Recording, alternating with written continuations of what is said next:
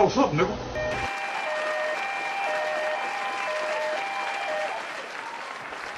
What's going on, everybody? It is Coach Greg Adams back in here. New world order. With another YouTube live stream. Shout out to the Coach Gang. And that's you. For being in here, being involved, and being active on this YouTube channel. And welcome back to the Wake Up Show. Part of the Free Agent Lifestyle podcast here on the Free Agent Lifestyle channel. You in here with the Bruce Wayne it is Ish, the King of Kings, the King of Content, and the Speaker of Truth, yours truly, the Notorious One. New world order. AKA Mr. Coachellini, better known as the prognosticator, Coach Stradamus. And you're in the Desert Storm bunker with none other than EWF.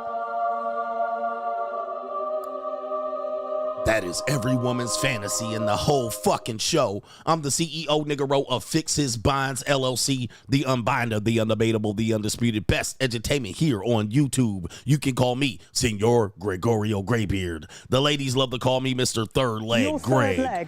Also the man with one trabajo. That is you motherfucking Mitch slappers. Slap these Mitch ass niggas. You're looking at the anointed one. Acknowledge me. God body in the building. The founding father of the after pill. I am the junior college sociologist, the Morpheus of the Matey Matrix, the chocolated Confucius, the Black Moses, the deliverer, also known as the man that walks in the spirit of Elijah.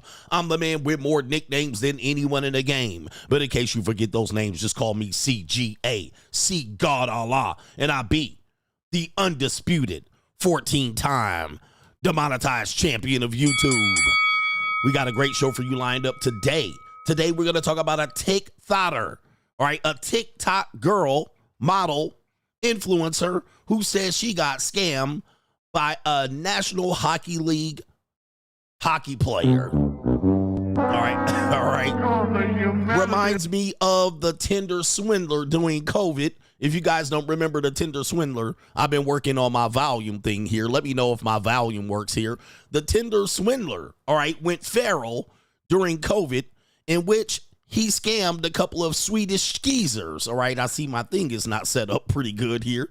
All right, I got to move over this way now. All right, he scammed a couple of Norwegian, Scandinavian skeezers, all right, during COVID, and the Tinder swindler went feral with the Netflix presentation. And this one reeks of somewhat of the same thing here. And let me know if I'm not muted. All right, this one reeks of the same thing. Look at my camera off just a little bit. All right, just a little bit. We're going to do it live and fix that live here in a minute. But we'll do it live. You shouldn't have any audio problems. All right, but if you have any audio problems. I'll write it and we'll do it live. This TikTok influencer says the National Hockey League hockey player swindled her out of $50,000. All right, $50,000. Can't you get it through your thick skull that I'm Thank broke? you, David.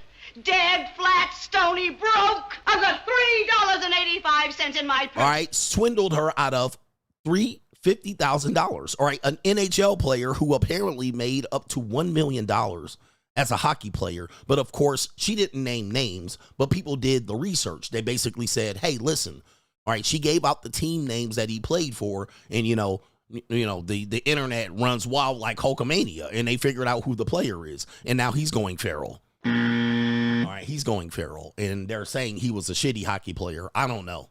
All right, I have no idea. But we got that show coming up as the main event, and of course, anytime you see a white woman, all right. Where the white women at? Anytime you see a young white woman, Airhead Central is coming, all right, full speed right now. I'm going to warn you right now. This woman's a dingbat. All right, this woman is a pure white girl airhead, just like we love them. I love my white girls like airheads. Hey, where are the white women at? All right, there's nothing better than an airheaded white woman. All right, I'm going to tell you. Hey, where are the white women all right, at? The problem is they're an empty vessel. You know what I mean? You can get them pancakes and that sloppy yogurt, you know what I mean? And if you hang out with them more than 15 minutes, all right, you're going to regret it. All right, but I like my white woman airheaded. Where the white women at? I do. All right, I do. On white woman airheaded. But, we're going to talk about why, again, it is that when women scam men, it's part of the game. When men scam women, it's an international crime. All right? It's an international crime. I mean, men been getting scared, swindled out of hundreds of thousands of dollars all of our lives. We get swindled all the time. All right, women show up to restaurants, no wallet. Nightclubs, no wallet. They scam us out of drinks. Oh, you got to buy drinks for all of our girls. All right, all of this scam shit. All right, we've been getting scammed for I've been definitely scammed for $50,000 by women. All right, and white women. Where the white women at? All right, but shout out to the airheaded white women of America. You guys are the best. And when I think about an airheaded white woman, all I can think is no problem. All right, you definitely gonna get. All right, neck is gonna drop. It's barbecue in there. All right, do what you do best. All right, just fill up your mouth with a third leg right now. All right, dim-witted ditzy blondes. All right, that is the best. All right, but anyway. Oh, by the way, we also have another sub-main event. Oh, the show is the main event, by the way. All right, but we have a sub-main event, and this is a statistic, right? Relatively loose statistic, but it says this percentage of women say they settled when they married, and they still didn't get what they wanted in the marriage. They settled, all right, man, for you sucker for love ass niggas. All right, we got something for you, but to contribute to today's show. $, the Notorious CGA on the Cash App. It is Venmo, Coach Greg Adams TV. PayPal is paypal.me/Coach Greg Adams. And that is near the top of the description box on the Free Agent Lifestyle channel. And you can super chat by clicking a link on the top of the live chat. On the Free Agent Lifestyle channel, life is going good. I was at the Raiders game, and oh, the humanity. All right, man. Hey, we're 1-1 right now. But, you know, I was at the Raiders game, had a nice chocolatey piece of calico with me. All right. And we had a good time. We were having a party until the game started. All right, the Raiders laid an egg. Not a trip to the end zone for the Raiders, all right? And they looked terrible. 4 interceptions by Geno Smith after he lit up the world last week against the New England Patriots. But let me just tell you, the Los Angeles Chargers are a good team. They're primed and ready to get eliminated in the first round again. They're primed and ready to get eliminated in the first round. All right, surefire playoff team eliminated round 1. All right, but that's neither here nor there. All right, they beat the Chiefs, Raiders. They're off to a good start. Shout out to the Los Angeles Chargers. And for the first time in the history of Allegiant Stadium, the Raiders fans outnumbered the opponent's fans. All right, it's what it is. You know, we are normally not outnumbering the opponent's fans, but the worst fan base in the NFL's got to be the Los Angeles Chargers. All right, they can't even travel over to Vegas 3.5 hours speeding down the Interstate 15. All right, but that's neither here nor there. Shout out to the Chargers. No disrespect. But last time y'all were in Allegiant, y'all lost 63-21, but that's neither here nor there either. I'm not trying to shit on y'all. Y'all beat us fair and square. It wasn't a blowout. All right, wasn't a blowout. But anyway, we got that coming up and much, much more, including Straggle and Sniggle Theater. We got Straggles and Sniggles. And we also have Agree or Disagree. All right, we got Agree or Disagree coming up. All right, but anyway, let me get to the earlier contributors to today's show. I appreciate y'all. I bumped into some celebrities, and I was a celebrity. You guys know I'm internationally known. Got recognized a few times by fellow Coach Gang members, including a manager of one of the managers for the boxer, Mr. What's the boxer's name? All right, I need to put some respect on his name if I'm going to talk about him. All right, Deontay Wilder. All right, I actually had a chance to shake hands with the champ. All right, and even if you're the former champ, you're the champ. Also, the champ was in the building. All right, we had the new middleweight champion of the world in the building. All right, and his name is Bud Crawford. All right, we're going to call him Bud. Crawford was in the building. We had celebrities galore this past weekend. I was rubbing elbows on Saturday and a little bit on Monday, so it was a great show. Somebody said Hollywood CGA. All right, Hollywood's. Ooh, you know what? New world order. All right, Hollywood CGA. I might get my Hollywood belt out. All right, but you're gonna say that Hollywood CGA as a D-lister. New world or order. I'm more like a H or a J lister. I'm a H or a J lister. You know, YouTuber. You know, you're a YouTuber. Or I'm a podcaster. Shout out to people, man. The guy introduced me as a podcaster. All right, shout out to that's better than the YouTuber. You know what I mean? But anyway. All right, somebody said LA to Vegas like 6 hours, depending on where you leave. All right, if you leave in the morning, if you're traveling from Vegas, anytime you're traveling anywhere, are you a morning driver or are you a middle of the afternoon normie driver?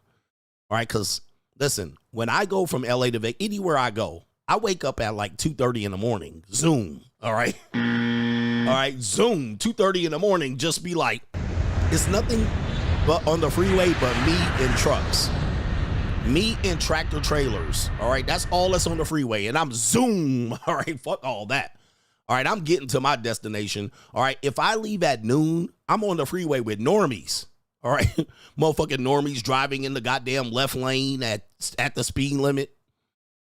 All right. All in the goddamn sun beaming down on you, and they're in their minivan driving. Get the fuck out of here, bro. I'm going 2:30 in the morning. I wake up at 2:30 in the morning. I'm hitting the road by 3:30 or 4. Zoop.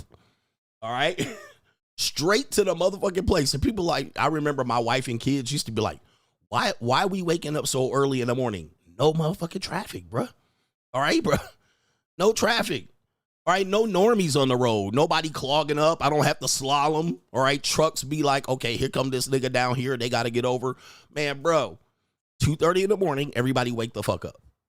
All right, you don't need to brush no teeth. You can go in your pajamas. All right, because I'm going to stop one time for gas.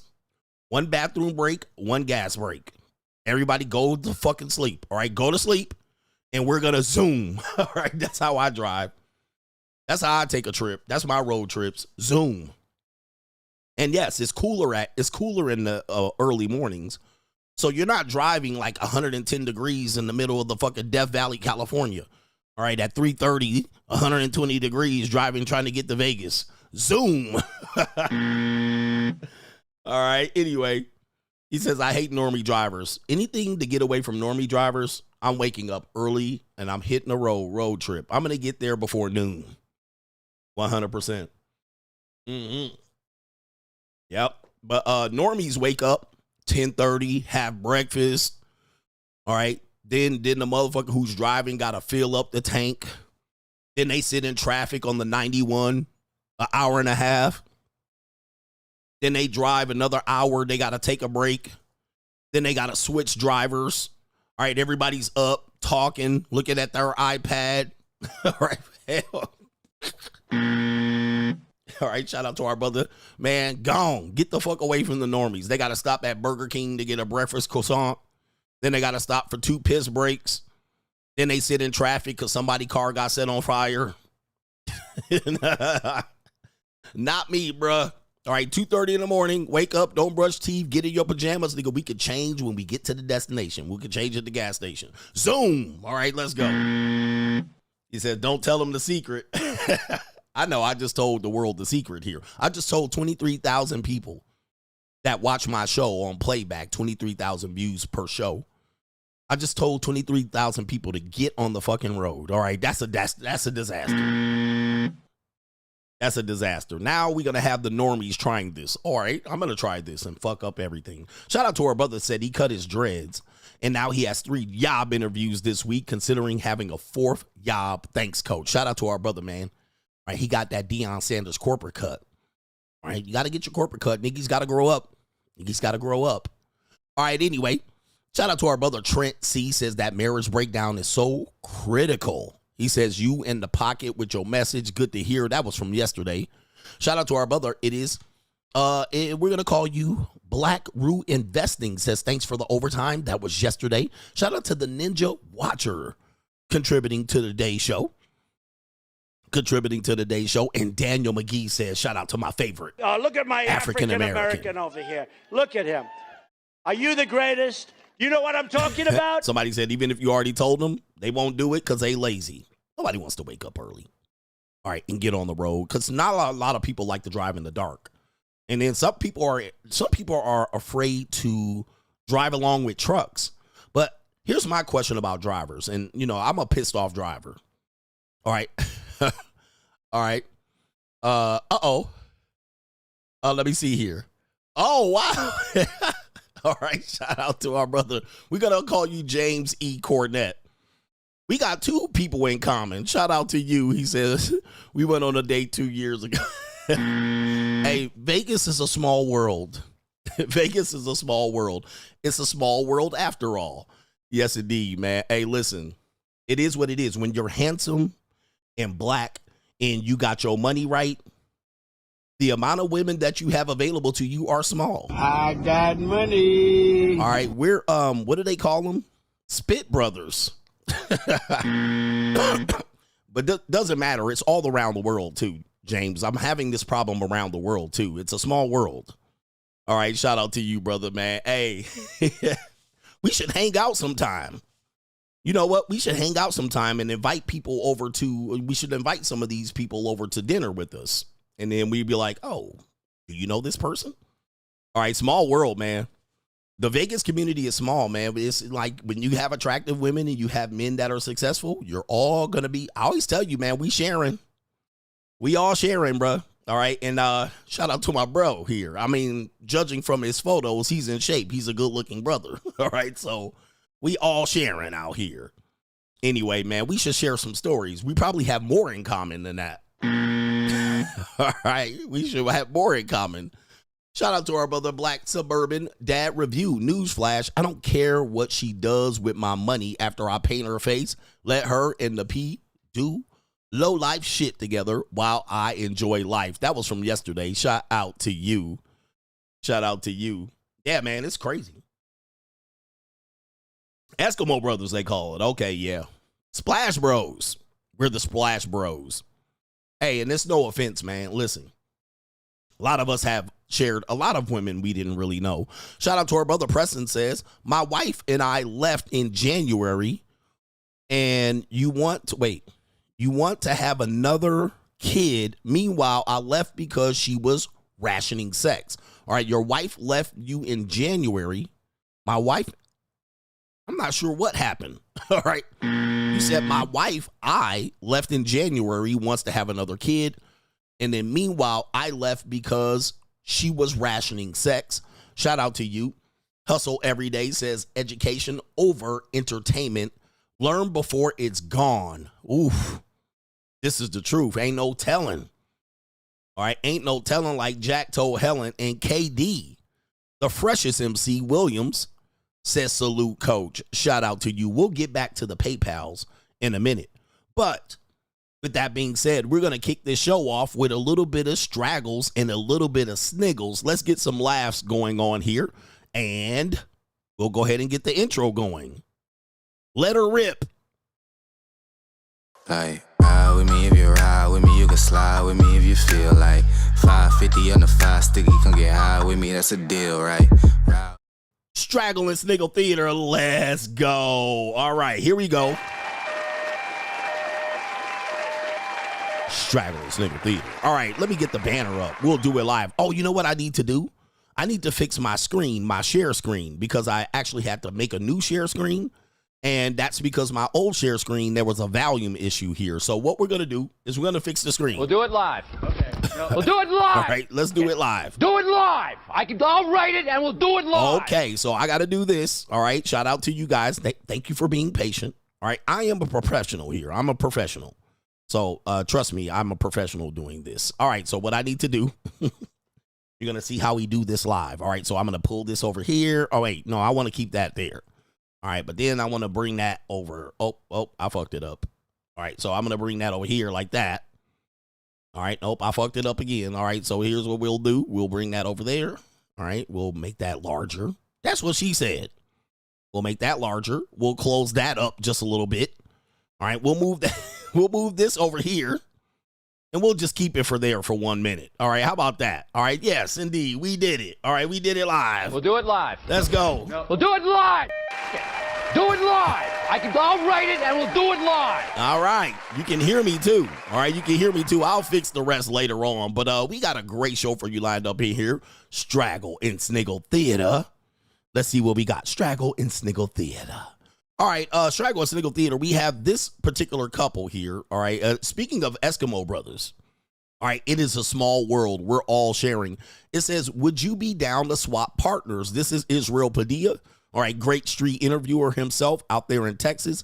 Would you swap partners? Let's play the video. Who are you with this guy? And who are you with?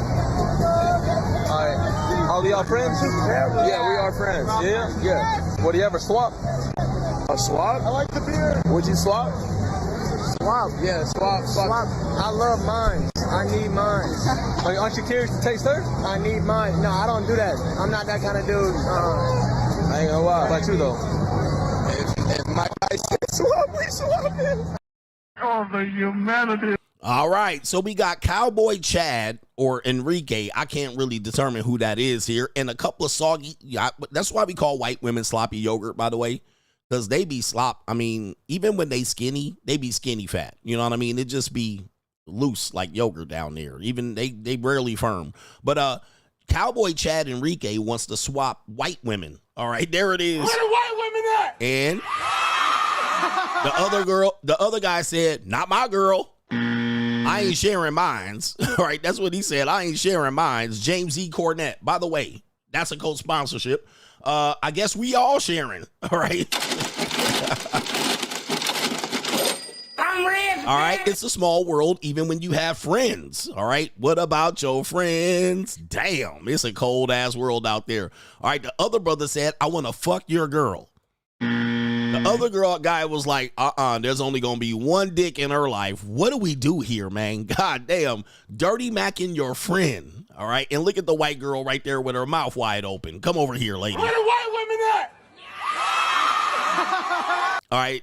Come over here. This is definitely some white nerd. Let's see what happens to the other guy if he gets offended here. I don't slap.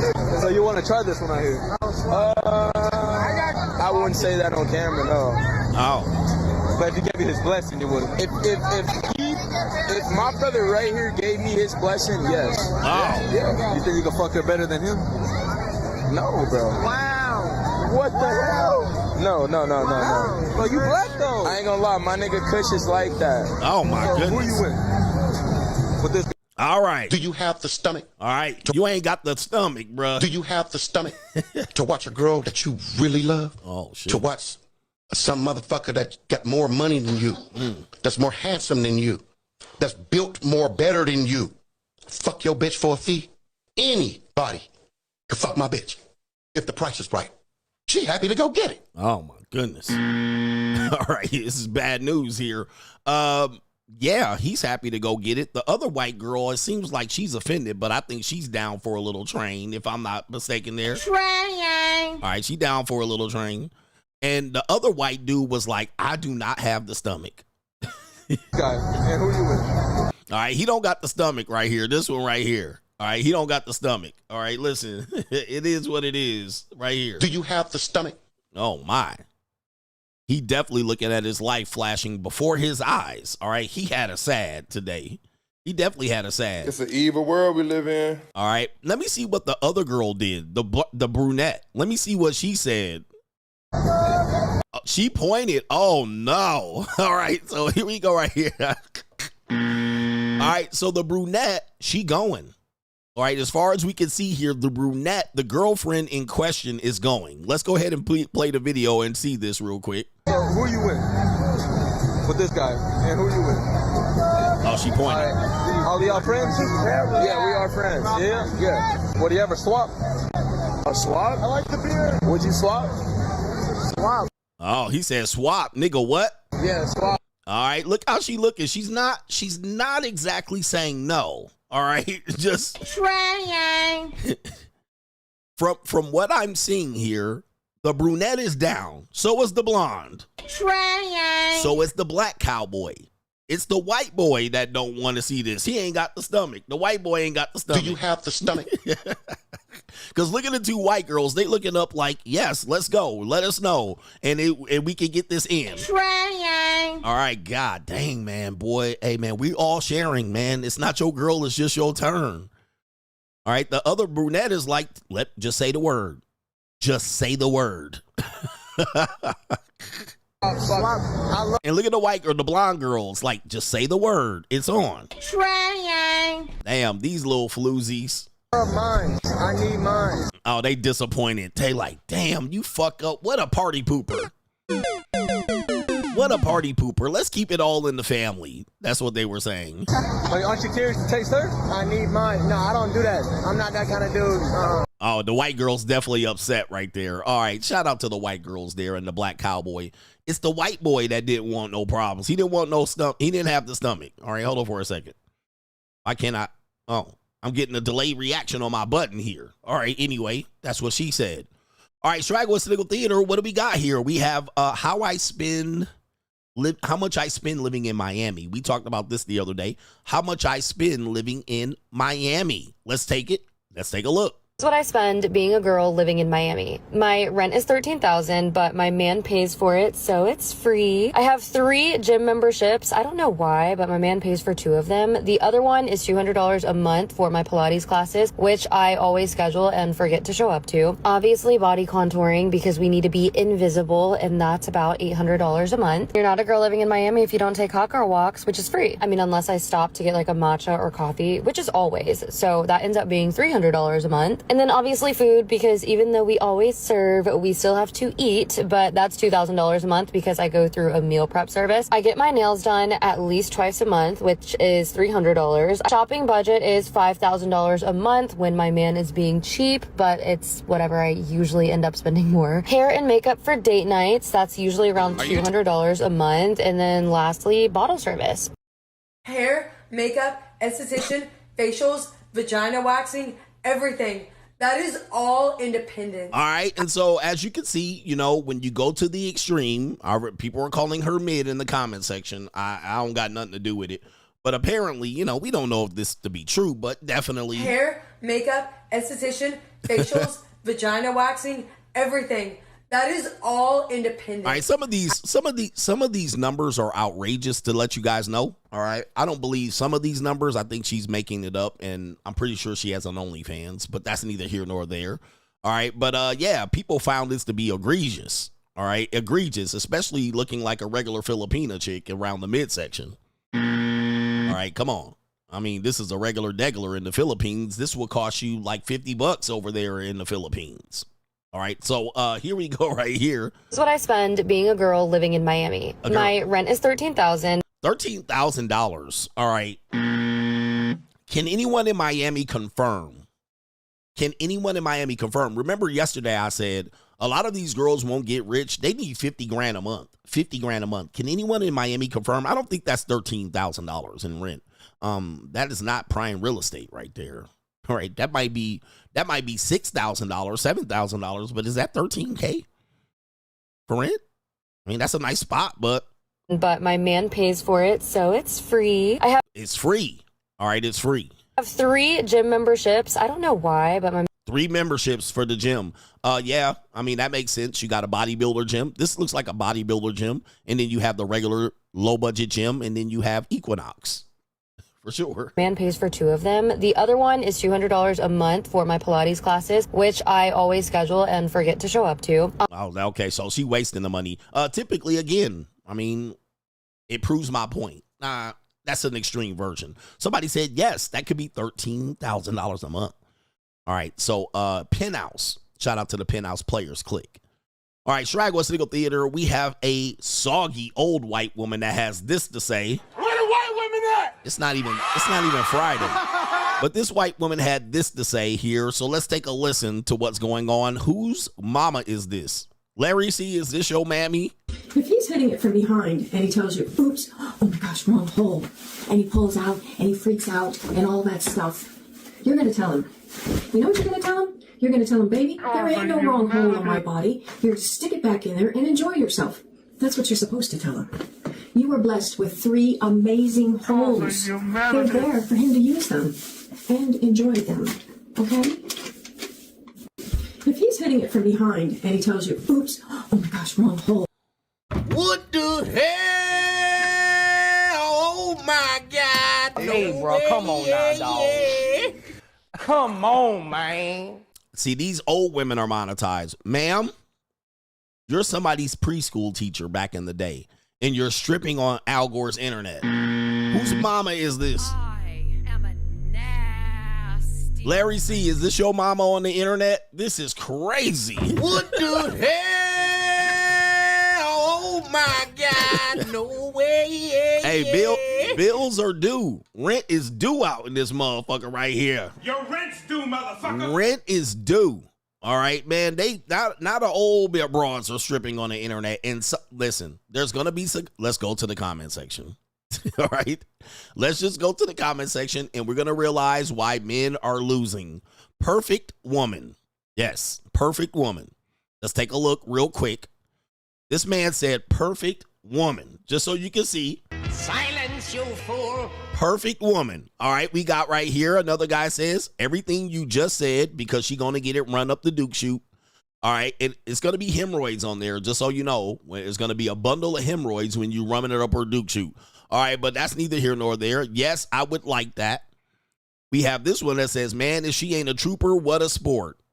Okay, are you in the BBC? I love older woman. All right, there you go right there. Yeah, that brother's starving. Yes, sir, brother. I'm telling you. Okay. Then we have don't just talk about it, show it being done. Black guy, Derek says, my type of woman. Yeah, that brother's starving. Yes, sir, all right, brother. my type of woman. All right, there it is right there. Derek, Mr. Down Bad. I am a nasty woman. All right, and it says right here, men don't make wrong turns. It was planned. All right, but my girl can't take a crap the next day and so forth and so on. Ladies, let me know if you want me to run the banana up the tailpipe. All right, but I will give you preparation. Banana up the tailpipe. You have to say that coming in. All right, I want it run up the banana up the tailpipe. All right, we're in trouble, guys. We're in trouble. All right, you can't get men to get rid of that lust. Shout out to Napoleon Hill in Outwitting the Devil. All right. Shout out to Napoleon Hill and Outwitting the Devil. It's a crazy, crazy, mad, mad world. All right, Straggle Sniggle Theater presses on, and we have a granny talking shit to a strag about her being heartbroken over a nigga. All right, that's what the granny said. Sorry if you are offended by my language. Let's hear. Granny don't have to do her like that. As you can see here, there's a strag with a bonnet.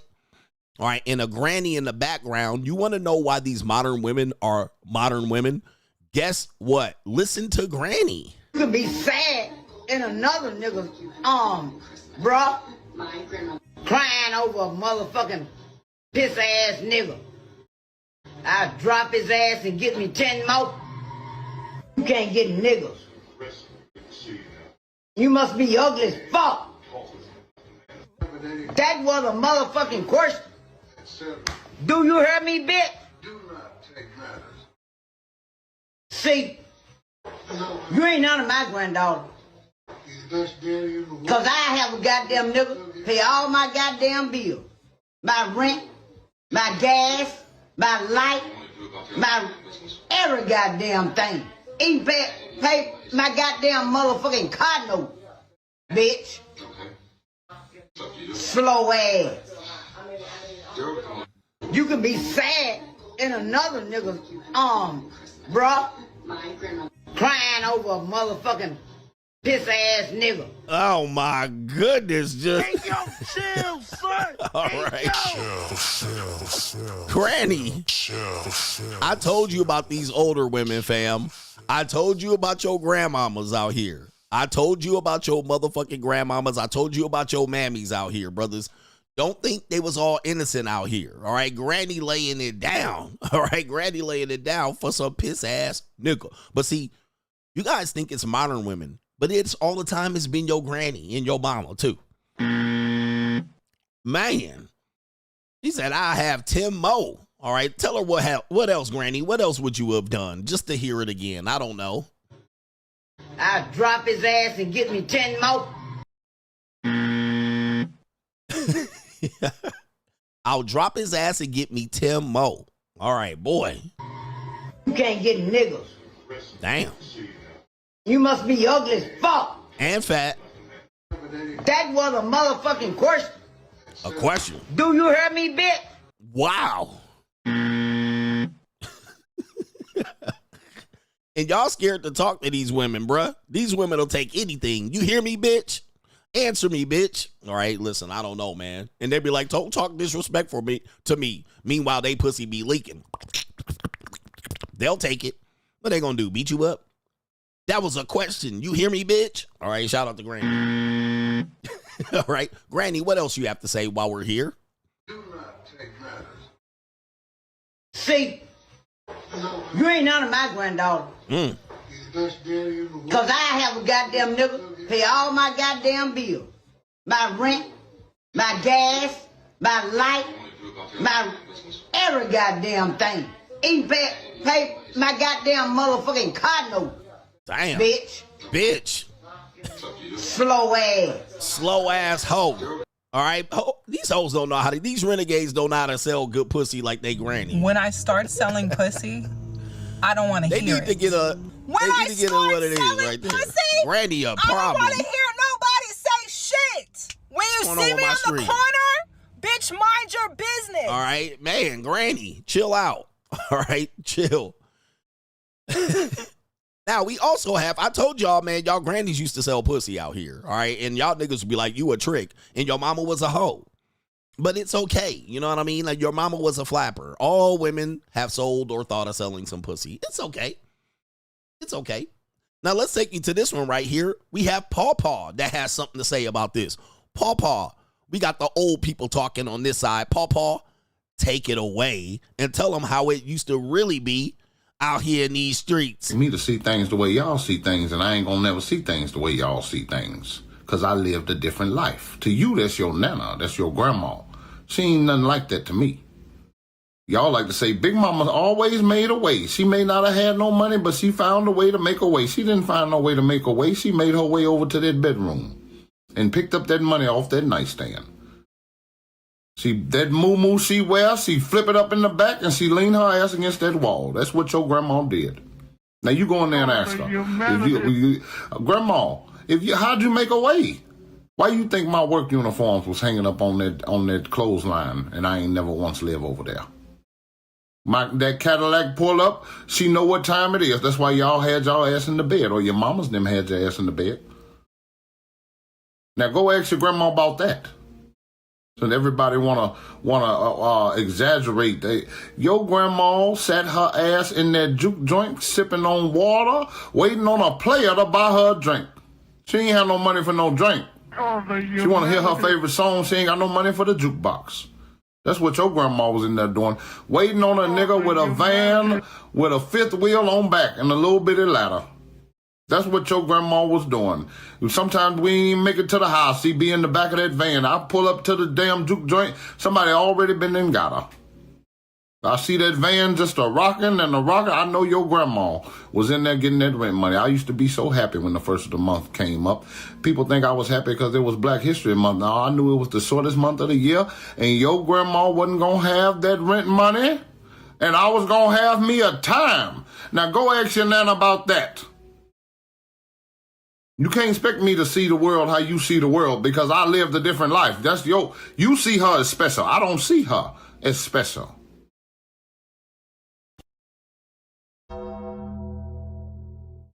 Oh, so rent. Your rent's due, motherfucker. Rent was due back then too. Oh my goodness, Granny. I looked at it as I have an ATM between my legs and I'm just using it. All I got to do is put my goodness. And put the PIN number and boom, money just comes right it's out. an evil world. I told you. It's an evil world. I told you, man. Christmas presents. How did your mama get them Christmas presents when the lights was cut off the month or week before? All right. Big Mama always made a way. She always made a way. All right. Goodness. The old people are now telling the truth here. They're telling you how your mama and your grandmama used to make it through Christmas, your birthday, and so much and so on. Oh my goodness. And such and such. And such and such. It is an evil world. It's an evil world. All right, that $350 in rent was due out here. Goodness gracious. You guys are hearing something. I always told you, ask your mama. Ask your mama. All right, we got, agree or disagree is coming up, but that's it for Straggle and Sniggle Theater. All right, outro. Like, ride with me if you ride with me, you can slide with me if you feel like 550 on the 5 sticky, come get high with me, that's a deal, right? Has the modern dating landscape confused you? Have many of the standards that you heard you're kind of tired of hearing about, and you're wondering, what does it all mean? Well, look no further.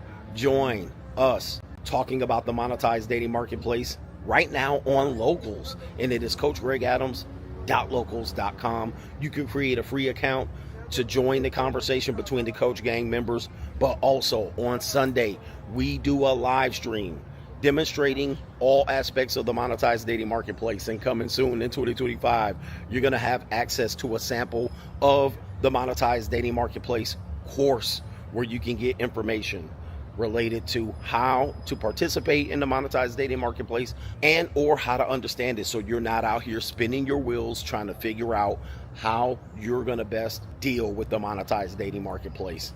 Listen, everything and every aspect of dating is monetized. We just want to relieve the frustration that you might have about it. So the best way to do it is make a free account right there on Locals, CoachGregAdams.locals.com. You can get access to those live streams, but create a free account. Just join the conversation. I am the only one covering this conversation from this point of view. And yes, I am ahead of my time. Get ahead of the information before you're priced out. All right, man, we got a great show for you. Let me just go ahead and catch up on a couple of super chats. We got Kalen in the building over on the Pay Pizzle. And so let's see what he's got going on for Shizzle My Nizzle. He says, so a woman got swindled out of $50,000. What happened to women making their own money and the pride they have for it? He says they love to have their cake and eat it too. They love to have their cake and eat it too. Wait till you hear the story. It is quite phenomenal how she lost the $50K. All right, or allegedly lost the $50K. I must say allegedly. Shout out to our brother, It Is No Government Name. In my YouTube content coach, should I stay away from anything political at this point with me barely starting off? Only 50 subs. Most of my content is movie reviews, TV shows, and reaction videos. Well, political content is going to get some views, right? Depending on your political take. However, you guys got to realize you're dividing the audience and you're saying something very polarizing and you're opening up content for views, but you're going to get a lot of hate. You know, I mean, I would tell you that if you want to be polarizing, you should do political content. If you don't want to be polarizing and you don't want to take arrows and possibly bullets from long range, at least 200 feet, all right, stay away from political content. But, you know, movie reviews and these type of things move slowly. Reaction videos are kind of a genre that is somewhat played out. All right, I still kind of do versions of reaction videos. But people have been doing reaction videos for a long time, so that's kind of played out. But you never know. You might pop off. But yes, if you want to go into politics and anything polarizing, red pill, just understand that you're probably going to get hate, shadow banned, demonetized, censored, or now death. All right? All right, death. All right, and most of the people that will watch your earlier videos, most of the time it won't be an echo chamber. It's going to be haters. All right, but you'll get views. What do you want? It's all about what you want here. So, you know, you got to make a decision as a content creator. Shout out to our brother. It is Reds 1992 says, instead of spending money on women, I started spending it on myself. I hired a nutritionist coach, started learning how to eat healthy and stacking that money. He says, gym, sleep, healthy food, repeat until I fully bossed up. Thank you, coach. And that's what time it is. It's boss up season. Remember, boss up, nigga. Do not skip steps. For men that are seeing where I am today, you might be 5-10 years behind me. Okay, so what will happen is men will see how I'm living today, and they say, well, I want to live like that tomorrow. Well, you can't do that because it took me 5-10 years to even set myself up to live like I'm living today. And it took me sacrificing, risky, you know, it took risk, and it also took me focusing on my crafts, many lanes, and also getting my fitness in shape, getting my lifestyle in shape, moving. It took a while. And with men, they're not patient, so they want the answers now. Okay, I'm going to jump right to the JUCO. Nah, you can't. You better boss up, nigga. Because first of all, to jump to the JUCO, you have to have the stomach. Do you have the stomach? All right, because the things that you see at the JUCO are basically just steroids, what you see in the dating marketplace. It's the dating marketplace on steroids. All right. And, you know, the once things that you would thought were be curious, I'm curious if you will find out real fast, all right, that you're not curious about it. All right, you'll find out real fast that it's a small ass world. So for the thing is for you, and you're hearing Red say, I'm going to stack, I'm going to get up, all right, I'm a boss up, you got to have your priorities straight. You have to do it in a certain order that we preach. Otherwise, if you rush it or jump the gun or you got a itchy trigger finger, you're going to miss. You're going to miss, and you won't have the stomach. Do you have the stomach? Shout out to Steven Weiss says, Coach, my ex-wife reached out to me and wants to spend time with the kids in Cheyenne, Wyoming, a horrible place to spend, for Christmas. Asked me to cover the flights for $174. I will pay for my Airbnb and everything else. She refused and claims the kids are grieving over spending time with one parent. I'm not sure what's going on there. Are the kids with you or are they in Wyoming? She wants you to spend time. She wants me to spend time with the kids. But then she won't pay for your flight. Hey, listen, you ask her to cover the flight. Nope. You ask her to cover your flight. I'm confused. Where are the kids at? Anytime you want something done and you're talking to a woman, if you want it done, just pay for it. I know people hate this. But just cut the bullshit out. Just cut the bullshit out. You will get to where you want to get faster. This is just a man talking to a man. We're not talking to children. We're not talking to broke niggies. Like, if you want something to happen, just pay for it. If you want her to drag it out and her to renigger, all right, ask her to pay for it. And you're going to see her backpedal and all of that stuff. Okay? Please. Shout out to our brother, Still I Ride says, facts, Coach, they ain't ready. My little slim JUCO had to keep her phone on silent around me. Her simps was worried about her. Man, it's a fact. So whatever you do, I'm just letting you know. And you're going to cut the... Listen, money talks, bullshit walks. Money talks, bullshit walks. Somebody said she gonna outright buy the wrong thing. She gonna make a mistake. If you want to cut to the chase in dealing with women, just pay. And this goes against broke nigga philosophy. Okay, this goes against nigga philosophy. It goes against nigga philosophy because niggas don't want to hear this shit. Soon as you're negotiating something and then you start bringing up what she should pay for, this is going to get dragged out, especially if it's something that you want to do. This is something that you want to make happen. I want to make this happen. Soon as you say, well, you pay for this and I pay for that, this shit about to get kicked. The can about to get kicked slim down the road, all the way down the road. Kick the can. And all of a sudden, she going to renigger. Come on, man. I'm just trying to save y'all pain. Right here. I'm just trying to save y'all pain, bruh. Especially when you're dealing with custody and kids, right? You know, be like, how about you pay half for the Disney pass, half for the... Soon as you say that, bruh, it's a wrap. The conversation is over. Now, if you just don't want it to happen, you're like, listen, I don't give a fuck if it happens or not. Don't pay. Ask her to pay or just say, fuck it, it ain't gonna happen because it is what it is. He says right here, anytime my mom has to buy tickets, she gets the wrong tickets. Yep. She's not going to get the right tickets. She's going to fuck up the dates. It's going to be a mess. Again, I'm about control. So I'm just going to book the flight. I'm going to book it at the time I want to leave. I'm going to book it when the time the kids, I'm going to book it when the time they need to be picked up. Right? That's how I play the game. I play to win. I play to win. Y'all play to negotiate with these women. I don't know what is wrong with you men. Y'all always negotiating with these women. This is what you do. You tell them how it's gonna motherfucking be. That's it. This is how it's gonna be. Take it or leave it. Take it or motherfucking leave it. And you can get to it really quick because money talks, bullshit walks. You can get to it ASAPidly. But what men are trying to do is say, well, you make money, so you should be able to kick in. Man. All right, young men, listen to me. Y'all listen to the too many niggas give y'all advice on women. Right? There's no negotiation. You basically put this shit on the table and say, take it or motherfucking leave it. And if she leaves it, say, okay, bye. But y'all try to get her to pitch in on a party. Shout out to DJ Quick.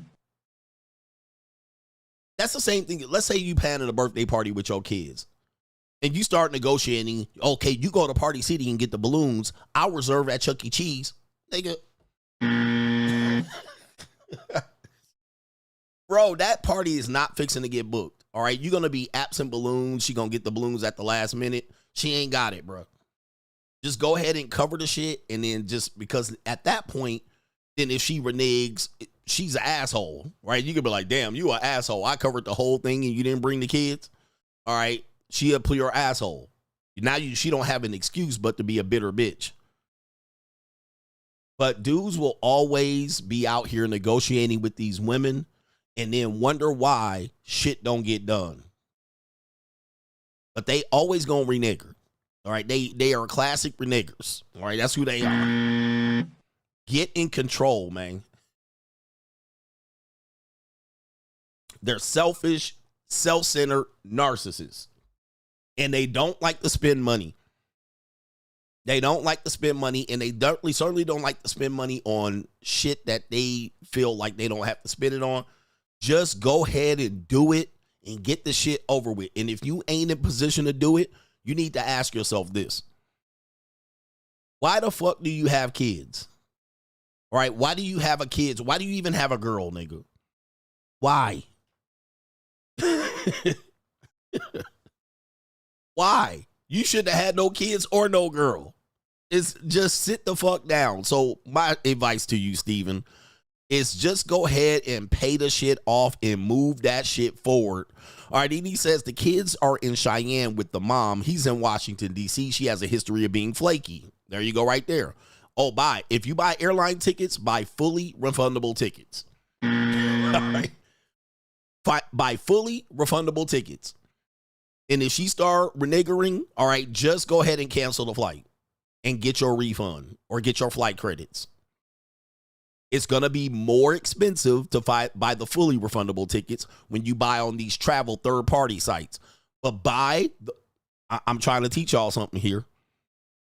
Buy the fully refundable tickets because the bitch is flaky, all right? Make sure you get your money back and come up with a second option, all right? Come up with a second option. You flying cross-country on a flaky broad. Fully refundable tickets. All right, just in case the bitch get froggy, all right, you go ahead and cancel, and then you go to your parents' house for Christmas. All right, come on. When I fly girls out, it's fully refundable. And I say, if I don't hear from your ass in 24 hours up to the flight, or when I call you of the morning of the flight or the day of the flight and I don't see a bag packed, refund. Refund. All right, your trip is canceled. I canceled a trip on a girl, and she was headed to the airport. I was like, I don't like what I hear. Refund. Canceled her flight. All I said was, your flight is canceled. She started getting froggy. All right. She started getting froggy. She was coming from Arizona. And she started asking me weird questions. She was like, I'm on my way to the airport, and she said something that I didn't like. Now remember, something that I don't like, it's something that y'all would have overlooked. All right. Y'all would have overlooked it. But she started doing shit and trying to renegotiate some terms. And she was like, I just got to the airport, but let me renegotiate some terms. I didn't even respond to her terms. I just sent her a text and said, your flight has been canceled. Right here. That's all I said. Your flight has been canceled. And she was like, what? No, I mean, she started scrambling and scraping for shit. Well, your flight's canceled. There's nothing else I need to talk about. Like, I can't rebook the flight. And she was like, I took off work and I did. Well, you should have shut the fuck up. All right. You tried to renegotiate terms after we agreed. Then she tried to pivot last second and I just canceled the flight. Okay. So refund right back to my credit card in 3 to 5 business days. Next motherfucking case. Okay. And she was flabbergasted. All right. But I never responded back. I was like, and I think she hit me up months later, but I was like, bruh, this is how I do business. I'm one of the dirtiest players in the game, all right, when it comes to this shit. And every now and then the girls will get a couple of, they'll get some, what did I call it? They'll get some chicken seed, you know what I mean? They'll get some bird seed. Every now and then a couple of girls will get a couple things over on me and they think they winning. And then as soon as they do something crazy, motherfucker, cut their ass off. Cut off, all right? No negotiation. No nothing, all right? No communication, no anything. So he said right here, the kids are in Cheyenne. He's in D.C. She has a history of being flaky. I was asking her to pay for it as a sign of good faith as she changes plans last minute over the last few years. She says the kids miss me. My twins are 15 and youngest is 14. So you already know what's coming. She going to renege her. He says, I said, fuck it. I'm not wasting time going all the way out there for her to change plans. She knows I like sticking to a plan, and she reneges every single time. I'll just wash my hands and travel somewhere else. I already knows she would renege. Yeah, pretty simple. All right, you know she's going to renege her. All right, and all you do is you book the flight as a sign that you made an attempt. Book it fully refundable, and then book your vacation to Turks and Caicos during Christmas. All right? Because you know she's going to flake. And then you say, here's my sign of good faith. I paid for the tickets. We're good. All right? And then when she reneges, you get your fully refundable. You go to Turks and Caicos for Christmas. Pretty simple. Pretty simple. Stop negotiating with these women, bro. These women are not to be negotiated with. You tell them, this is what the fuck I'm going to give you. Hey, man, Suge Knight's got a good quote on this one. And you men, what happened to masculinity? Because you guys take nigga advice all the time. Stop listening to niggas, all right? I'm not a nigga, by the way. But stop listening to the broke niggas tell you how to deal with women. What you do is you give them options. You demonstrate that you have leverage. Then you said, Suge Knight once said, it's not about what you're going to give me. It's about what I'm going to give you. You know, and he was a record label exec, but he was dealing with, bigger labels trying to get into his money. He ended up losing all his money, but he said, hey, you guys think I'm a small guy, but I'm not. I got multi-platinum selling artists. All right, if my little label was a big label, I would be historically one of the best record executives of all time. But they're a small label, and they tried to treat him like a small fry. And they was like, we'll give you this and we'll give you that. He was like, it ain't about what you're going to give me. It's about what I'm going to give you. So you guys need to turn it back on the women. All right, this is what I'm going to do. And then take it or leave it. If she says, well, I leave it. Okay, bye. End of story. I'm going to give you this. This is what I'm going to do. If you don't want to do it, go fuck yourself. All right. All right, go fuck yourself. All right, so you take the lead on this one. All right, so anyway, shout out to our brother. It is Cupcake Larry says, my wife just moved out of my house. Now I could be a free agent for life. I know you loving life. All right, Cupcake Larry's wife has left the building. Elvis has left the building. All right, and as we got a couple more. It says, Rumathy says, not my grandma, coach. Yes, your grandma is a skeezer. All right, and we love her too. We got our brother Kevin G says, as for the old white woman you showed, just make sure she don't run into her after leg day with her T levels going crazy. He says you actually find that their Duke shoots are fairly moisturized, especially when you sprinkle a splash of extra virgin olive oil. If not that, canola oil will do. All right, shout out to you. Oh, the humanity. But make sure you give her some prep. Shout out to Jay Terrible says you have to pull up that van with the fifth wheel and the ladder on the back. My granny had that van. Oh, the humanity. Conversion vans for the win. Conversion vans for the win. And Mr. Handsome Paul says, facts, coach, as a truck driver, not only do I get up early to make it to my destination, but I do it to avoid the normies, the niggies, and the ass clowns. Boss up, niggies. Shout out to you. Boss up, niggy. All right, get on that road early, because the dumbasses are going to wake up at some particular point. Get up out of there.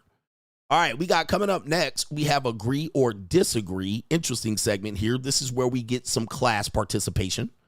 All right, it's a little bit difficult here, but we'll get some class participation on this. How many videos do we have on Agree or Disagree? All right. Let me see here. We have 4 videos. 4 videos. So this should take an hour. All right. But do me a favor. Hit the like button. We would get more people in the stream. It's an hour in. The main event topic is so-so. I see. It's a little so-so.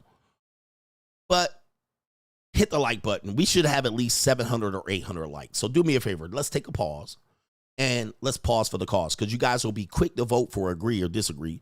But you'll be slow to hit that like button. So let's get to 800 likes. All right, 800 likes. And that's not too bad right there. It's not bad at all. It's not bad at all. So we can stop the show. We can pause for some station identification. All right, this is the Notorious CGA network. And this is the greatest entertainment of all time. I'm going to brag a little bit. All right, since we're waiting for the likes, all right, I'm going to stop the fucking show and talk some motherfucking shit. All right, who wants to hear me tell a story? All right, story time. Here we go. Story time. Since we're waiting for likes to be hit. Okay, when you are navigating this dating minefield as a young man, you think it's going to get better when you're older. But I'm going to tell you, it ain't going to get no better when you're older if you're continuing to date in the normie mindset. Because what will happen is you'll realize that basically everything comes full circle. And then you will find out that most of the time, y'all just ping-ponging women back and forth. Now, she's not going to tell you, but most women that are dealing with you are dealing with multiple men. All right, they're dealing with multiple men. They might not tell you, but they are. Now, when you're on the dark side, you'll know this, all right? They'll even try to tell you they're not, but you know this. But it gets worse as you get older. They don't get better. They don't get more traditional. Now, if you start to show and demonstrate that you have value, all right, they'll act like they're going to make a deal for you. All right, I'll make a deal for you. But they'll always try to press you to be monogamous first. All right, and then you'll find out they're monogamous last. All right. All right. Yes. If you maintain being broke, like dudes will be telling you they can get sex when they're broke. Right. But look, that's when you're 19 and 20. All right. 20 and 23, 25, 27. Try that when you're 40. All right. Try this shit when you're 40 years old. It is brutal. All right. Let me see here. What's going on here? All right. Hold on for a second. All right. Try that when you're 40. All right, it's going to be despicable and reprehensible. The type and quality of women you're going to get is going to be in the dumps, an absolute sweltering dumpster fire. So then you're going to have to find out why to leverage yourself. So don't use that position because it gets tough, it gets difficult, and you're down at the bottom of the barrel. So please understand that going in. All right, we still need more likes. All right, we still need a couple more likes. But dudes will tell you to do this, and it just gets very, very tough. And women, then, you start dating older women. Now all of a sudden you're dating old, soggy women, trying to impress them. And that's where you get frustrated. Really, the frustrating thing about dating is that you guys are dating women that you think don't deserve what they're asking for. You know why? Because they're low quality. Okay. All right, I'm going to tell you why. Because this woman will ask you to be monogamous. This woman will ask you, all right, what your career objectives and goals are. And you're like 36, 35, 40. You just trying to get laid real quick. You trying to get laid. And you already know she been ran through. So what'll happen is, as a result, men get frustrated at what women are asking for because you're fucking with low quality women. Okay? This cannot be underestimated. And I'm seeing guys, and I wish dudes would listen to me, but they're not going to listen to me. Like, I'm really on the internet trying to show and demonstrate this. They're like, these women want dates, coffee date at best. Guys, if you had a fairly attractive woman, you would not offer her a coffee date. Like, you would not offer her one. Now, I'm not saying that she should get a regular date. What I'm saying is, if you had a fairly attractive young woman, you would literally be like, okay, I need to do what I need to do to get this woman, right? What is she asking for? But what you're doing is you're dealing with low grade women, and you know that. You're trying to get some free nuts. You're trying to fuck her off real quick and dump her and pump her and dump her. And then when she starts asking for extra, guess what? Y'all be like, I'm not paying that when I just want to fuck you. Let me see here. I actually had a video talking about that. Let me see here. Oh, yeah, I did find the video. I'm going to play that or agree or disagree. So what you're doing is a frustrating game. It's a frustrating dance with the devil, which you will find is very wasteful, right? Okay? It's very wasteful time because you're trying to turn it over quick. You're trying to do the Tinder DTF. Down the fuck, right? And you try to then be like, okay, I maybe can't hit her with that. And she's like, maybe if we meet, and then you take her to Panera Bread or coffee date, and then she starts saying, well, this ain't a real date. I want to be treated like this. And then you're looking at her like, why is she asking for this? Right? Why is she asking for this? She's a regular woman. She's a 5 at best. She's a 6.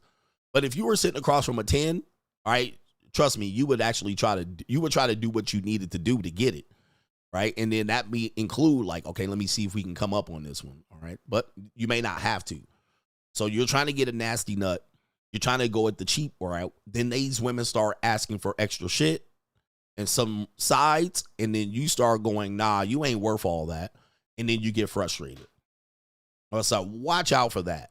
Watch out for that in the dating marketplace, because then that's when you take yourself off the dating marketplace. If that's happening to you over and over again, and you're like, these bitches got the nerve to ask for it, you need to stop dating. You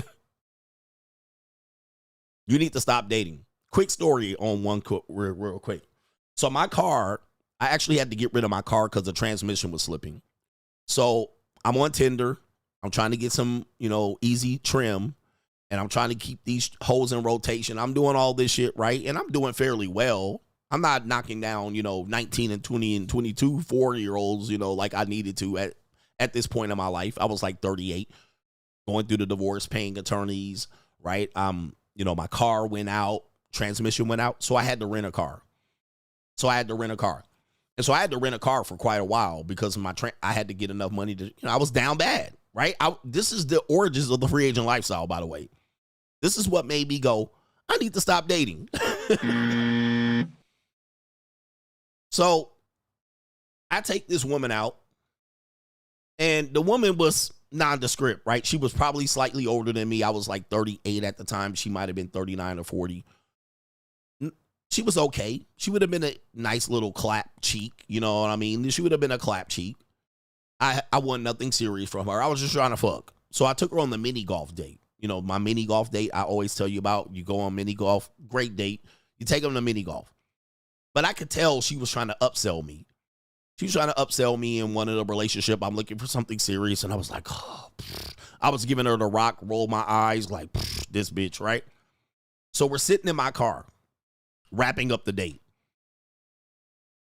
She looks over.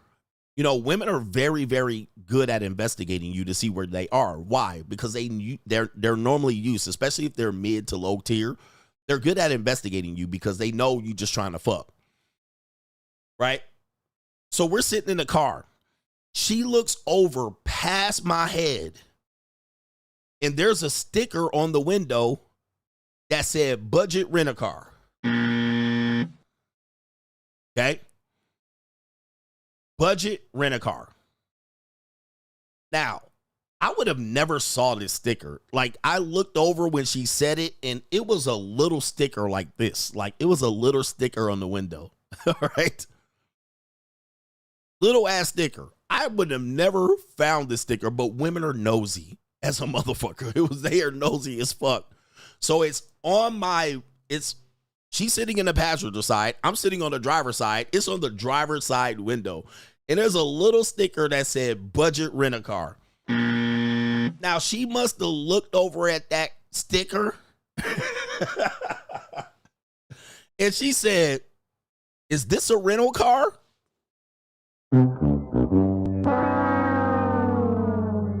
All right. Now, this is Orange County, California, by the way. Just so you know, this isn't Tupelo, Mississippi or Kansas City. This is Orange County, California.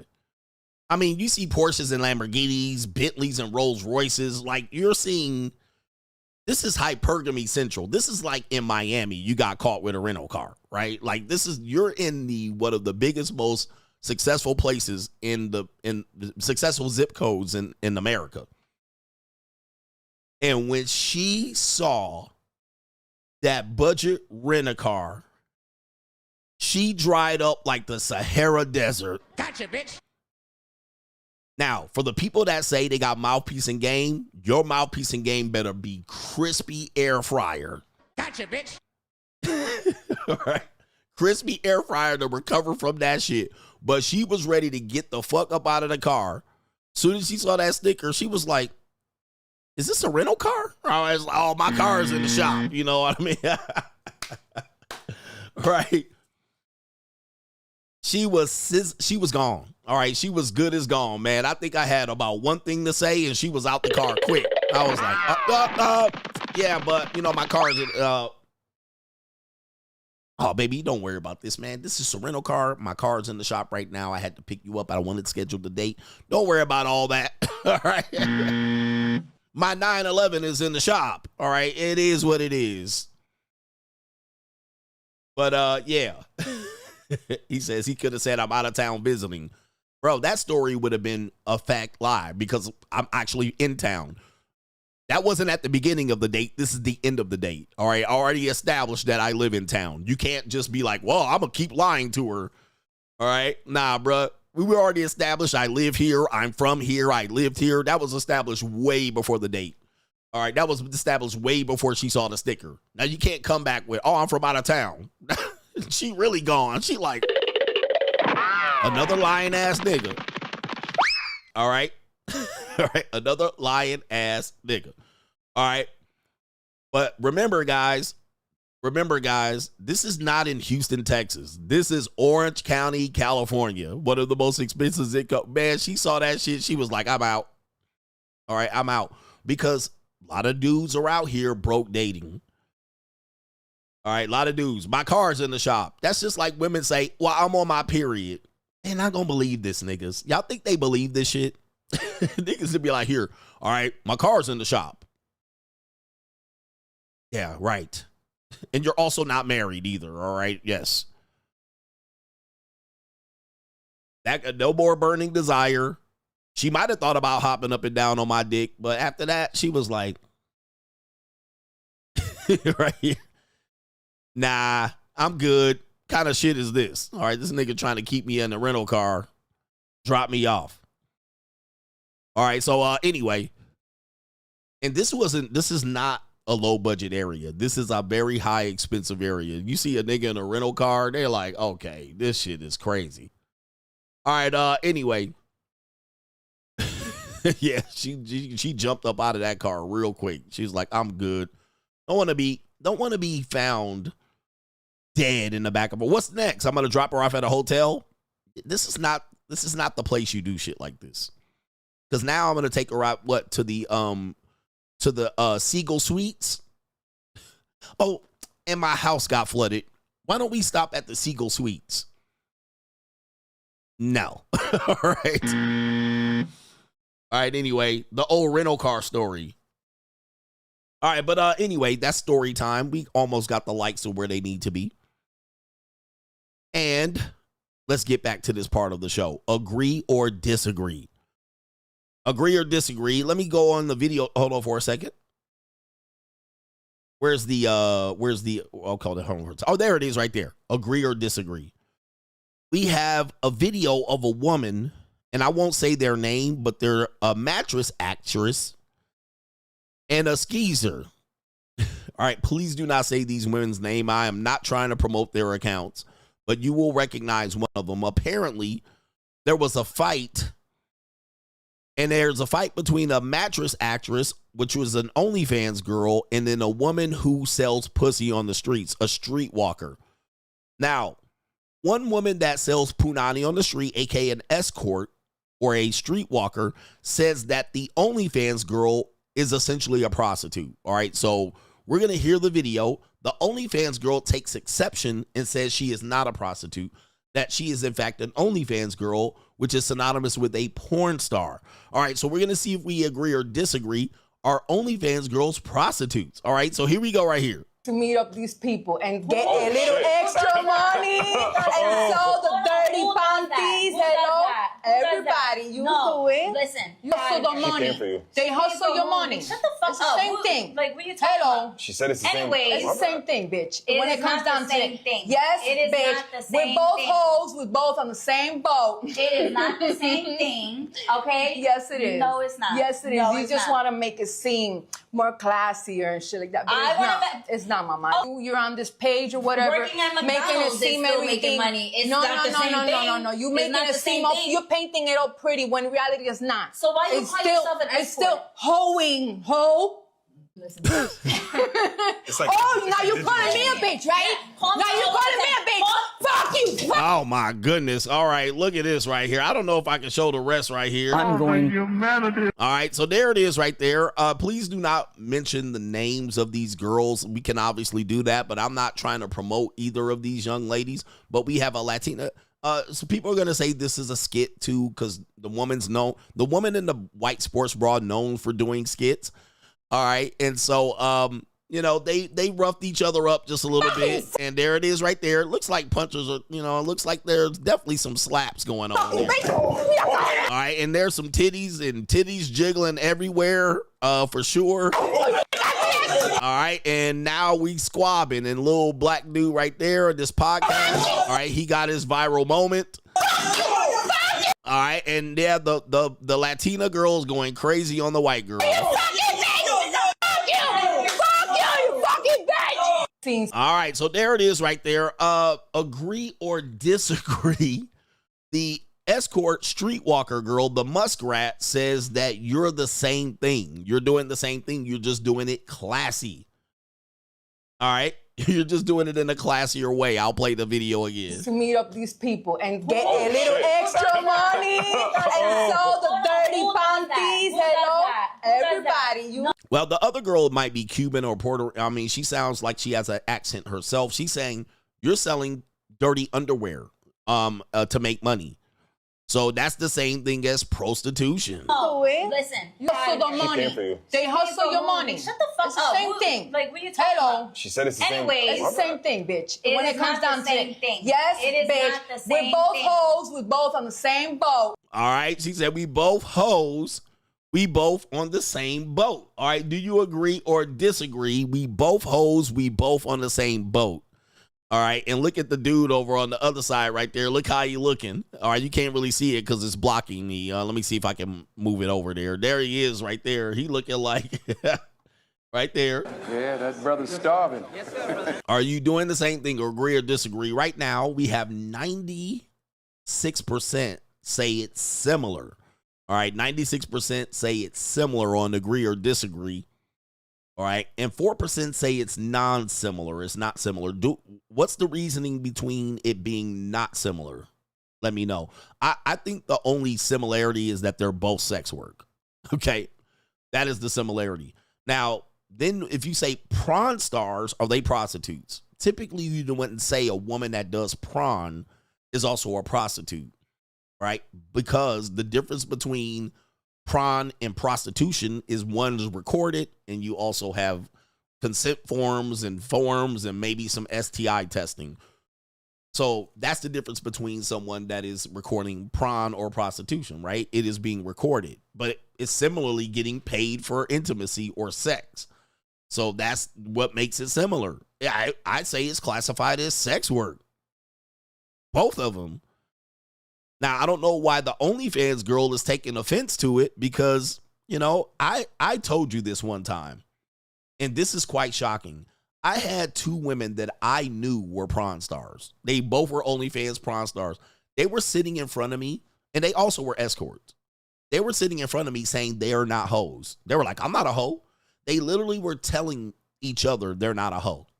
They were like, I'm not a hoe. I'm not a hoe. And they were like, I'm not a hoe either. And I'm like, all right. Bitch, you ugly. Bitch, you ugly. But all right, that was a rap song like that. Like, what? Like, how? Like, how did y'all come to this conclusion? Y'all walk the carpet in Caesar's Palace.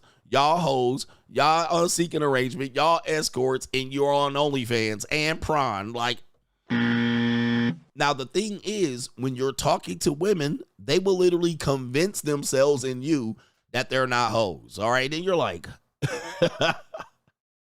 so That's what you're seeing from the Latina woman, the really dark-skinned Latina woman, or the darker. She doesn't want to she doesn't want to feel like she's not a streetwalker or a selling sex. It is not the same thing. It is not the same thing. You see that? She's convinced herself that it's not the same thing. Bikini coffee shops are hoes. All right, they're selling sex. Those are sex workers. So same thing as Hooters, Tilted Kilt, sex workers. Okay, there's no, I mean, you might agree or disagree. Okay, but to me, it is sex work. All right, you just a step or two or a shade here and there, one to the side and whatnot, because same thing. Hooters girls could sell pussy right out of Hooters. What is this? So if a woman can do that, you're in sex work or you're adjacent, really close to it. But the woman right here, it is not the same thing. And she convinced herself too. Okay. Yes, it is. No, it's not. Yeah. No, it's not. No, it's not. In her mind. Isn't this crazy delusion? All right, shout out to this particular skit there. All right, shout out to this particular skit. All right, agree or disagree. We got 94% say it's similar. All right, what do we got on agree or disagree? We have a woman that says that women are no longer want family and kids. All right, let's see what we got here on Straggle. No, it's agree or disagree. Women no longer want kids and a family. Do we agree with this? And why? I don't want y'all no more. That's the point of the video. That old school saying applied when y'all were providers, okay? We were taught at a young age to secure a family and a husband for stability only. Please don't think women's primary goal is to have a man and have a family. That is back in the day when you guys were head of household. However, now we are head of household. And to be honest, y'all not too fun to be around. Y'all not that cute or aesthetically pleasing. As women, we are the financial stability. That's why we're not too pressed on being with men right now and having kids. How would that benefit us? If anything, we're going to take on more responsibility in the household, and we also are going to have to take time off to bear children. So until y'all go back to being the providers, I guarantee you, y'all are not on our priority list. Until y'all able to take care of you, we don't want y'all no more. All right, this woman says, and sorry for the delay. I actually had to make a new tab here. Women are saying, these women are saying, for women, men are not the priority anymore. They don't want to have kids or a family. And, you know, men can't provide, so they would rather not have kids. Now, do you agree or disagree that women are in this boat right here? Do you agree that women no longer want family and kids? 83% right now, or 85% say agree. They agree that this is the case. And now, if you didn't see my show that I put on last week, this actually pans out. Now, there's an addendum that I'm going to say to this, but this literally pans out. All right. If you're dating this age range of women, they don't want to have family or kids. All right. Because they're in a position where their men that they're dating, those men don't want to have family or kids. So it's kind of like or they're not stable. So they're like, I'm not going to have family and kids with this guy. So the show that I showed you, there was a graph that basically showed and demonstrated that women, conservative or liberal, between 18 and 29, they don't want family. They're not thinking about it. And they're not thinking about family or kids. Now, the addendum that I'm going to add to this one is that if they meet the right guy, they'll have family or kids. All right. Now, they're going to negotiate it. Well, I only want one kid. I only want two kids. I want a tummy tuck after I have the kids. Like, I want to have kids, but you got to marry me. So you'll find that that's the case if they already have not have kids. But what she's saying is true. All right. We don't need y'all, especially in the black community. Now, you got a lot of single mothers out here, so it would say obvious that it's different. But the women that do not have children, you're finding that they'll make it to 30, 31, 32, 33 with no kids. All right. No family, no husbands. And certainly no husbands. So there's no families. Even if they have the kids, they don't have the family and husbands to go with it. All right. So I would tend to agree with what she's saying here. Do they have the family and kids to go with it? You're like, they have kids too, but do they have a family husband to go with it? You're finding that the majority don't. Even if they have kids, the majority don't have the family and husband to go with it. So she said, we don't need y'all anymore. We don't like y'all. There she is. And she's attractive. But she could tell she's in her mid-30s, right? So she's paid way past that window, and she's missed the window. So she's like, I'd rather just focus on something else. All right, and focus on myself. That's the point of the video.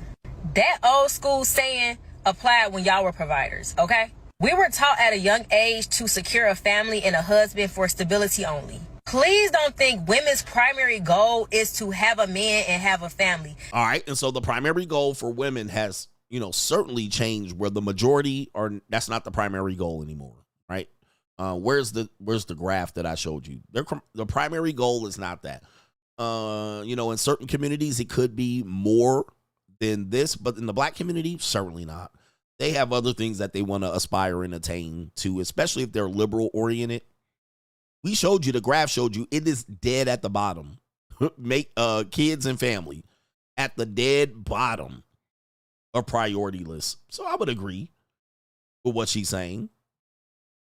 Problem is, you find that even the men, they wanted to have families and kids. All right, as a bigger priority. Okay, we have another guy here that says men don't like women. Okay, agree or disagree right here. Let's see what this young man says. His name is Dimitri. Let's see what he says right here. Men don't actually like women. Just want to get this off my chest real quick. Listen, you know what I'm actually learning in the midst of like conversations and shit like that? I'm learning that a lot of these men out here don't actually like women. And yes, I'm talking about the heterosexual males dating and marrying women. They don't actually like women. They just enjoy having one. So if you remove all of the benefits of the romance, these niggas don't want the responsibility of actually figuring out who you are as a person. I'll take it a step further. Remove all of the superficial shit, the sex, the cooking and cleaning. These niggas don't even want to talk to you. That's why you can date a man and he still treat you like you ain't shit. That's why you can marry a man who never took the time to study who you were. He can't tell your favorite color, nothing. And it's terrifying because this is something most men cannot see in themselves.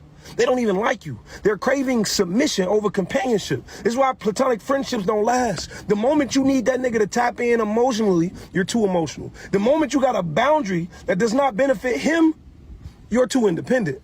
My best advice, if you want love, date the man who likes you. I just want to get this off my chest real quick.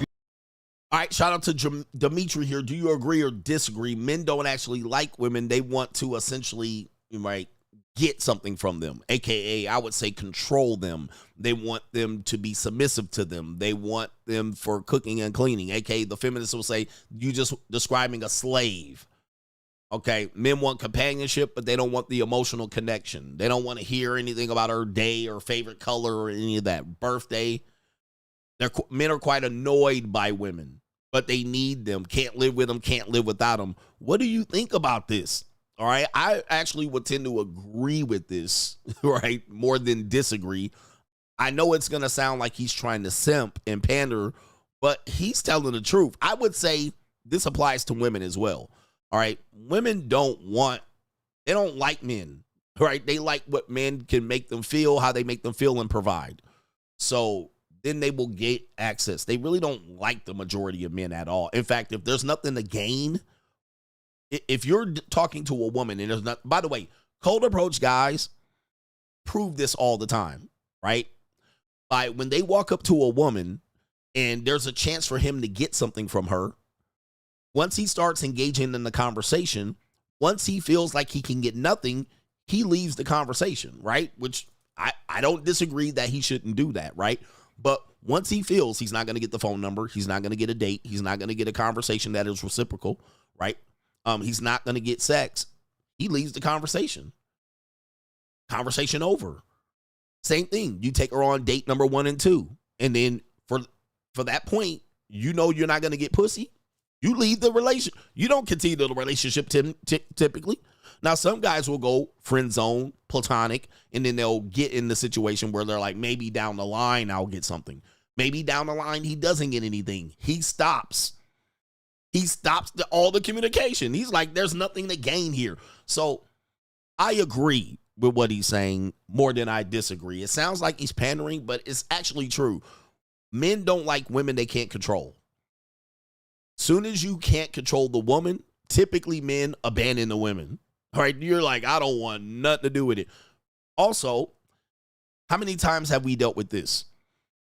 If a woman asks you something about herself, or she says, remember when I told you this, and you don't remember, you're like, I don't remember you telling me this. A woman will say, why don't you ever remember anything that I told you? The reason why is because we don't give a fuck. That's why. We don't care. Deep down inside, we don't care about that little shit she said. Now, she might have told us and we might not have remembered, but it was amongst 20 other things that she told us. Especially when you're dating the first, second, third, fourth, and fifth time. She might tell you on date number 5 or meetup number 5, remember when I told you this? Well, I'm like, dude, I wasn't putting that in my memory bank. First of all, I was dating 6 other women. So I don't know who said what. Second of all, I didn't bank it because I didn't know how long you were going to be. So you might have told me that amongst 20 other things. How am I supposed to remember that?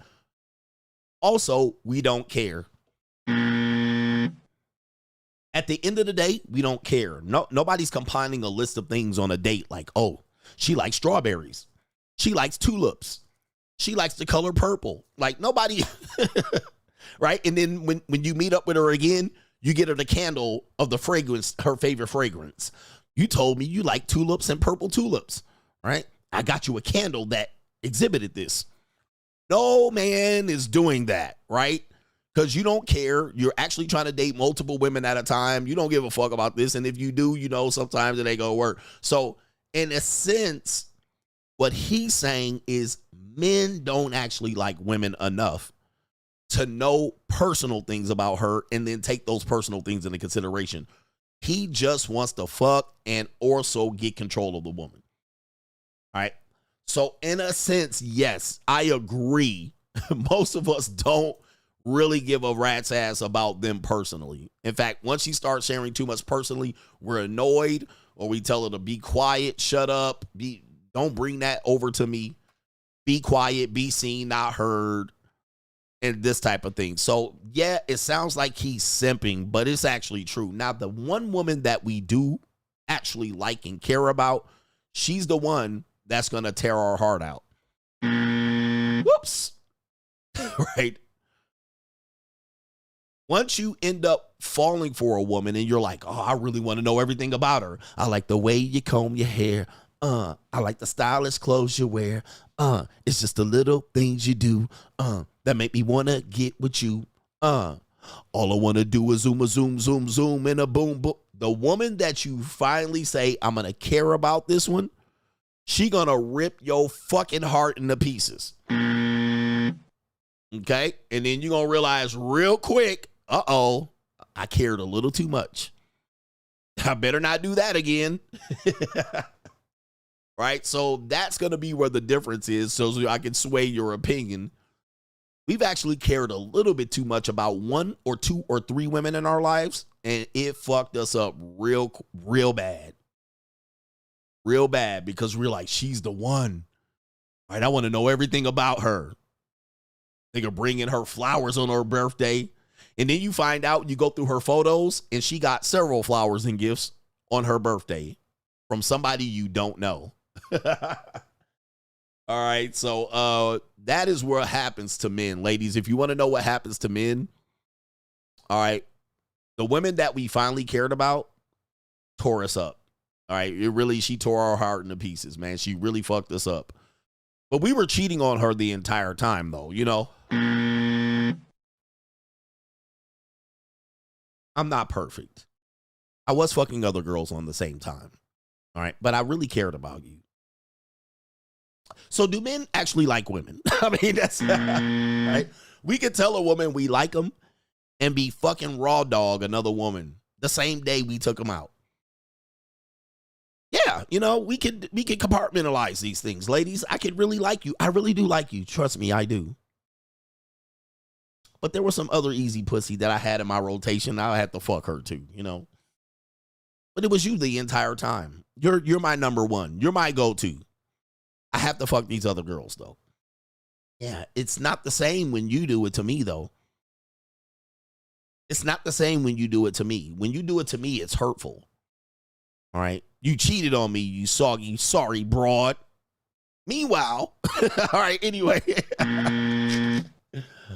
All right, anyway, men ain't shit out here, essentially. Men ain't shit out here. I just can't have one girl, you know? But you can't have another guy. I can have other girls, though. Men are non-monogamous. But you, when I'm with you, I'm going to make you feel like you're the only woman in my life. Because I really like you. And I'm going to cheat on you and go raw doggy on this other bitch, and I'm going to go raw on you, too. Like, this is a disgrace. All right, do men actually like women? Or do we tolerate them? Shout out to Patrice O'Neal. Shout out to CGA. I talked about this. Patrice O'Neal has talked about that. We really don't like women. Like, we don't like them like that. We don't really care about them that much. The only women we really care about is our daughter. You know what I mean? Our daughters. That's when we start really caring. And then you see the simps really come out. I'm going to show my daughter how a man should really treat a woman. I'm going to be the first man to really treat a woman. I'm going to teach her. I'm going to take my daughter out on a date so I can show her how men should really treat women. Other than that, we don't care. Yeah, we really don't care. We really don't like. So this guy right here, he sounds like he's simping, but he's right. He's right. I agree. All right. We got 58% of people agree with that shit. Ladies are like, this is insight. Lady, I will give you good insight on men. I really don't give a fuck about women. Like, and women don't care about men, so I don't feel bad. Ladies, you don't care about us either. You don't care about men either. Let's just get this shit out here and we can negotiate. They don't care about us. They don't give a fuck about us. They don't really care. They don't really care about us. I'm going to tell you, man, women don't give a fuck about you niggas. At the end of the day, bruh, you think they do? Now, they're going to say on agree or disagree. The women are going to say, see, coach, that's wrong. What you described about men, women actually care about. I will tend to disagree with that. Just because you care about certain things doesn't mean you really like us. Some of these things you care about are actually things that you can use as investigative tools. All right. So don't try me. All right. You want to know about our sign and what street we grew up in and our middle name and our last 4 digits are our social security number and our mother's maiden name and if she was married before. You're using, these are investigative tools. You're using this so you can see your palm reader and your witch doctor to see how many spells you can conjure up on our asses. Like that. Don't asking us what's our favorite candle at Bed Bath & Beyond in bed. You try to trap us and ensnare us with questions and shit like this. This is not care. They act like they care. This is not care. Now, because I don't care about those things about you, don't say you're going to ask me these things to care about me. All right? Just because you want to come up with what's your favorite food to eat so you can cook it and then put your period blood in it. I'm not even... So you can get us out here and finessing. You see, I cooked your favorite dish so you can manipulate me into committing to you. I'm not. Don't act like you care. He likes steak, so I'm going to make him steak and fettuccine noodles. So these are all investigative tools. These are all tools and trickeries to get us to commit and make you think you're a valuable woman so you can give us a $15 gift. All right, at the Bed Bath & Beyond. Don't try me.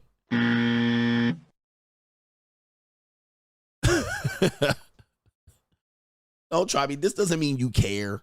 All right, it is what it is. Just because you know my favorite color and you done went home to my birth chart and the moon stars and quasars and you done prayed to your crystals and you done cut off your dog's hair and then you put it in a boiling pot, all right, to see what came out. All right, this is not care.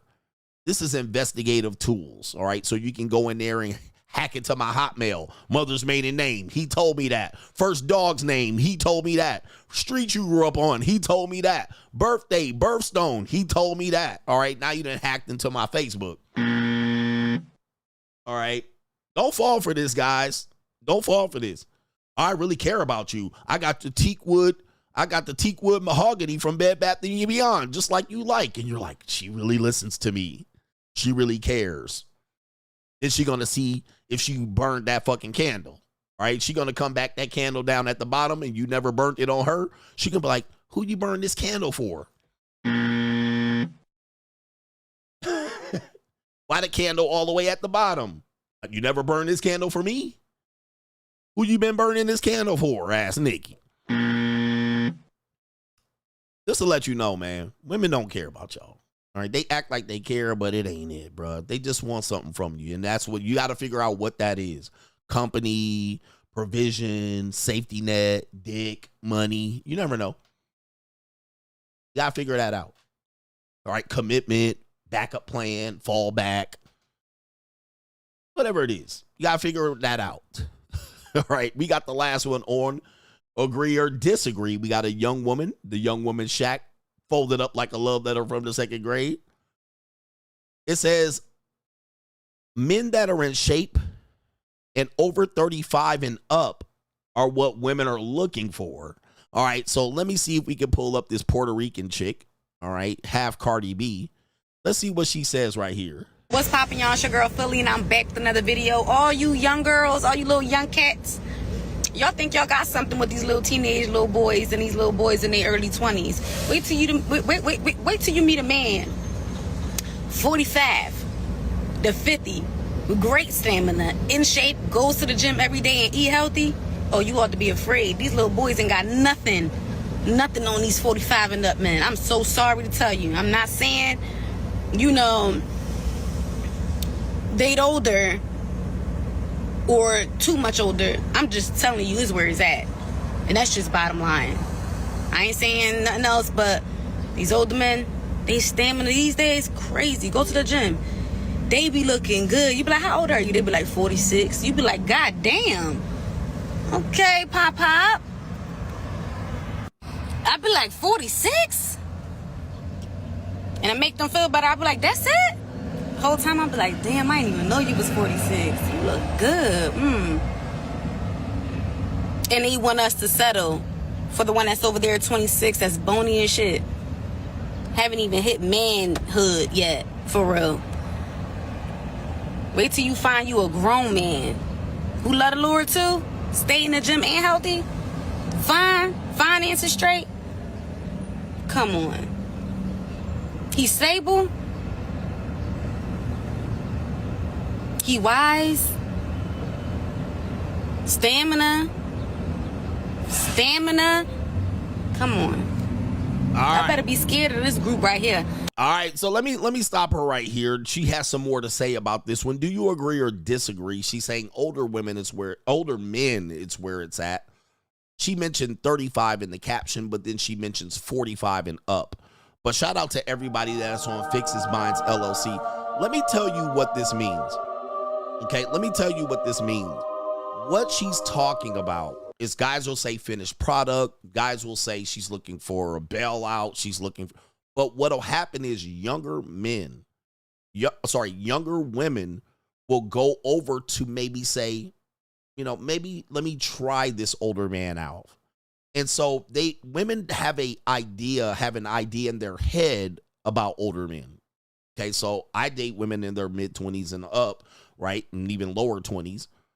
In their head, they're thinking, oh, this is going to be an easy come up, right? He probably can't get his dick hard.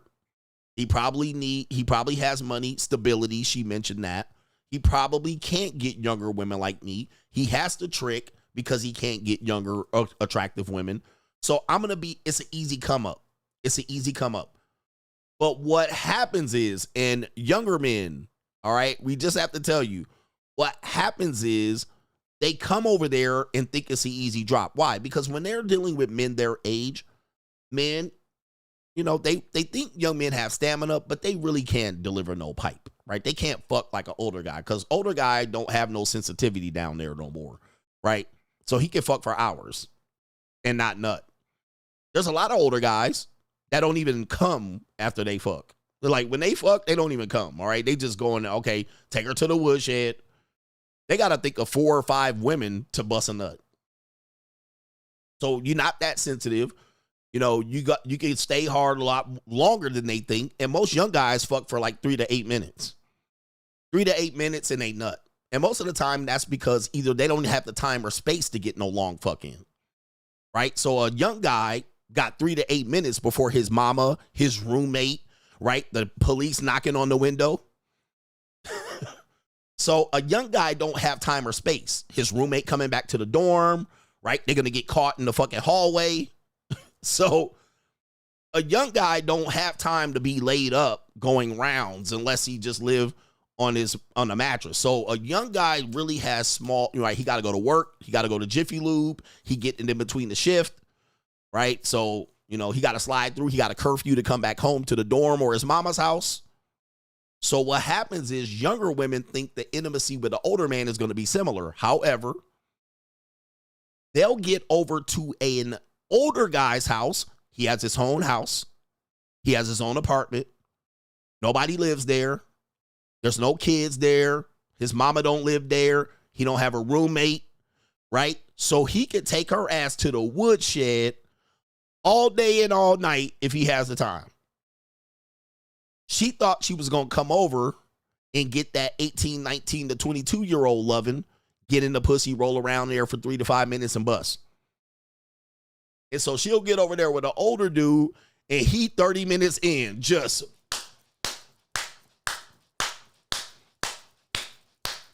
And she just a hollering. She like, what going on in here? They rolling all over the king bed. They over here, over there. He bending her ass over. He putting her up in chairs. He finishing up. He washes dick in the sink. He like, you ready for round 2? Give me about 30 more minutes. And it ain't like she got to leave right away. Oh, where you going? All right. She assuming, because younger women assume they got to go get dressed before mama come back home. All right, he like, you ain't got to go nowhere. Stay right there. You ain't even got to get dressed. Stay naked. All right, come on, come on. All right, I'm ready. 40 minutes in, 50 minutes in, he just sweating all over her and shit, flipping her upside and down and shit. She in a lawn chair at the end of the day. She hanging from the chandeliers like, what the fuck going on? Right? So what happens is they don't realize this is about to happen. They just think they about to roll over there and get an 8-minute trick, walk out with money in their hand, and they gonna be good. Older dude is like, you ain't gotta go nowhere. You can stay tonight. Stay over. 2 in the morning. Don't let them be in shape. 2 in the morning. All right. Ain't nobody here. Nobody gonna hear you. You can scream as loud as you want. She like, oh man. So what I'm explaining is this. It's not that the older guy is better than the younger guy. It's not that the older guy is better than the younger guy. What happens is the younger women don't anticipate what they're getting into with the older guy. So I'm going to clear it up for you. Yep, they switching rooms. They pulling up video cameras. Right? He trying to nut on her feet. He doing some things she ain't never heard of. Like, wait, you want to nut on my toes? Like, what are we doing? He can't finish for 30 minutes. He just taking her ass to the woodshed. All right. So they don't anticipate what they're getting into. Their expectations are low of older men because they're like, he old. He ain't got nothing. He going to pass out. He going to go to sleep. I'll go to sleep after the first round, but don't let me wake up at 5 in the morning like I normally do. You getting fucked at 5 in the morning. So they don't anticipate the older guy. They're literally looking down on the guy like, oh, he can't do nothing. He only got 1 round. He gonna come in 5 minutes and I'm gonna just get up and leave while he's sleep and he pass out. Right? But what happens is they get the opposite and they're like, wow, I didn't realize what was going on. All right. They might even bust their first nut. All right. With an older guy. They might even bust their first nut. They didn't realize they could come. They didn't realize they could squirt on the mattress. They're like, I didn't realize I could squirt with the older guy. They're not squirting with younger guys. Younger guys trying to get in and get his nut. We don't care about the female orgasm. Then she gets with a 45-year-old, like, and she's squirting around the room and shit. She was like, oh, okay. Well, I need to change the sheets. And then they look at it and go, I thought I was going to make $500 in 5 minutes. But I'm 4 hours in. I made $25 an hour. And he tried to get me to spend the night. Oh, bitch, spend the night so I can wake up in the morning and wax that ass like Rain Dance. She looking at it like, oh, shit, I done lost money. All right, so I might have to be prepared. So they going to have to be prepared. That's what they're talking about. It's not that the good, but so she's talking about the skinny niggas be pelvis rubbing against their pelvis, bone to bone. They're like, nah, I can't have that. But older dudes be built solid. Even when they fat, they solidly built. They got that old man strength where they can pick her up and push her against the wall and fold her ass up. And she feel like she in the figure 4 leg lock in the Boston Crab. All right. She like, what in the fuck is this guy doing? So it's not that, again, I have to say this. It's not that the older guy is better. Is that the expectation of the older guy is not what they thought. Because I'll be looking around and them young girls be looking at me. I'm like, you come around here, fuck around, find out. You fuck around, find out. Do not think you about to come around here. And I'm going to treat you dumb like these young niggas been treating you the last 3 years. You about to come and get folded the fuck up, all right? Multiple times. So don't come around here. I'm going to introduce you to some thoughts you never thought about unless you've been watching shit on the internet. All right, I'm gonna have your ass in the scorpion death lock. All right, she gonna be like, what? Okay, let me see here. So young guys, this is what she's talking about. And you can see by the look on her face, some older dude done folded her ass up and did the nasty to her without no interrupts, right? That's why she talking like that. You can see it in her eyes. She done fucked around with a couple of YNs all her life. Then she fucked around and got her a 48-year-old guy, and then he destroyed her whole life. Okay, had her punani sore. He had her punani so sore she couldn't even wipe no more. She had to just pat that shit. Right? She had to just pat it like this. And he was like, "Come on in here. Come on back in here." And she was like, "Wait a minute, another round? I ain't even gonna finish. I'm not even gonna nut, but yes, I'm going back in." All right, so pat it dry. You can put some Vaseline on it, some lube, whatever you need to put up. Come on back in here, girl. Come on. And that's what happened. She was like, "Lord, these old men are nasty. All right, these guys are crazy." All right, that's what happens. All right, so it's not that they're better, it's that she really didn't know and anticipate what she was getting into. This group of the 45 and up, this group different. Best believe you go in the gym, them niggas is 45 and up. That's it. Anybody under 45, they not. And don't let them know how to pray. Come on. A man leads anyway. Dude, especially if she's young.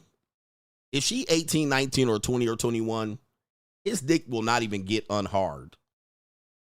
All right, just to let you know. All right, and he 40, 45, 46, 50, 51. He going rounds on her. As soon as he finish, he'll still be up like this. It'll still be up. She going to be looking like, "Oh, okay, you ready? Yep, let's go again. All right, I just finished, but we're going back.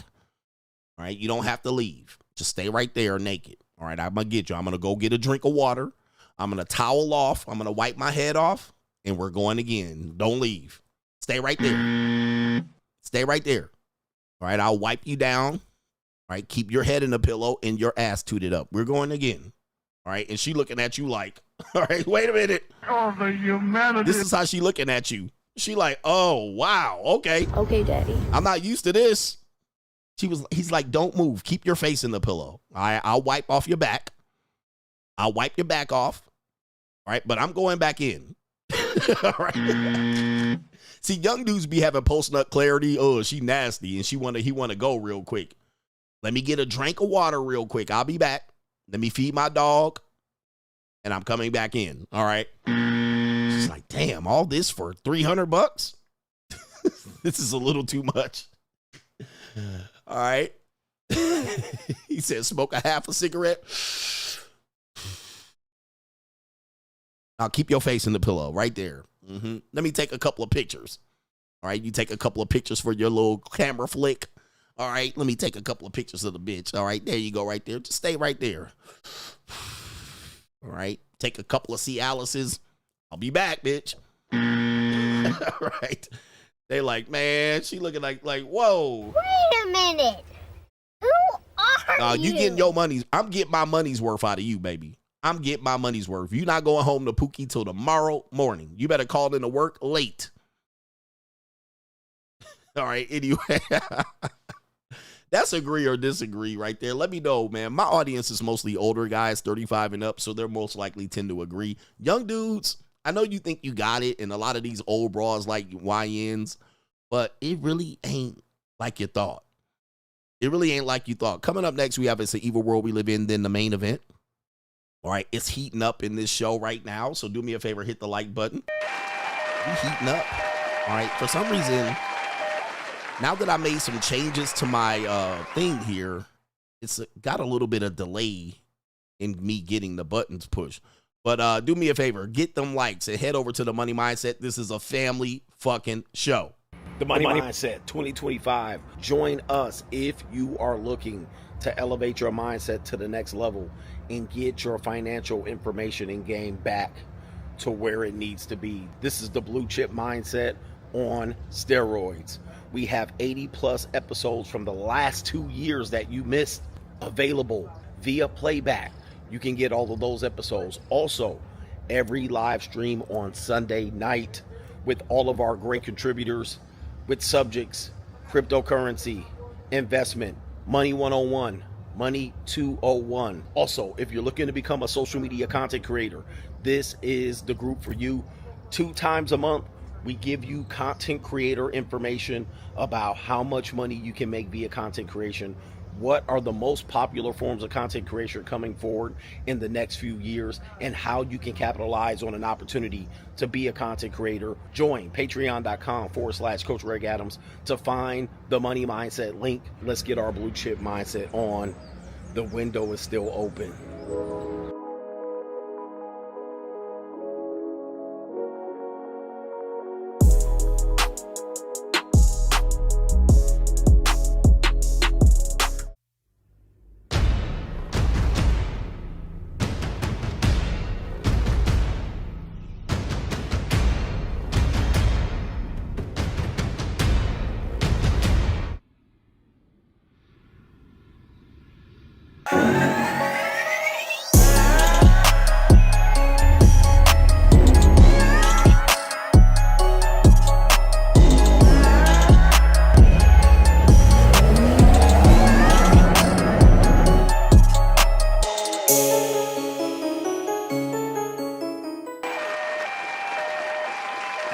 Yeah. All right, shout out to y'all, man. Just give me the likes, don't pass the scroll. Let me get to the super chats. My brother said, Timmy Wayne says, just because the rapper is wrinkled doesn't mean the candy ain't sweet. Nasty boys, we up. And that's in regards to that older white woman. All right, shout out to the older women. I don't mind older women either, but older women tend to be like, it's not, once you nut, it ain't what you think. You're gonna be like, damn. All right, but you can get you a good nut skiing.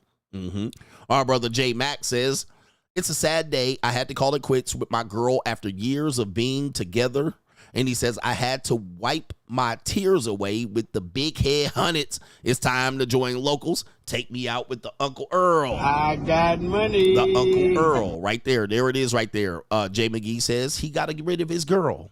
All right. But now he's got money for the JUCO. We got S&W says, thoughts on why an ex-wife would wants to buckle your kid in their car seat during your custody exchanges.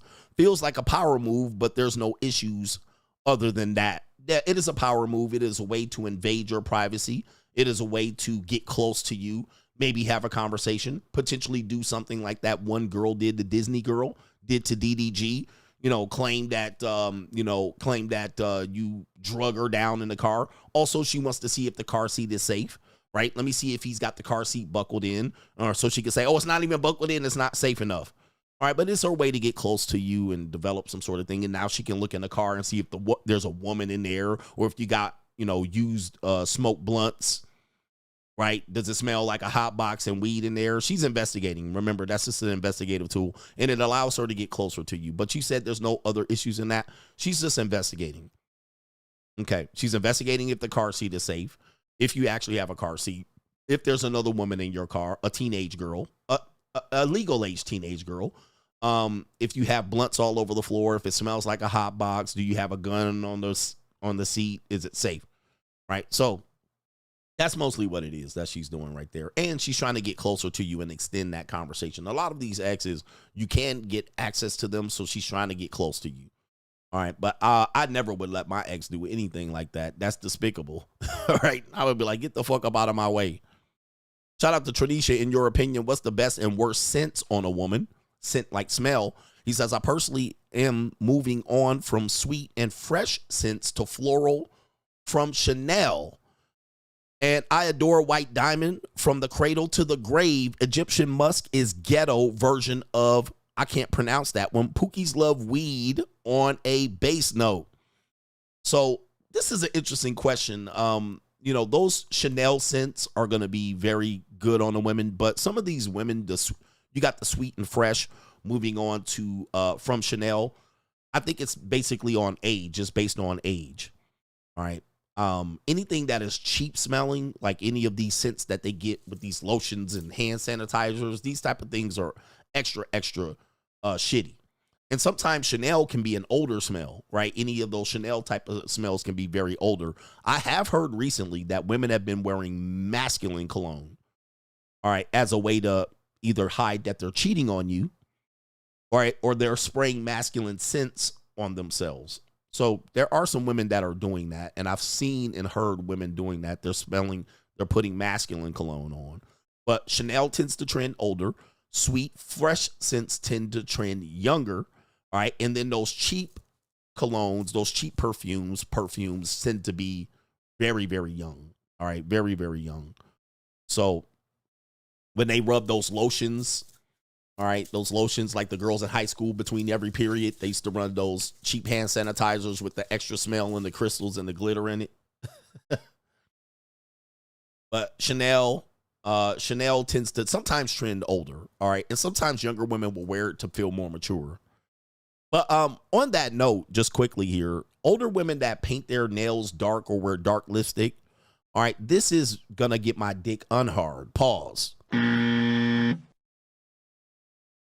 All right, I don't like that.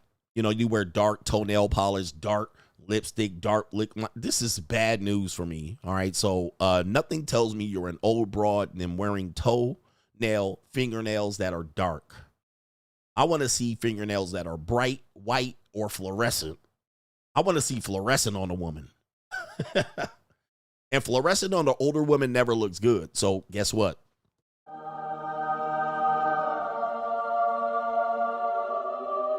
Also, I also don't mind them going bare, all right? So a woman that has no fingernail polish, no toenail polish, all right? I don't mind that either, all right? Just make sure y'all don't have yellow crusty toenails, all right? Crusty toenails. And any woman wearing any of these brands is a whore, all right? Let me just tell you right now. Any woman wearing Fenty is a whore. All right, just so we got it straight. Okay, any Fenty, any related to Victoria Secretion, these are whores. All right, just so you guys know, these are probably ex-strippers, whores, streetwalkers, escorts. All right, Fredericks of Hollywood, these are whores. All right, just so you guys know what you're dealing with. All right, this is going to be whore activity. All right, anyway. All right. But hey, listen. Hey, it ain't like we don't like hoes, but it is what it is. But I know you too, man. I've known you for a long time, and I know that you like hoes. Wow. Well, now, wait a minute. Yeah. All right. And somebody said French tip. I love the French tip. All right. Because I have a joke about French tip, but I love the French tip. Yeah. Fashion Nova, Shein, Temu, Fenty, Victoria's Secret, whores. Juicy Couture. Yeah, these are whores. But I know you too, man. Anyway. I've known you for a long time, and I know that you like hoes. Wow. Well, now, wait a minute. Now, I still do business. We can do business. All right. But I'm just letting you know when you actually are dealing with some women like this, just know they whores. And any women that wears long fingertips long fingernails is going to tell me if you're a whore or not. All right, if your fingertips are so long that I have to wonder how you wipe your ass or open a can of soda, all right, this is hoe activity. Now, there are some women that actually don't wear any finger or toenail polish that are big whores, all right, but that's neither here nor there either. All right, but we know what a skeezer is, man. Any women that got long fingernails and they got decorations on their fingernails like a flower, you know, a character, this is skeezer. This is a skeezer. All right, 100% unadulterated skeezer. I don't care what race she is, she's a skeezer. So we don't mind skeezers, but I can't wife a whore. You know, I can't wife a skeezer. I can't take skeezers out. You know, I got to keep you inside. You know what I mean? And fat women always got their nails and hair done and their makeup done to the max. All right, somebody needs to have an explanation about that. Like they be fat with a double chin, but they hair be fried, dyed, laid to the side, fingernails done, French tip, toenails done. They be in there with that big fat hoof and that little Asian woman filing that hoof down. All right, and that big ass broad be in there. Bitch, if you took all of that money that you spent and put it on the nutrition and the gym membership, you might be unfat. All right, unfat. Anyway. But they ain't hitting the gym, but they going to have a hair, nail done, and Mexican woman going to have color contacts in, for sure. Color contacts in, like, wow. But after you smash and you get all of that makeup on that pillowcase, you're going to see nothing but a gordita or torta at the end of the day. All right?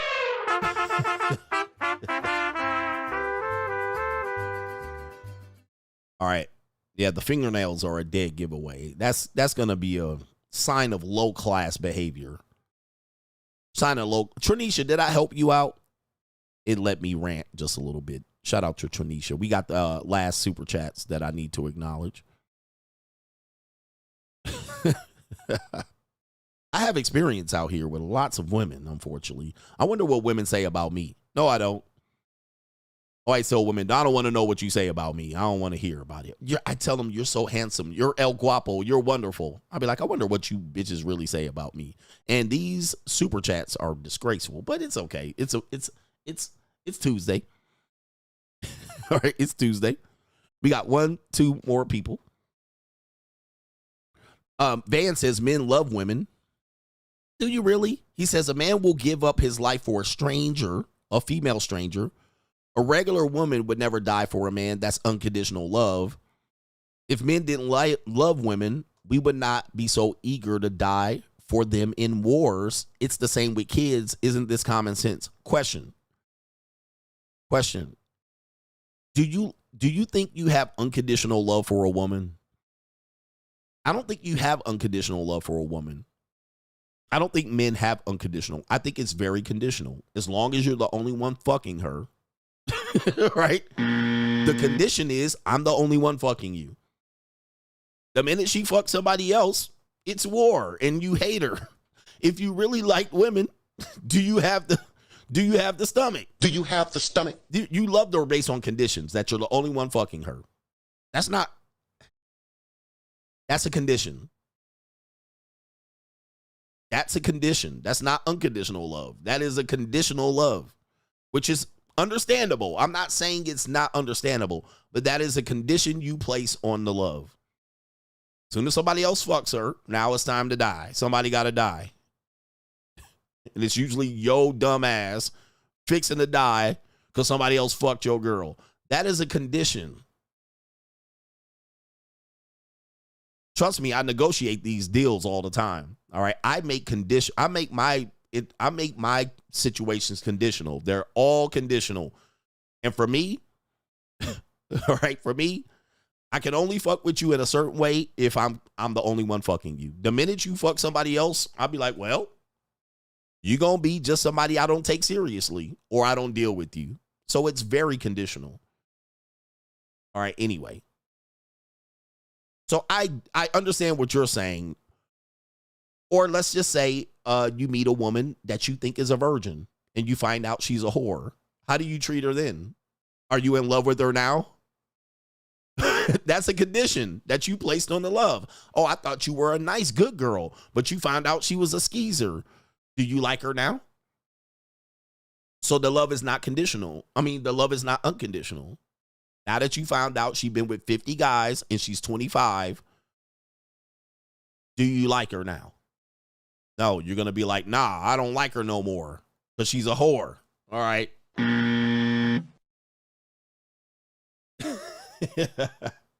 So again, I'm just trying to argue on the devil's advocate. Like a lot of you guys have wives. I want you to think about this. Imagine your wife getting pounded for 6 months in your marital bed. Do you like her now? Do you love her? Was the love unconditional? You've been going in and out to work, back and forth to work. You've been thinking all that loyalty is going to be returned back. But you then find out for the last 6 months, somebody been sneaking over in your bed. Somebody sleeping in my bed. And you've been finding out for 6 months she been getting her insides to push to her esophagus and dug out. Do you love her now? The answer is nope. You're out of love with her. The love is conditional.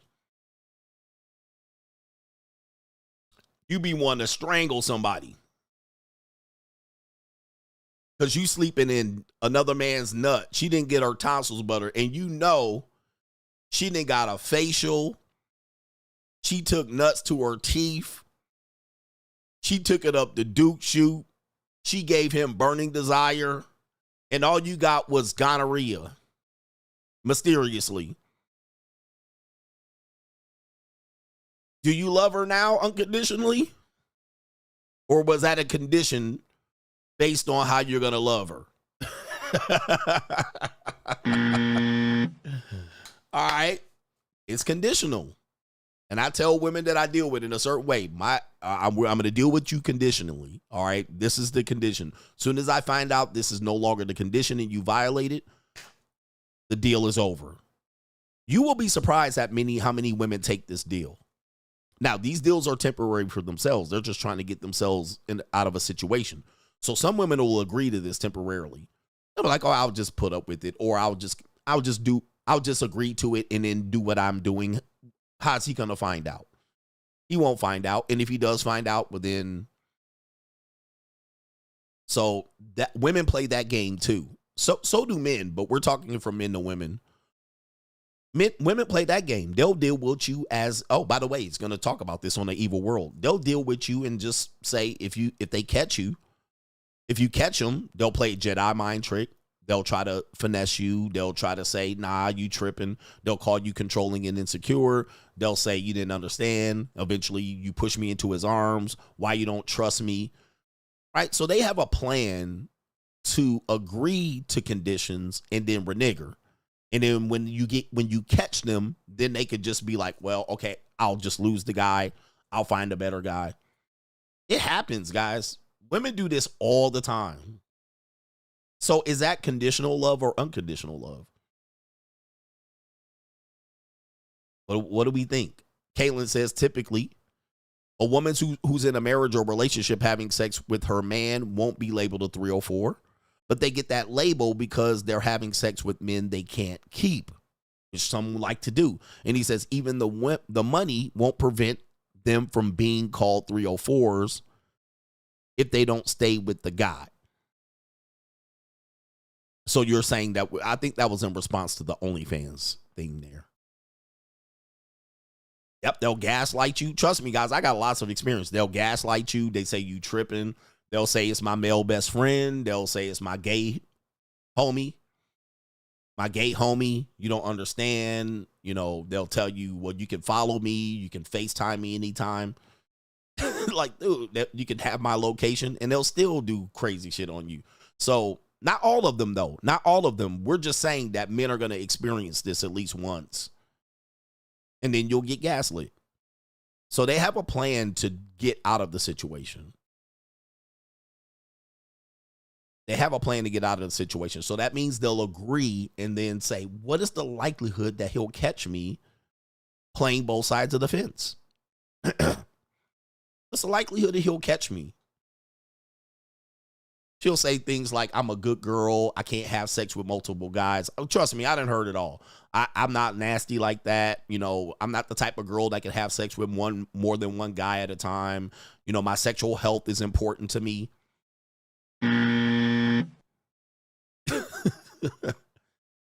Whatever you do, guys, I'm here to tell you. Number one, don't believe any of that shit. Please do not believe that. That has not always been the case in her life. That might be the case now. That might be the case because she caught syphilis already. That might be the case because she had bacterial vaginosis, or she thought she caught a yeast infection and she had an STI scare, or she had a pregnancy scare and then she didn't know who the fucking daddy was at one point of her life, and she had to say, damn, I shouldn't do that no more. Like, that's now. That's not her entire life. That's not how she's operated her entire life. So she'll tell you that now, all right? But that's not normally how she's been operating, all right? I'm just going to let you guys know as a man, that's bullshit, all right? It's bullshit. It is how she exists right now. I care about my sexual health. Right now, I only can sleep with one guy. Right now, because she's already been caught out here doing this shit, and she knows what the repercussions are. Yeah, at this time, I care about this. I don't want to be out here with multiple guys anymore. All right, I don't want to do that no more. I want to put that behind me. I want to be with one guy now. All right, that's what it is. So that's where guys get mistaken, is that they don't understand the context of what she's saying. This is why, for me, I just say, okay, whatever. It's the same as a woman that says, I want to be with guys that are serious and established. I'm done giving my body and my time to guys that don't reciprocate. What does that mean? She's done fucking with pookies.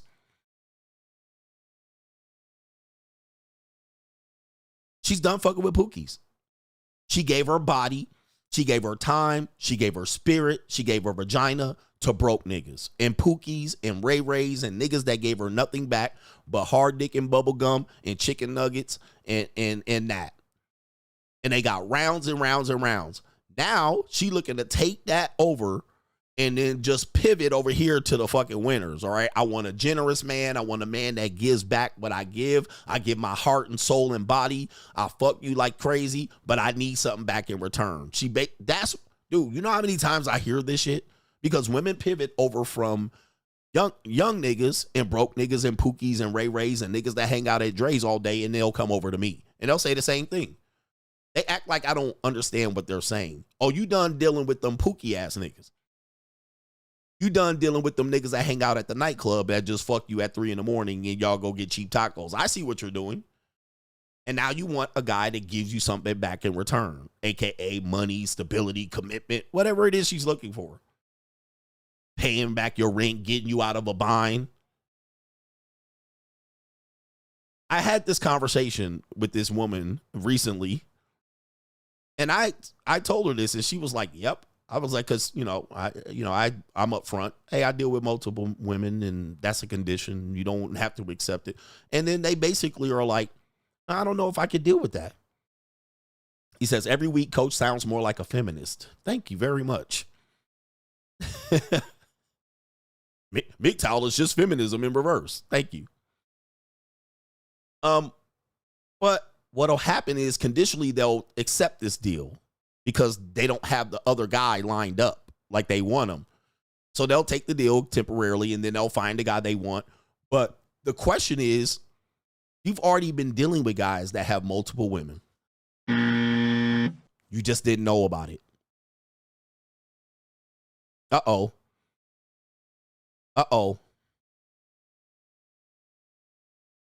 So this is a selling point that I sell to women. Ladies, you know, you tried to make a relationship with the guy and you ended up figuring out that he had multiple women. Why? Because you were attracted to him, right? You were attracted to him. Guess what? If you're attracted to him, so are other women. So are other women. So then I say, listen, the men that you were dealing with before me, they had multiple women too. And guess what? You didn't get shit from them. You didn't get a bind fix. Nigga drove your car while you was at work. Nigga ran your gas bill up. Nigga just sat there on a Saturday. PlayStation 5.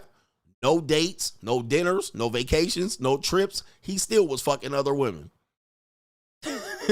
And you stayed with that nigga to make it work. 4 months, 5 months, 6 months, 1 year, 2 years. Now, I'm telling you up front what the fuck you about to get and what you going to get as a result. The benefit you going to get from it is going to be a little bit different. So you can stay on this program temporarily until you don't want to do it no more. Dude, all they got was chlamydia, Plan B, abortion.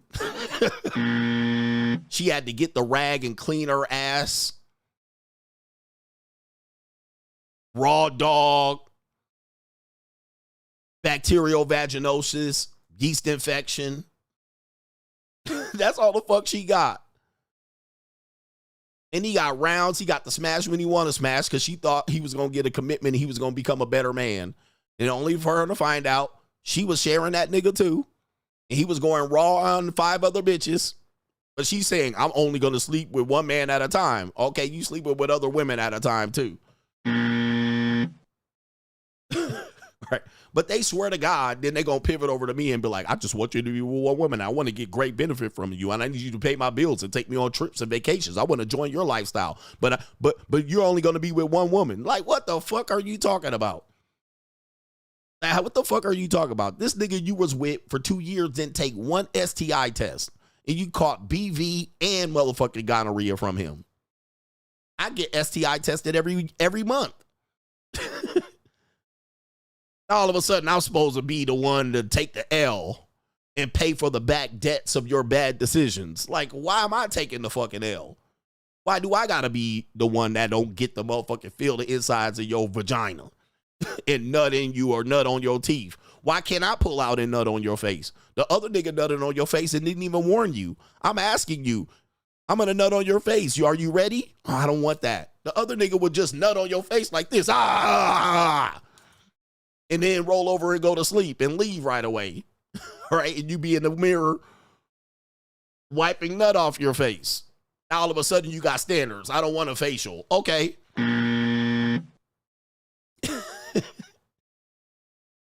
Now she want to put rules on me. Like, what the fuck? Other nigga didn't ask you for shit other than for you to pay his back child support.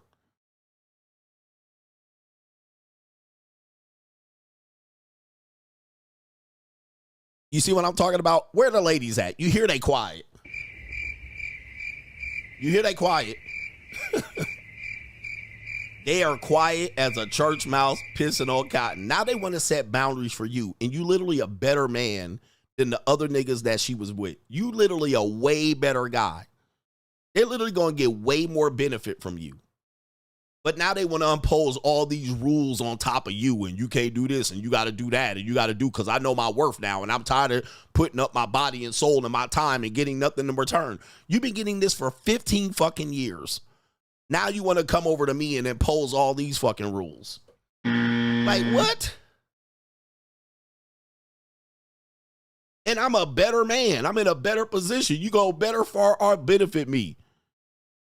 But now I'm going to pose all these rules and you got to do this and wear that and you got to be here and not that and this and that. You got to do.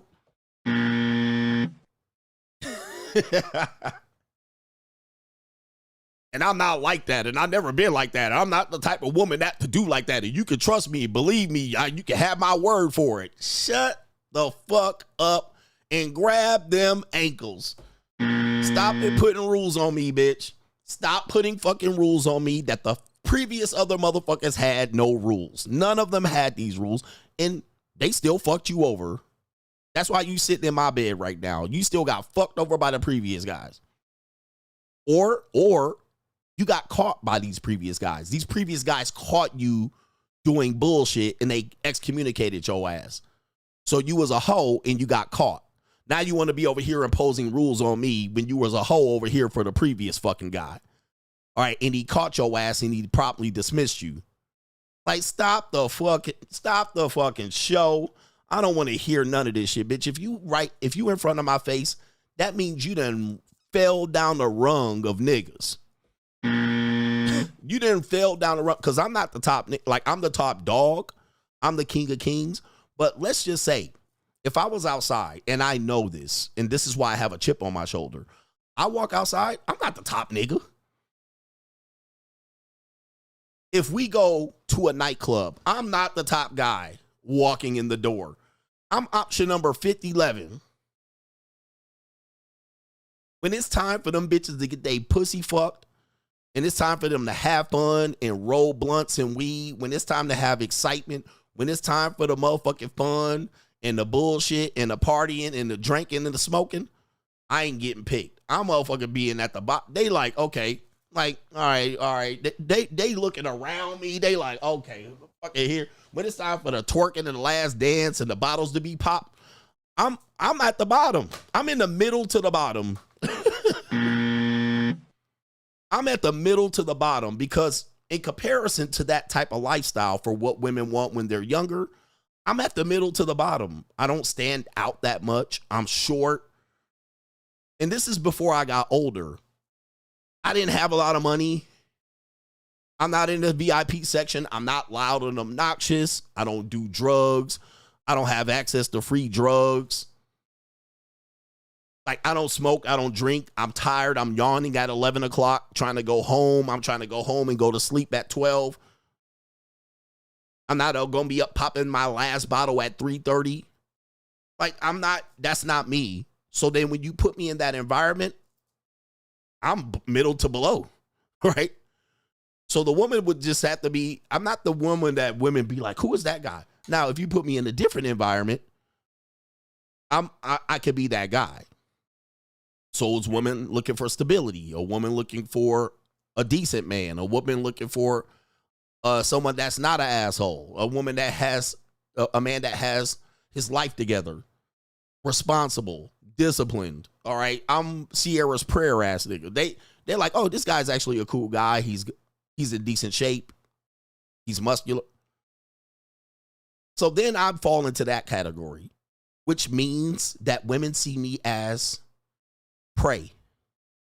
Not Sierra's prayer. They see you as prey. So then they start saying, he the fallback guy. He the cleanup guy. He the responsible guy. He the one that maybe I can get him, give him some pussy and he'll fall head over heels. Maybe I'll, he handsome enough. Okay, he'll do, right? He'll do in between in the interim, right? He's, I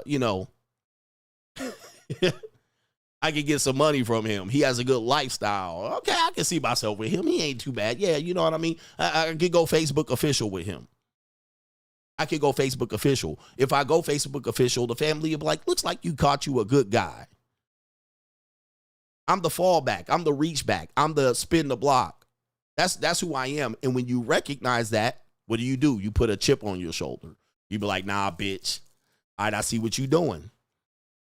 You ain't gonna get it easy. Nah, bitch. I'm the one that they give 2 pieces of pussy to and want a commitment.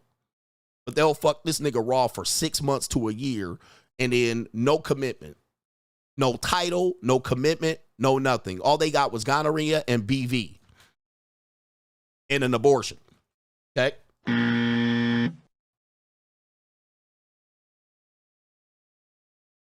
So they think they're going to just run over on me and I'm going to roll over on my back and be like, I'm happy to be here.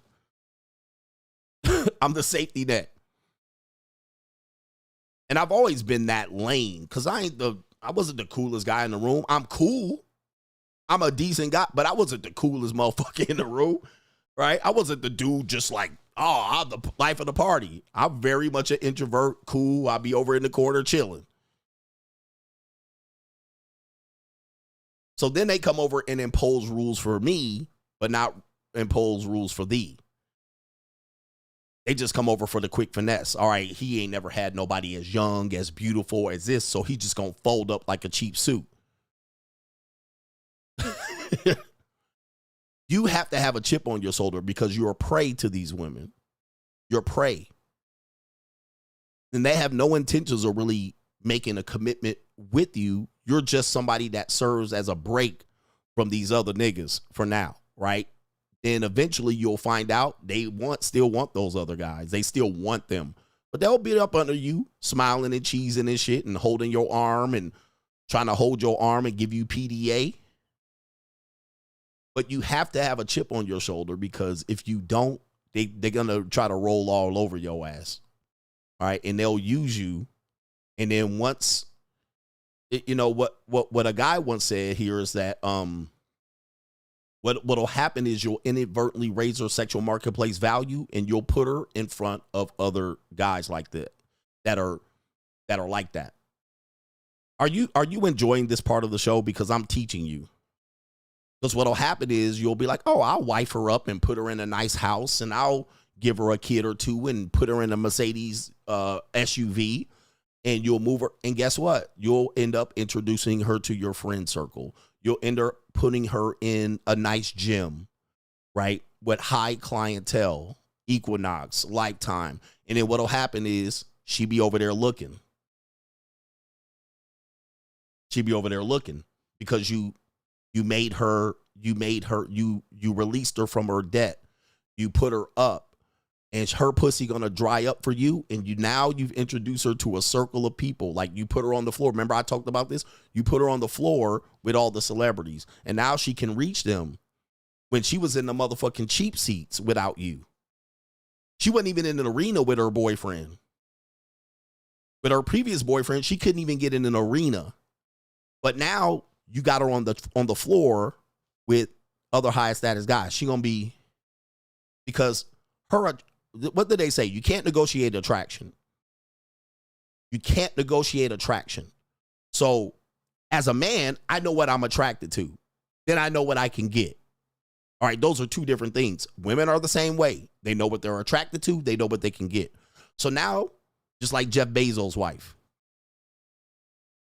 Okay. And people think I'm making this up. Guys, I'm telling you, all women.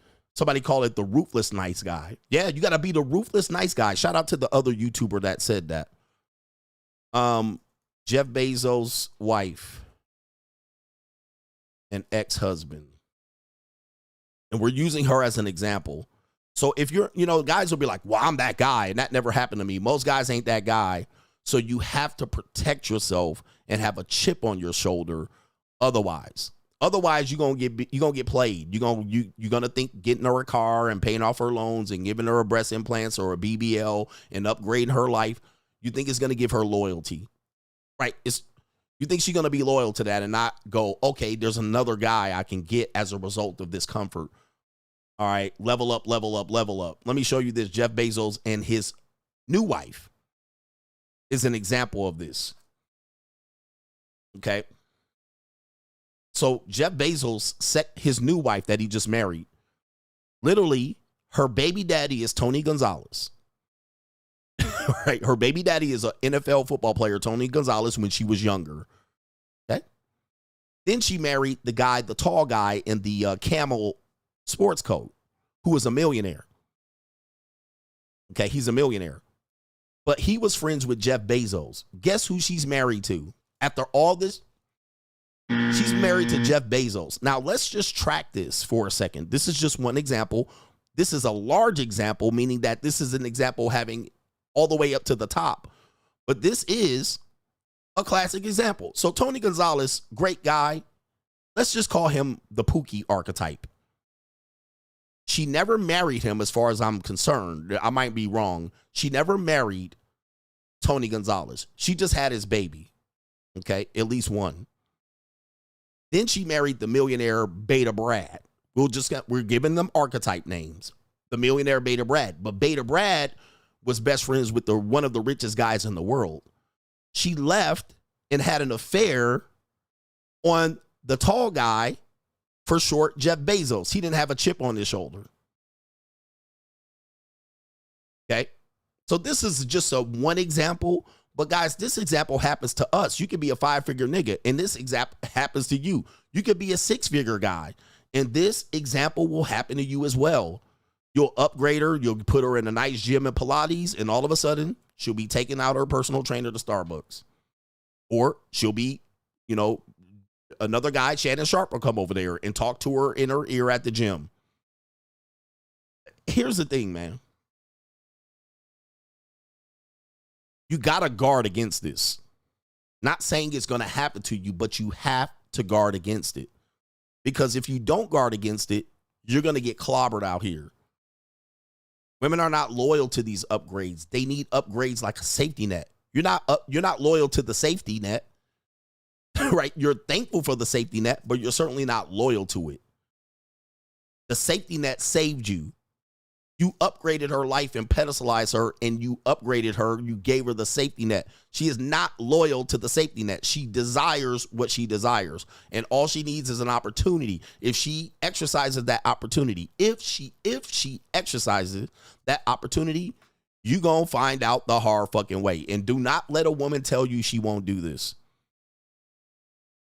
Okay? A woman will say, well, I'll never do this. Never trust a woman say what they'll never do. All right, because I would never say what I would never do. All right, I could come up here and say I'll never fuck a 400-pound woman, and that's a damn lie. All right, because it could happen. All right, so I would never say that. But any woman that says I would never do this, they're lying. They may not know they're lying, but they're lying, bro. That you cannot trust them, so you got to guard against it, or you got to make guard, or if it's too much for you, you got to just let it go. Just let it go and say it is what it is. Tony Gonzalez, the millionaire guy, had to let it go, and she monkey branched to Jeff Bezos.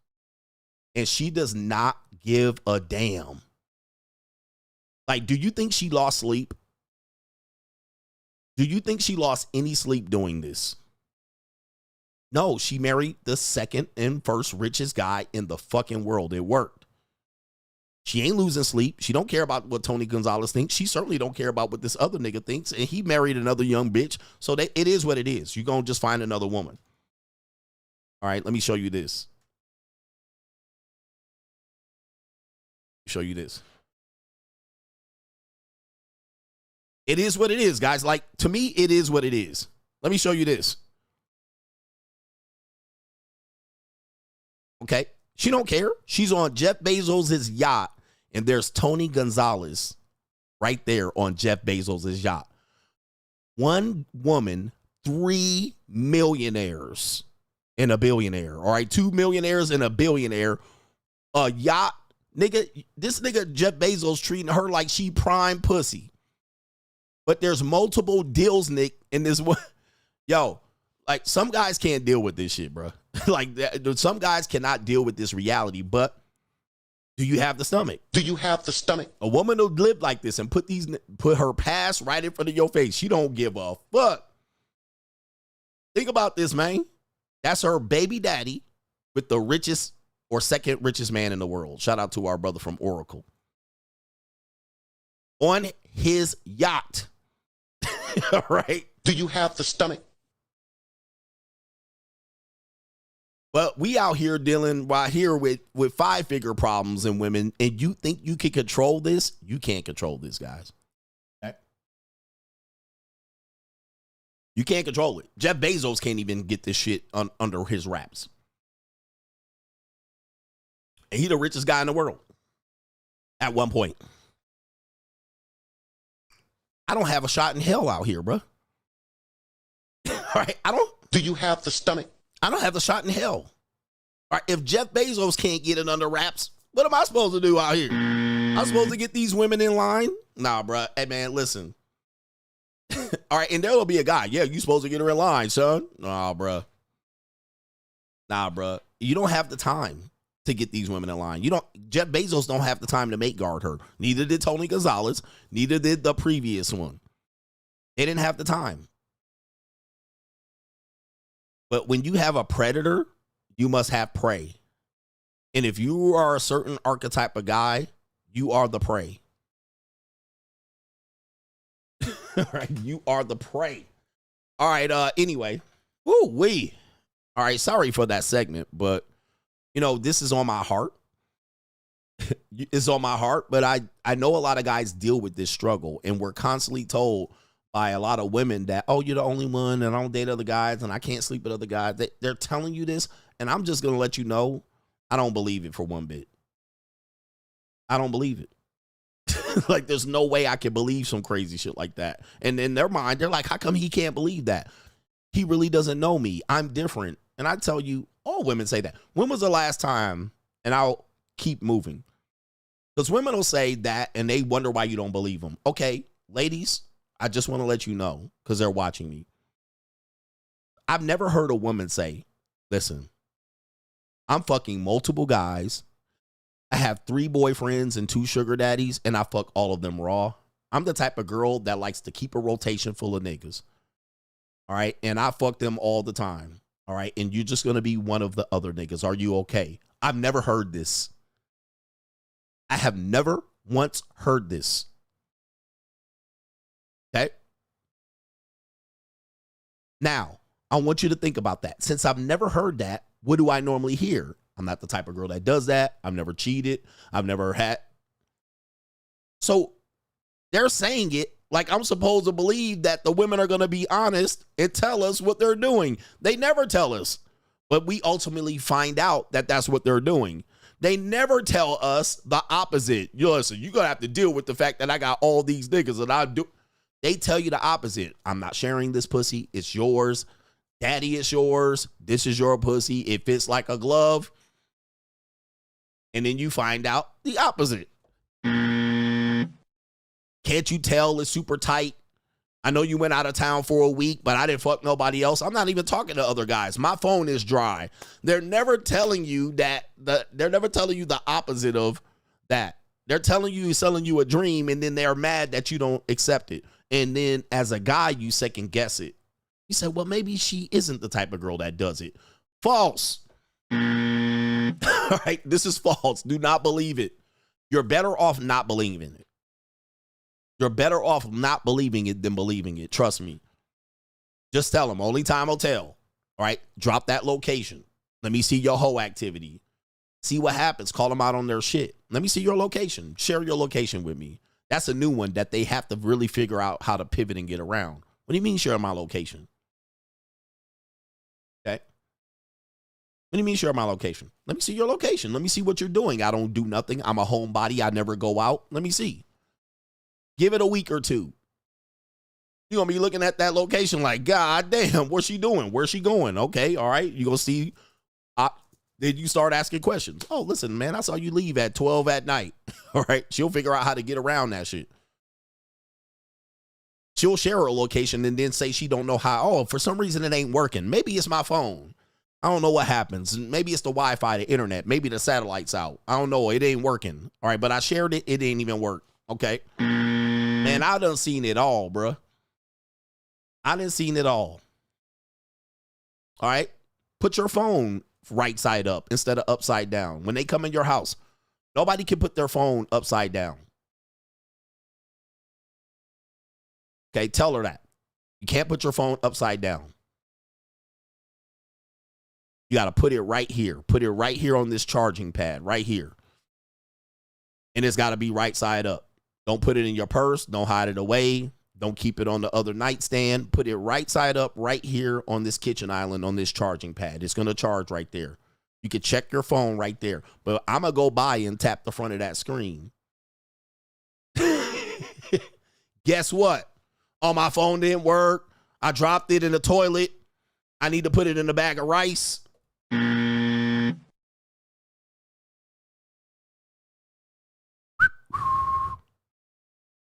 tell her to keep her iMessages and her WhatsApp notifications on and her Snapchat. You're going to walk by that bitch and be like, God damn. I'm just letting you know. He said she got 2 phones. Exactly. They go, listen. So what you do is money talks, bullshit walks, and you will say words and actions are 2 different things. Yep, she got it on airplane mode. They know how to get around it. So that's why I'm telling you guys. You got to make sure that their words match their action, or she just another whore to you. You be another whore to me, but don't ask me for no commitment. Don't ask me for none of that shit until you do these things. You don't do these things, nothing. That's why you got to have a chip on your shoulder. You got to have a chip on your shoulder like Jeff Bezos should have had. Because if Jeff Bezos can get this work, you can get this work too. All right, 100%. But guys don't want to do this because it's too hard, right? You want to believe them. I would tell you, don't believe them. All right, don't believe them. They could say that one thing, and look, if it pans out to be the truth, it's the truth. Let me see here. I'm as tall as Jeff Bezos. Yeah, I don't got the money, though. Oh, goodness. She'll tell you she never posts on social media. I don't post on social media. That doesn't mean she ain't stalking social media. Okay? Now, if all these things that they say tend to be true, why are they still single? Why are they still single? Okay? Why? If she's so great and so wonderful and so virtuous and moral and not a whore, why is she still single? Answer that question. Okay? Because no man finds the value in her, because men all pick the same whores. This is all lies. This is not true. She's fucked up along the way with all these men. That's why she's still single, because she done made these missteps and these guys done called her out on her bullshit and she couldn't cover her bet. Now she back out here in your face. If she was so great, she would have been scooped up like 2 scoops of raisin going in the Raisin Bran. But guess what? She's still out here single because somebody caught her reaching her hand in the fucking cookie jar. All right. You got to think about this, man. And it happens to a lot of us. And we're constantly being targeted because most of us aren't that guy. Like, you know, and you shouldn't be ashamed that you're not that guy, because there's only like 5% of guys that are that guy. Right. But these guys will jump on the internet and say, you could become that guy. Either that guy or you ain't. Motherfucker, you either born with it or you ain't. All right. You can fake the funk with a nasty dunk. It is what it is. I just haven't found the right one. These are all lies. She had the right one and she fumbled them. She had the right one and she fumbled him in a variety of ways. She had the right one and she played in his face and he called her out. Or she had the right one and she didn't realize he was the right one. She thought she could do better. And then she left and leapt and went up to the other guy. And then he crushed her soul in about a year. And now she's back in your face. She back checking the dating app. She back over here. She's available all of a sudden. All right. It's not that she didn't find the right one. It's that she had the right one in her face and she didn't lock it down. She didn't do what she needed to do. Some women also, let me give some women the benefit of the doubt. Some women actually have the right one, but they're too afraid to chase that guy. Okay? She's too afraid to chase him.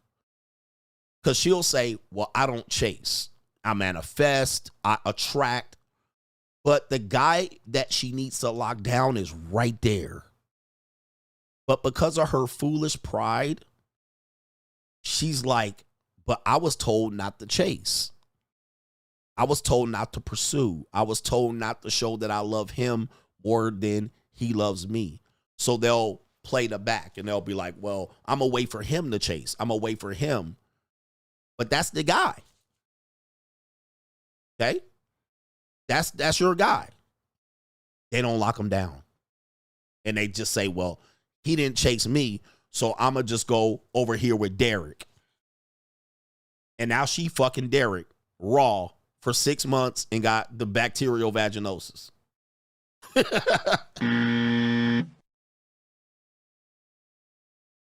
Right? Because she didn't want to chase. She didn't want to lock him down. She didn't want to go over there like Mrs. Buttercups and Butterworth. She didn't want to go over there and put that apron on. She wanted to, but she didn't want to. Because she wanted to manifest. And she had him right there. So she had the guy.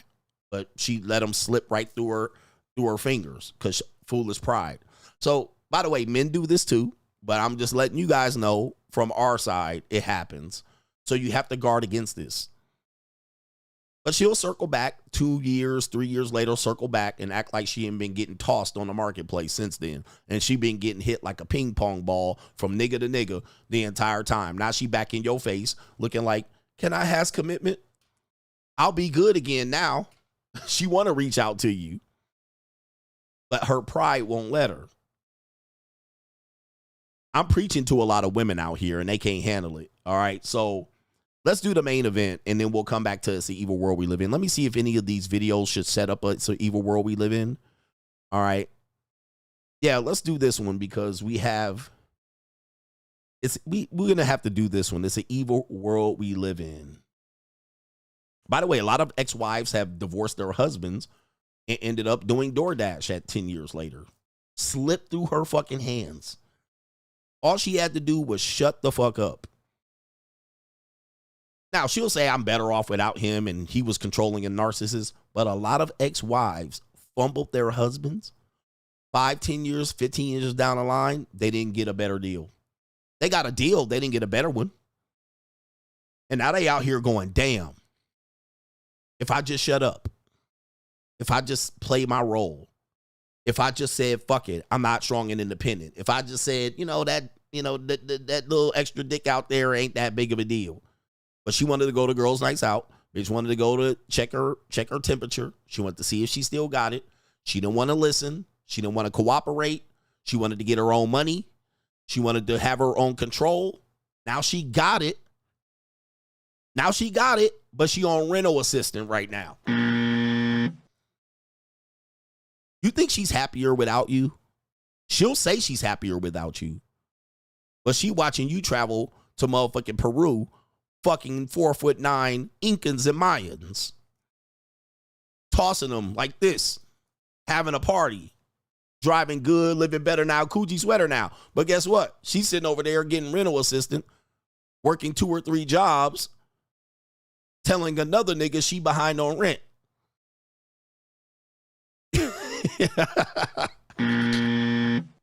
Talking about I'm happy without him anyway. I ain't got to listen to him. He was a narcissist and controlling. You don't think she would go ahead and take that role back? You know what? Never mind. All right, let me just go ahead and get this safety and security again. You don't think so? Come on, bruh. They fumble men all the time. And then they sit up under another dude talking about, these men out here. I don't know why I'm single. I'm a catch out here. Women fumble them all the time. They got the man they want. All they got to do is shut the fuck up and let me do the thinking, and they will win. But nope. All right, they out here like Sierra's prayer, okay?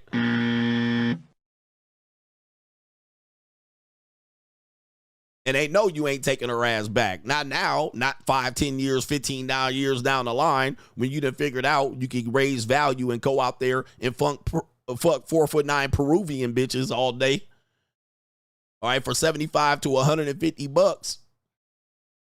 Knocking down 4'8" and 4'9" Costa Ricans. 18-year-old Costa Ricans.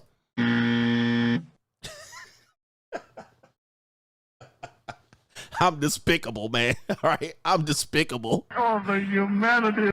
All right, when you get about 40 and you go down to Costa Rica and get 4'9" Costa Rica 18-year-old bitches like, hello. This is the life. Why would I go back to that bullshit? And she out here trying to go on dinner dates with niggas that ain't gonna give her a commitment. And she trying to pray and manifest her way to a second husband. You don't think she would go back if she could just realize, maybe I could just shut the fuck up this time. Maybe I could just cook or clean. Now they chasing young niggas to try to get stamina. All right, anyway, I'm a despicable human being. Oh, the humanity. All right, but I'm not saying that I've done any of these things, but if you're on Locals, you will find out I've done a lot of these things that I say on the internet. Despicable. I'm going to the streets. End of story. All right, anyway, shout out to the ladies here. All right, what do we got here? We have It's the Evil World We Live In, and then the main event. I have to play this part right here because I said I will play it. It's an evil world. Somebody's going to be in the comment section. He didn't even talk about this. Let's talk about this one right here. Women settling for you right here. Women settling for you in relationships. Hey, here we go right here. Women settling for you in relationships. It says right here, 57% of women say they've settled in a marriage and still didn't get what they wanted. This is 8 on the table statistics, and some of their statistics are very interesting because they never really show or source where they got the statistics. So I think they kind of make them up for conversation, but they're not that far off. It's a reality. And it says over 50% of women admit they've settled yet did not get what they wanted in the relationship. Why do so many stay? Why does she stay? Well, the reason why is we just talked about this with Jeff Bezos, the level up.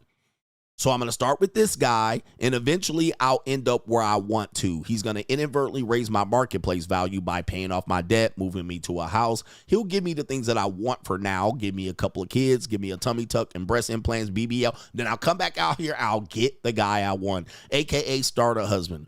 We know that many of these women, 50 to 75% of them, have a backup plan. But some women do the husband store. All right, they do the husband store. So they settled for a guy. Chris Rock said, the reason why your wife is looking at you and she sometimes stares at you is because she thinks she can do better. She thinks she can do better. So she'll take, okay, this guy, you know, the whole love over, what is it? Love over, I can't remember what it was. It was a Netflix series during COVID, and I broke it down. Sex over love? Sex over love. So, okay, I got the rock star guy. He's non-committal. I got CGA. He's committal. He's not my cup of tea, but he's handsome enough. He's boring. He's routine. He's mundane. He's predictable. Okay, but then they'll get with him and think that he's going to hand the world over to her. But she doesn't get everything.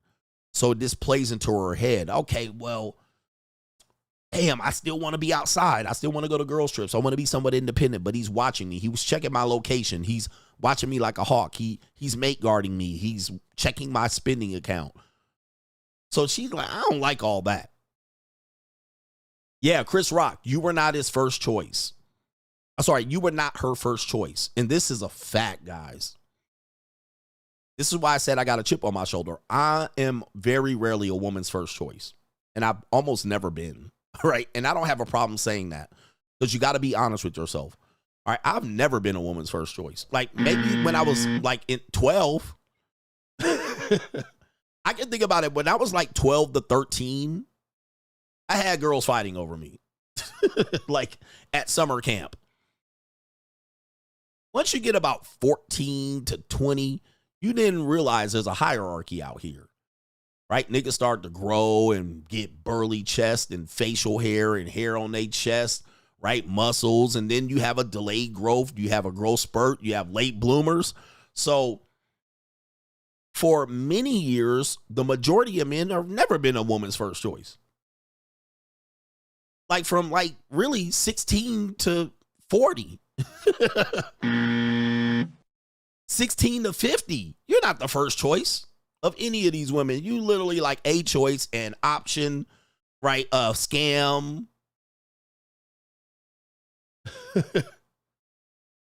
So for me, being honest, like when I was 12 to 13, I had some bitches fighting over me at summer camp. Soon as 14 and freshman year of high school came along, it was completely different. All right. It was like, damn, it was like a fucking rainforest out here. Like, whoa, what happened? All right, this is crazy. So men can spend 20, 30 years and never be a woman's first choice. You're an option. You're an option. And I was a late bloomer, right? I was young. I was always young, you know, for a student. Like I graduated when I was 17. So if you think about that in teenage years, that's a big gap in age. So the women that are in your grade level, there could be a young man that is a year or a year and a half ahead of you age-wise. So freshman year, I'm 13. If I'm not mistaken, freshman year of high school, I'm 13 years old. There's some guys that were 15 in freshman. You think about that. That's a year and a half, or they were about to turn 15 before you turn 14. So my freshman year of high school, I'm 13. Okay. My freshman year in college, I'm 17. If you think about that, there's freshmen in colleges that are 18 turning 19, right? There, my junior year in high school, I'm 15. There's people that started junior year 16 driving. I had to wait till months into my junior year to even get 16 to drive. Think about that in terms of how people see you and perceive you. And I believe at one point I changed schools. In my first couple of months there, I was first choice.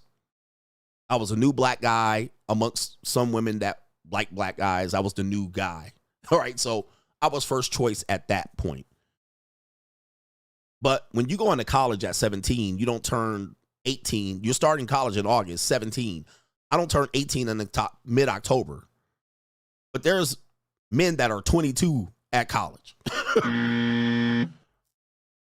You're not first choice.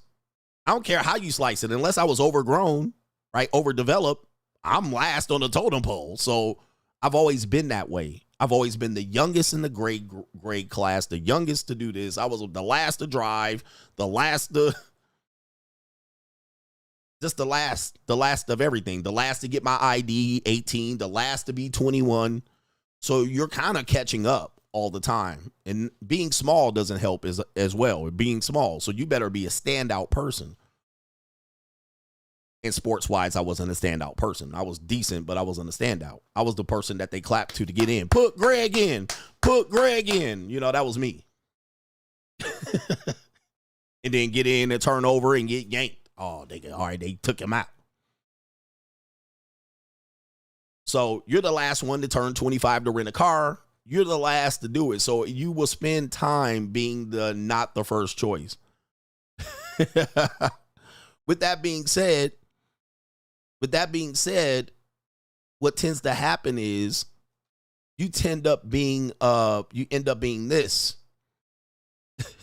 You end up being this, where women will marry you. They'll get into a relationship with you. They'll date you.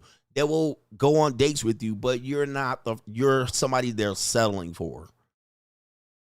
And women will settle at points of their lives, only to then find out, oh, I thought this guy would be a simp. I thought I would run all over him, and I didn't. And therefore, I didn't get what I wanted. This one actually shows this too. 2 in 5 divorced women admit they knew they settled the day they said yes. When I tell you these stories, it is not to make myself feel bad about myself. This is why I'm open and honest with you guys. Because a lot of us are these. You know, we can say everybody got game and they got crispy mouthpiece and I never lost to hoes.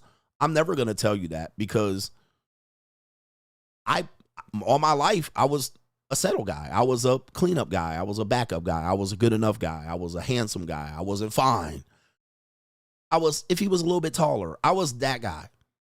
And then I said, I'm going to have a chip on my shoulder and go, okay, I'm going to overcome that deficiency. And I did to an extent. Stand on my money. I'm successful, right? Those are the chip on your shoulder things that people say you overcompensated for. It's not overcompensated. Compensation is survival. It's survival of the fittest. But you have to understand it's nothing personal because a lot of men are in that situation. 2 in 5 divorced women admit that they settled and they knew they settled the day they said yes. Meaning they walked down the fucking aisle going, I'm settling, but I could do better. AKA the divorce is planned before the wedding. The divorce is planned before the wedding. She's like, okay, if this doesn't work, I can always. Now, women won't admit this. I don't need you to admit it. I'm teaching the class. But this is a reality. Yep, they wanted the wedding. They didn't want to be a wife. They wanted the title. Like they'll tell you, like a girl will tell you, I just want the title. I just want to be the girlfriend. I want to define what we are. That's her settling for you. That's her settling. You know why? It's because they've been with dudes for 6 months, a year with no fucking title and settled and was good with it. She might have been not good with it, but she dealt with it. She was like, because she knew she pressed the envelope, she was going to lose that guy. So she just said, fuck it. I'm never going to challenge that guy. I'm just going to be known as this guy's girl, one of the guy's girls. But then when they get with you, they want a title. They want to clear it up. They want to know what it is before. That's her settling for you. All right, so this is very bad. You know, people call it black pill. This is a reality check. The majority of women have what? Boom, a backup plan. Then you have women that settled, but they didn't get what they want because they thought they could run over the guy. Then you have 2 in 5 divorced women say they knew they settled the day they said yes. Now, whatever these statistics are, it is what it is. I don't know what the actual statistics are, but if you take life experience, it's certainly true. All right, I do have the main event coming up, and I'm going to give it to you right now. But that's the evil world we live in. Where are all the people dissenting here? It's an evil world we live in. And somebody's going to say men do the same thing. Absolutely. All right, I'm not saying men don't do any of these things. I think most men, the majority of men, they only date, mate, have sex with, or marry who they can get. Almost never who they want. Okay, it is almost never that a guy gets the woman he wants. Even though a guy can get access to women, he almost inevitably never gets the woman he really wants. All right. So if you just say, what about when the men? Okay, most men never get who they want. Ever. They will live their entire life and never fuck a woman that he wants his entire life. Unless he paid for it. If he never pays for sex, he never fucks a woman he wants. Ever. He's desired women and never have come close to even touching her shoulder. But he also is with a fat bitch that he's married. He'll be married to her and say, I'm loyal. That man has never fucked a woman he ever desired. Ever. That's why he got magazines and OnlyFans. He's never fucked a woman he desired in his entire life. And he never will unless he pays $1,500. And he never will. He has never got free desirable sex from the woman he has desired. That's why them niggas be sitting around here with them Google glasses and them Ray-Ban glasses, and they're approaching, and they're a girl, and they doing upskirts in Walmart, and they're running around here filming teenage girls. He's never fucked a woman that he wanted in his entire life. All right. That's most men. As we say, men marry and have sex with who they can. Not with who they want. This is why prostitution exists. This is why escorts exist. This is why women sell pussy at 18 and 19 on OnlyFans and on the streets. This is why they exist. Most men have never fucked an 18-year-old girl they ever wanted. That's why them niggas be 35 trying to fuck 18-year-old girls that they never could fuck when they were 18.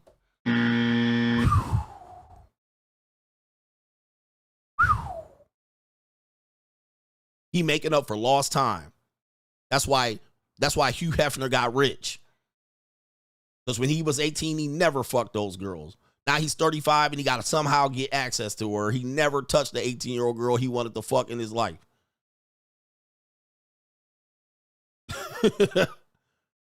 Huh? He missed 18 to 24, his entire 18 to 24 age years. Now he got to go back and make up for lost time. Shit. Don't talk to me about this shit. All right. Now he got to be, now he's 45 making up for lost time. Mm-hmm. Where we out here? Now he down in the Philippines fucking 18-year-olds like they crazy, all right? Because he got access to them. He can get them to come hop on his dick. When he's 19, he can never do it. They ain't ready for this shit. Oof. Oof. All right. Oh, man. You're listening to The Truth Teller. And now, if you're a guy and you say not me and not all men, you the bitch. You like these women that say the same thing. Not all women do this. You the same nigga. All right? Maybe it don't apply to you. But I'm actually telling the truth. All right? I'm telling the truth. Shout out to our brother Jake Cool says, Coach, I like hoes. Thanks for pointing out what to look for, and I'm 58 years old. Liking hoes never dies. 100%. Liking hoes never dies. Man, I could take this content and flip it on dudes' heads and watch y'all be like the bitches that y'all say, well, not all women do that. And y'all will turn into pure bitches if I flip this content back on men. Y'all would be pure bitches. Like you guys say, not all women. Oh, they can't say not all women. Y'all got a phrase for it called NAWALT. Not all women are like that. Y'all niggas will turn into pure bitches too if I start cooking y'all niggas like whole motherfucking eggs. If I start boiling y'all niggas, y'all will turn into bitches overnight. Not all men do that, and I didn't have to do that. Who gives a fuck? Am I saying what is mostly true? Yes. Who gives a fuck that it apply to you? It don't mean shit. You're not disproving anything that I said because it doesn't apply to you. You just mad that I'm calling this shit out. So it didn't apply to you. Congratulations. You want a cookie? It does apply to you anyway, but that's neither here nor there. Not all men are like that. You're not describing me. It didn't happen to me. Shut the fuck up. Who cares? It mostly applies. It mostly applies. There's a marketplace that proves that it applies. Take OnlyFans. That's how it applies. Hooters. There's 50-year-old dudes in Hooters for no fucking reason at all but to look at 19-year-old bitches in shorts and t-shirts and tilted kilt for that matter. Playboy magazine, college co-eds. Everything proves what I'm saying is true. Escorts, prostitutions, married guys. So what I'm saying is mostly true. If it doesn't apply to you, who gives a motherfuck? All right, who cares? All right, not all men are like that. It doesn't mean that. This is not true. We have so much things that men reach to that look at these type of girls, man, that it applies. It is mostly true. Just because you didn't have to go through it, allegedly. But the parking lot at Twin Peaks is full of old guys looking at 19-year-old bitches in push-up shirts and bras. All right. What? They're not looking at old bitches in push-up shirts and bras. They're looking at young bitches at push-up shirts and bras. So, whatever. Right? Whatever's clever. Go to a brothel. Are there 50-year-old women there or 19-year-old women? I rest my case.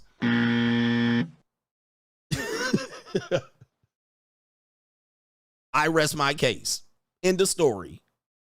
Shout out to Van says, I just want to give you an example to show that men do love women. I'm not saying conditions aren't involved. Okay, well, you switched it up. He says nobody would make a general statement and say parents don't love their kids and expect them to be taken seriously, even though it's not 100% false. Two things can be true at once. You said unconditional love. Now you're switching back to love. Which one is it? Which one is it? All right. JUCO says Tom Brady, the GOAT, could not keep his wife either. Free agent lifestyle for life. Okay. Yeah. So this goes against money, status, and all of these things, right? All of that money, status, looks, all of that is temporary Band-Aid. That's to get women. Okay. You want to attract a woman? Then you could talk about money, status, looks, height. This is why I've been saying this space is mostly talking about getting women. That's why I'm too elevated above this space, because I actually got a woman. Like, I got married. I live with women. I actually went past the starting blocks of where you struggle. Yeah, status to get women, hypergamy to get women, all of that evolutionary biology is to get women. When you talk about keeping women, that's a whole different conversation. Status doesn't keep a woman. Neither does money keep women at all. Neither does height. None of that shit matters. Neither does game. Neither does game. Game don't matter to keep your woman. All right? None of that matters. Getting women, status, money, height, looks, muscles, whatever the fuck you talking about. You want to get a woman that, or get her attention or start a conversation. Yeah, you're going to need one of those or a couple of combinations of those and a percentage of this and a percentage of that.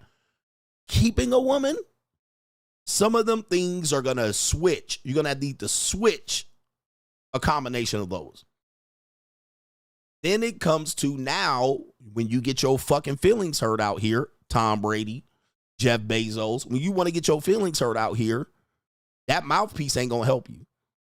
Okay? That height ain't going to help you no more. That don't matter no more because there's a taller nigga and she might cheat on you with a shorter nigga. Money don't matter no more. All right. She's already now used to having money. All right. I know a lot of wives that they got used to having money, and you put another 50 grand in the bank account and nothing happens. Pussy don't get wetter. And then that's when they do the reverse of hypergamy. They cheat down. They cheat pool guy, personal trainer, massage therapist, whatever it is. That nigga, nightclub, girls' nights out. The money don't matter anymore. She's used to that. She's lived 5-10 years with that money. She's already got the car she wanted. She already got the loans paid off. She already got the breast implants. She already got the Botox. The money ain't going to help you that much anymore. Money becomes why she's about to divorce your ass. Same thing with status. Status is nice to get the conversation started. It's nice to try to get a woman. But to keep her, status is not going to help you. It might help you a little bit. What tends to matter? Her feelings, her social circle, maybe her religion, the children that you had, right? Does she lose all that? Can you afford a divorce? What is she going to do when she leaves you? Can she get another trainer? Can she get another trainer? Can she get another man? Can she get another man that's bigger, better than you? That's what matters then. You can have all the crispy mouthpiece you want. She ain't listening no more. She done tuned your ass out. Because she already know what you're going to say when you're going to say it. Anybody disagree? There's some guy out here disagreeing. Keeping a woman and getting a woman are two different skill sets. Most of y'all ain't not got it. Right here. What if she says to you, she could divorce you and get way more money than to be with you and she stays? Right? If I stay, he's going to keep giving me $2,000 a month, and he's going to keep monitoring the credit card. If I leave him, I could get $5,000 a month in alimony and child support. There's the money. Yep, and I can get the house. I can keep the car. I can get his motorcycle and sell it. Or I can get $2,000 a month and have this nigga looking at the credit card statement asking me why I bought this and why I did that. So there's the money. You're worth more divorced than married. And they'll take that leap. I can get better child support from him. I can get $1,600 a month in child support, $1,200 in alimony. That's $2,800. I can put that towards the rent. I could get government assistance. I could keep my job. Those are two different skill sets. Yeah, you got the money, but you're worth more divorced than married. And a lot of women make that choice. Remember, 50% allegedly knew they settled for you. She's like, I settled for him anyway. I don't even love him anyway. I hate when he touches me anyway. I hate when he breathes on me. I hate when he comes home. There's some women right now that you're married to that when you come through that garage door, her life is in shambles. Y'all don't want to hear me.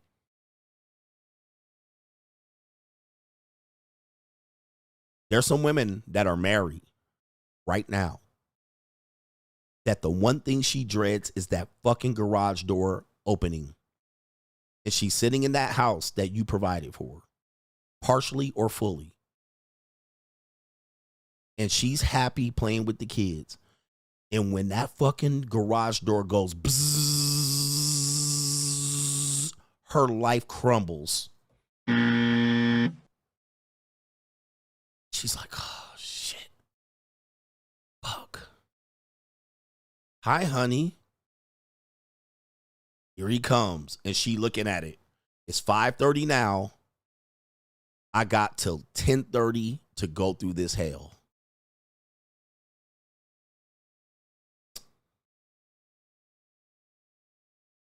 Y'all not ready. Y'all not ready.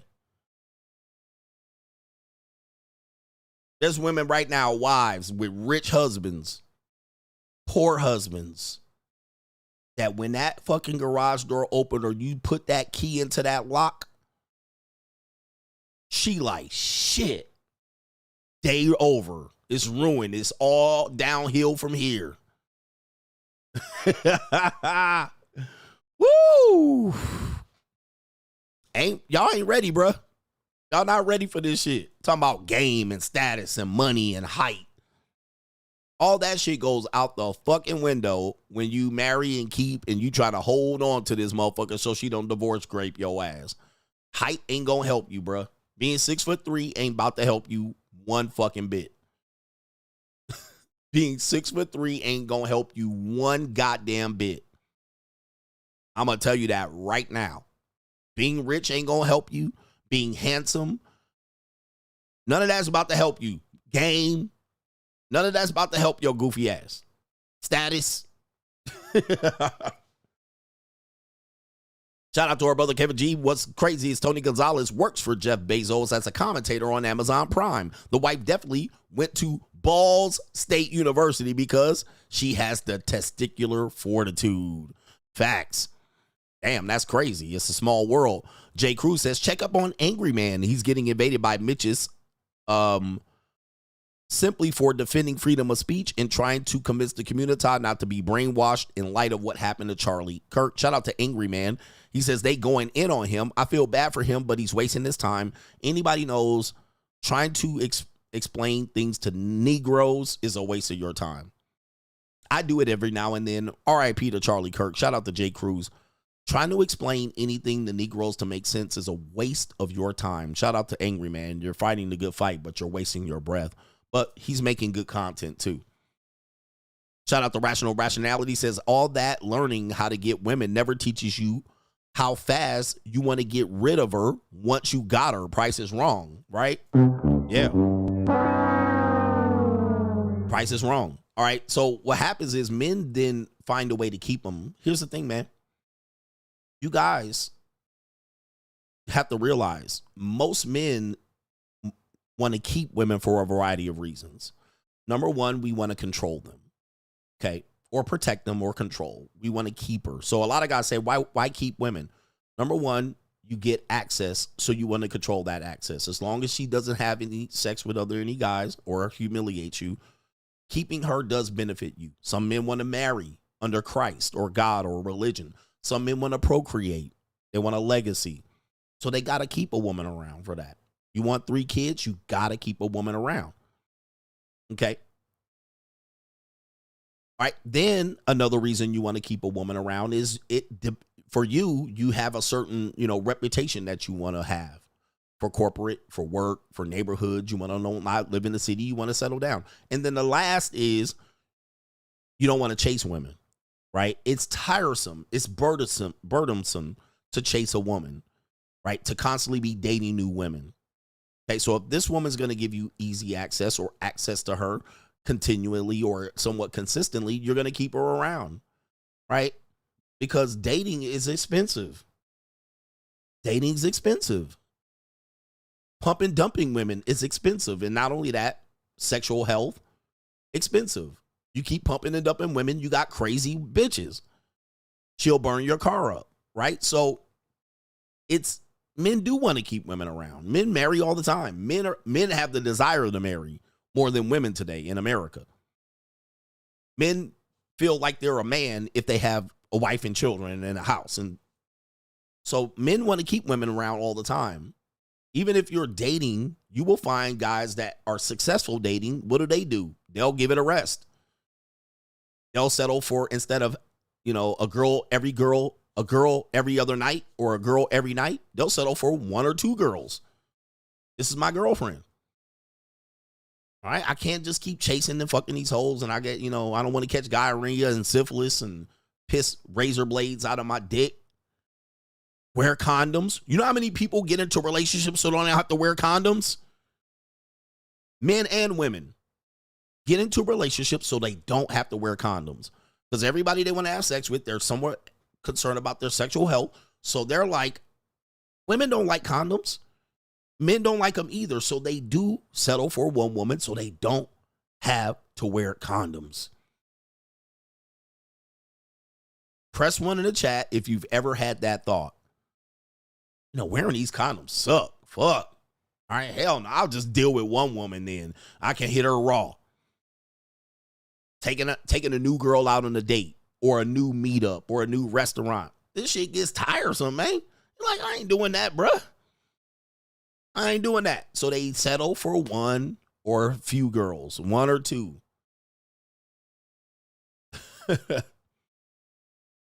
That does happen. So then you gotta now deal with that reality.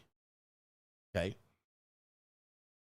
You got to deal with that reality so you don't do it. But men do this. So it's not in this space. We're anti that to an extent.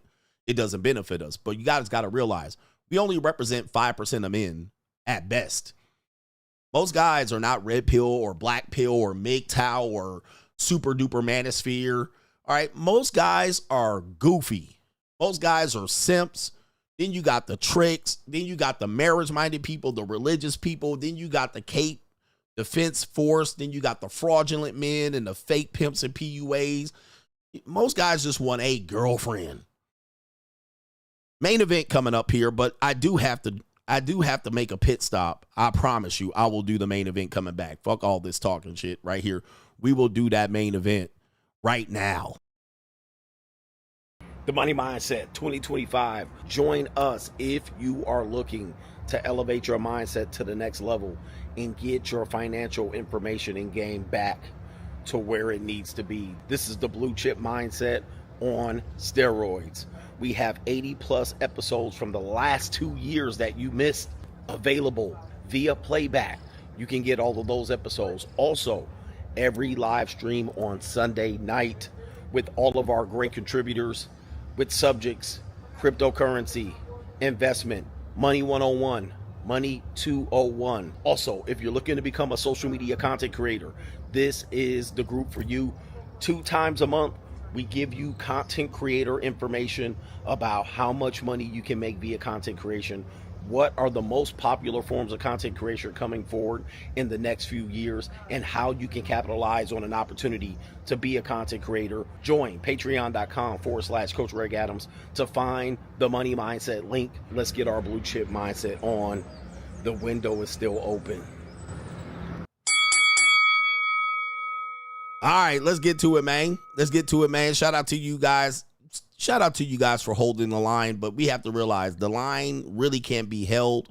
Most guys are one blowjob away from the plantation. Okay, so it's nice to put up a nice force. I'm out here pumping up at these hoes. Most guys aren't out doing this. Most guys are extreme, purple-pilled, in love, sucker for love ass men.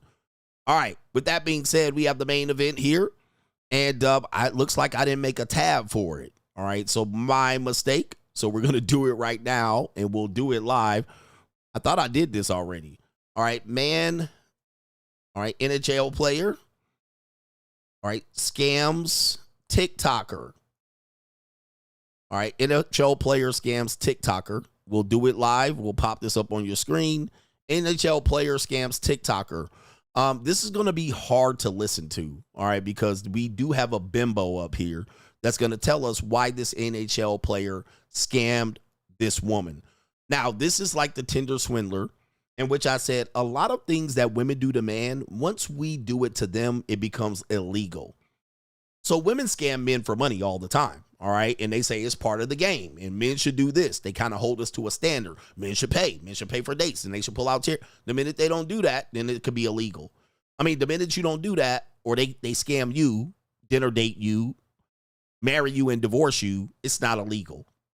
Right? Then you end up spending tens, 20s, hundreds, hundreds of thousands of dollars with the woman scamming you. Right in court, child support court, scam. All right, keep custody away from you, scam. Never illegal. A man leaves, eats and dines and dashes on a dinner date with a woman, arrested. Tinder swindler end up scamming a couple of Scandinavian skeezers. Let's show you this real quick. And they made a Netflix series about it. Okay, a Netflix series. Oh, he cleaned out their bank account. He recently was arrested as of yesterday. All right, we're going to show you this right here. He was arrested as of yesterday. Simon Leviev arrested on mysterious new charges after Interpol red notice, September 15, 2025. So breaking news. He was detained upon arriving at an airport here on the Black Sea on Sunday morning. And it says the Georgian interior minister says he was picked up on a red notice from Interpol once he crossed into the country. It's not clear why the con man, an Israeli national. I'm not going to say what race, what people. Was taken I into can't custody. say All right, that. it's not clear, but he scammed a couple of old white women, a couple of old Scandinavian white women, and blonde and blue-eyed. Where the white women at? Post-war white women. And now he's getting Interpol, right? He's a scammer. So we know when women do things against men, it's never really illegal. Right? They can beat us up. They can set our car and house on fire. They rarely go into jail. But men do things, dine and dash, scam money out of women, jail. All right. And you're the biggest piece of shit ever in history. We have this woman here, and bear with us. This is going to be an interesting story to unfold or unfurl here. This bimbo right here is going to tell us why a National Hockey League player scammed her out of money. So we'll show you the player. Or I have to say allegedly. This is the alleged player because she did not name the player. So, but the fans and people that have watched this unfold have done some deductive reasoning. She's mentioned some of the teams that he played for in practice and his injury status, and they have picked out this guy as the alleged suspect. Okay, so anything that I say about this story, the player is allegedly him. And just to show you, other people have reported this on the internet, so it's just not me. And his name is allegedly former New York Ranger and Los Angeles King, Arthur Kaliyev, allegedly scammed a TikTok influencer, and he was on a 3-year relationship out of $50,000. All right, this is what she's alleging here. And it says right here, he's going to miss the rest of the season in the playoffs due to an upper body injury. She's going to mention that. They're going to show the New York Rangers signed him to a 1-year, 2-way NHL contract. There he is with the LA Kings, probably AHL or minor league team. And there it is right there. There he is with the New York Rangers. We also do have possibly some contract information here. We got him making right here, signed by the Ottawa Senators for 1 year, $775,000. So with that being said, he has a contract. He's had several contracts, but he wasn't rolling in the big dough. All right. None of my intel says that he was making completely millions and millions and millions and millions of dollars. He was making good money, but he wasn't making millions of dollars. Now, the woman in question is one of these Instagram skeezers that you see here. All right. And I have to be careful what I do is because, you know, she's getting a lot of bikini clad outfits. All right. So I do have to be careful because she got her little breast implants and showing them off everywhere. All right. So there she is right there. And anytime you see a white woman like that with some nice bitties like that, you know she got breast implants when she graduated high school when she was 18. All right. Definitely breast implants. All right. Shout out to them. All right. It's hard to get white women to be this perky. All right. She's either going to be 18 or 19 or have falsies. All right. Shout out to the falsies. But this is allegedly the woman in question here. So we're going to listen to a lot of this bimbo. All right. Just so you can see here, we're going to listen to a lot of this bimbo. Let me give you an example because there's a 30-part TikTok series. Take notes. A 30-part TikTok series on this particular thing. So let's hear one part. This is part 4 of an athlete or a scam artist. Here we go. Or scam artist. So he just spent 9 months saying, we're going to meet each other, we're going to hang out, and then he dips and he goes to Miami for the summer. I had no clue he was leaving. I had no clue he lived in Miami in the summers, and this was fully a surprise to me. I was expecting to meet him, and now he's across the country. I'm like annoyed at this point, but he reels me back in because he says, hey, NBA playoffs are coming up. Miami's going to be in the playoffs. How about if Miami makes it to the playoffs, you come out to Miami and we meet each other? I just talked to this man all day for 9 straight months, so I am pretty close to him, and even though I had been waiting for 9 months to meet him, at this point I'm like, okay, like I guess I can wait another month. So I wait, and now it's June, and this is when things started going downhill. I'm watching the Heat win game after game, and I know I'm about to go to Miami soon. I'm like looking at flights, sending him dates. After the last however many months, I don't even know if he's truly gonna meet me, but this trip is solidified. All right, let me stop this. Where the white women at? All right, so this does then talk about how to get women status. He's an NHL player. He has money. This woman is telling you she got options, right? I got options. I got professional athletes in my DMs, but she waited 9 months to meet the guy. All right, so she's an idiot. All right, I'm just letting you know. But she probably is the type of girl that when you meet her, she says, I have a boyfriend that plays for the LA Kings. But she waited 9 months only on DMs. He slid in her DMs. I'm trying to put the story together based on what I heard. I only got up to like 20 something, and I was like, this woman's an idiot. Okay. But she then says, I can do better. I have access to an NHL player, but she's turning everybody else down. Chad, Brad, Tyrone, Dexter. All right, I got an NHL player. But she literally said, I waited 9 months to meet him because he kept giving her the runaround. And she kept, she probably initiated text messages with him, and she chased him. She chased him down, and he was like, all right, fuck. Now, somebody's going to say it wasn't the guy, it wasn't the same guy. No, she ended up meeting him, and it was him. It was him. So we're going to give you a little bit of this chicken balk again. All right, here we go right here. And he texts me and he says, hey, weird request, but my family owes some people some money and I need to send it out for them, but my PayPal is suspended. You know, I have all this money, I just can't send it out. Do you think I can put my card in your PayPal and just send it out through your PayPal? Then he slips in, if I don't get this payment sent out, like, they're going to hurt me. At this point, I didn't know anything about his family, but he acted very weird when I tried to drop the basket off, and his family was there, and now he's saying they're going to hurt him. And I'm about to meet this guy, and I don't want to make him mad, so I'm just like, sure, yeah, go ahead. I didn't really think to remove my information from the PayPal account because I'd been talking to him for a year. He A year. Okay, but she hasn't even met him yet. seemed pretty trustworthy. So he goes on, he sends out a couple $1,000s right then from my card. All right, from her card. All right, so do you see where this is going here? Again, he's not a multi-millionaire. He has good money, but he's also playing the Tinder swindler saying, you know, my family takes my money. All right, I don't have access to my money. But he might be overspending. I don't know. This is allegedly her story. So he might be overspending. He might owe the Russian mob the money. I don't know. So he's playing the whole Tinder swindler. He got her chasing him. And he's like, let me just go ahead and get some money off of her. All right. Let me go ahead and get some money. Let me get that PayPal. And he spent her money on the PayPal because she gave him access.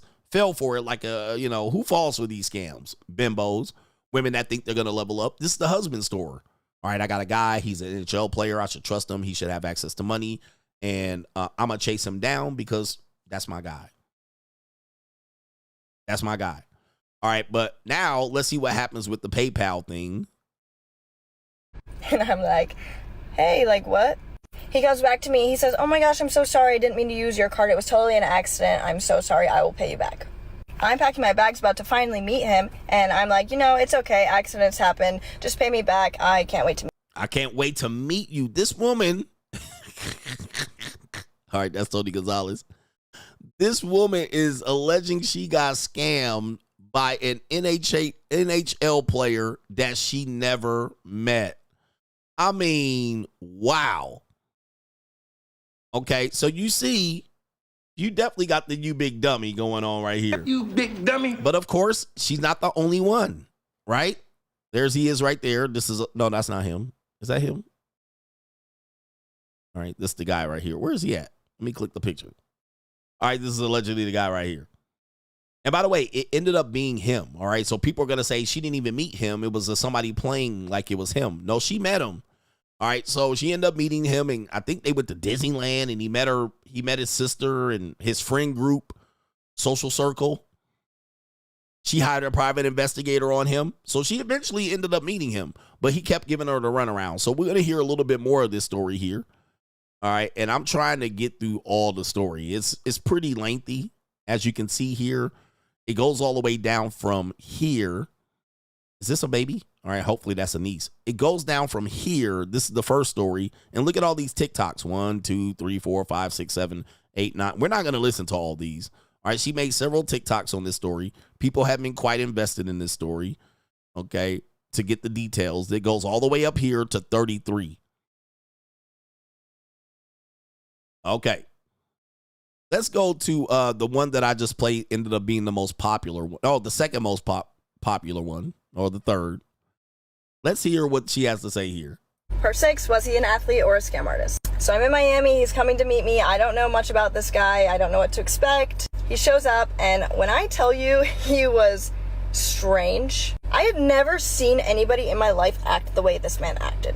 He was like super scared, super nervous, but he also like couldn't really hold a conversation. Something was off. I just kept going back to he grew up differently, like whatever. So that night we went to dinner, we hung out a little bit. He kept saying like, oh my gosh, I can't believe I'm like hanging out with you. Like I never do this. It was a little awkward, but it was fine. And then the next day we went to the game, and then I flew back to LA. I go back home and I get a text from him, and he's like, hey, I can't believe I'm saying this right now. I've never traveled with anybody besides my family, not even a friend, but I really enjoyed hanging out with you. Would you want to go to the Bahamas in like a week and a half and celebrate my birthday there with me? And I was like, of course. Like I'd been waiting so long to hang out with him, and now he's making plans. Like, of course I'm gonna go. So we're super quickly trying to plan and book the Bahamas because it's coming up very soon. Of course, I get another text, and he's like, hey, I actually need to send out one more PayPal on your account. I promise this will be the last time. It's the last thing. But again, they're gonna hurt me if I don't. He says, I know I accidentally used your card. I will make sure that doesn't happen again. After actually meeting him in person and seeing how like afraid of everything he was, and him telling me like if I don't get this payment out I'm gonna get hurt, I actually believed it. So I told him, as long as you switch your card, it's coming from your bank account and not mine. Yeah, that's fine. Just get it done. We're gonna go to the Bahamas next week and we're gonna have lots of fun. Okay, so when we talked about this earlier, and this is allegedly the guy here. All right, where is he at? Allegedly the guy that's where is it at? All right, allegedly. When I talked about that women do this for these type of guys, Pookies, Ray Rays, they literally have no rules. All right, their rules are not there. The rules go out the fucking window. However, when you or I show up, all right, when I show up, nah, you got to pay for the whole ticket. You got to pay for this, right? If I ask her to Bahamas, she starts putting rules. So for me, CGA, you think she's going to do any of this for CGA? Nope. You think she's going to do any of these and make these concessions for you, get access to her PayPal? Nope. Okay. So now, because she got victimized and scammed, she's going to come over to CGA and put all these rules. You got to do this or you got to do that. But she got nutted in. She paid her own way to Miami. She then basically bought the tickets to Bahamas through these PayPal transactions, right? Nope. But when it comes to me, she puts all these rules. She wants a commitment. She literally waited 9 months to a year to meet him in person. You think a woman's going to do that for me? No. But I talked to her for 1 fucking week, and now she's sending me screenshots of her rent needs to be paid. Right? But she done got traveled all over here, got nutted on, his facial and all that shit. First day they met in Miami, got their holes ran and the Duke shoot, got nutted in her teeth. And now when she comes over to me, I got to do X, Y, and Z. This is why we're talking about this. And they start young. Then when they turn 29, 30, 36, they start making all these rules right here. All right, you got to do this, and the man got to do this, and the man got to treat you like this. That's crazy. This is why this is a big deal. And now they're a victim at the same time. He scammed me. He got over on me. He used me. He played me. He finessed me. All right, but now I got to follow all these fucking rules. Right? Now it's an emergency. I need $3,000 right now, coach. Help me. Help. Where we at here? And this time he switches the phone number linked to the account to his, so now he can let himself in and out whenever he wants. And he very quickly sends out thousands and thousands and thousands of dollars. Within just a couple days, my card has now been charged about $15,000 from PayPal. And of course he plays dumb and says that my card was on there. I don't know how it possibly could have came from your card. And he's just so uneducated and dumb that I believe him. And I'm like, oh no. But he reassures me that he's going to pay me back and he's going to fix this mess. And we're going to go to the Bahamas and have a great time. And she's still going. She's after $15,000 of PayPal transaction. She's still going. That's crazy. I'm going to the streets. End of Trust story. me, 99% of men can't get away with this. They can't. But because status, he's well known. She assumes he's wealthy or rich. Okay. She assumes he's wealthy or rich. Guess what? I'm going to go ahead and make a concession. All right. Obviously, he has his own money and he wouldn't lie to me because, yeah, I'm just that good looking and I can attract professional athletes. And she going. All right. Let's hear about 3 more videos of this one because, and these are at random. I wish I could play them, you know, as she's explaining it, but we would be here all day. All right. We would be here all day. And yeah, she called him dumb. She said he's dumb. He's not very social. What is she thinking? I can have his kid. I can get that child support. I can get a relationship. I can get Facebook official and stat. She was willing to deal with this dumbass nigga, right? Allegedly. She was willing to deal with this dumbass nigga, right? Because he was a NHL hockey player. But me, on the other hand, no. I got to be intelligent, sapiosexual, able to hold a conversation. Remember the dumb shit that she told me about on date number 1, 2, or 3? Remember I told you that on date 1 the first time we met? I don't remember none of this shit. But she dealt with this dumb nigga right here. Don't remember shit, can't hold the conversation, nothing. She was willing to go to the Bahamas international with this motherfucker. Meanwhile, I'm supposed to remember what her favorite color was in her birthday on date number 3. Like what?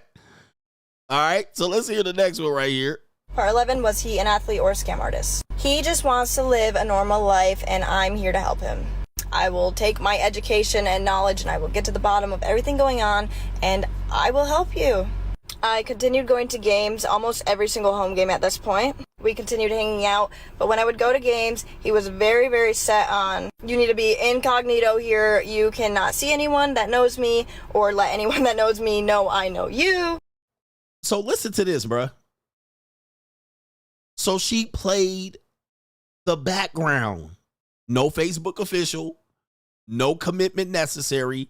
According to her, she went to several games, took the tickets, but couldn't just show that she was with the guy. And she literally went for it. Again, like I said, rules for thee, not for he. So you was going to play the side bitch. You was going to play the background.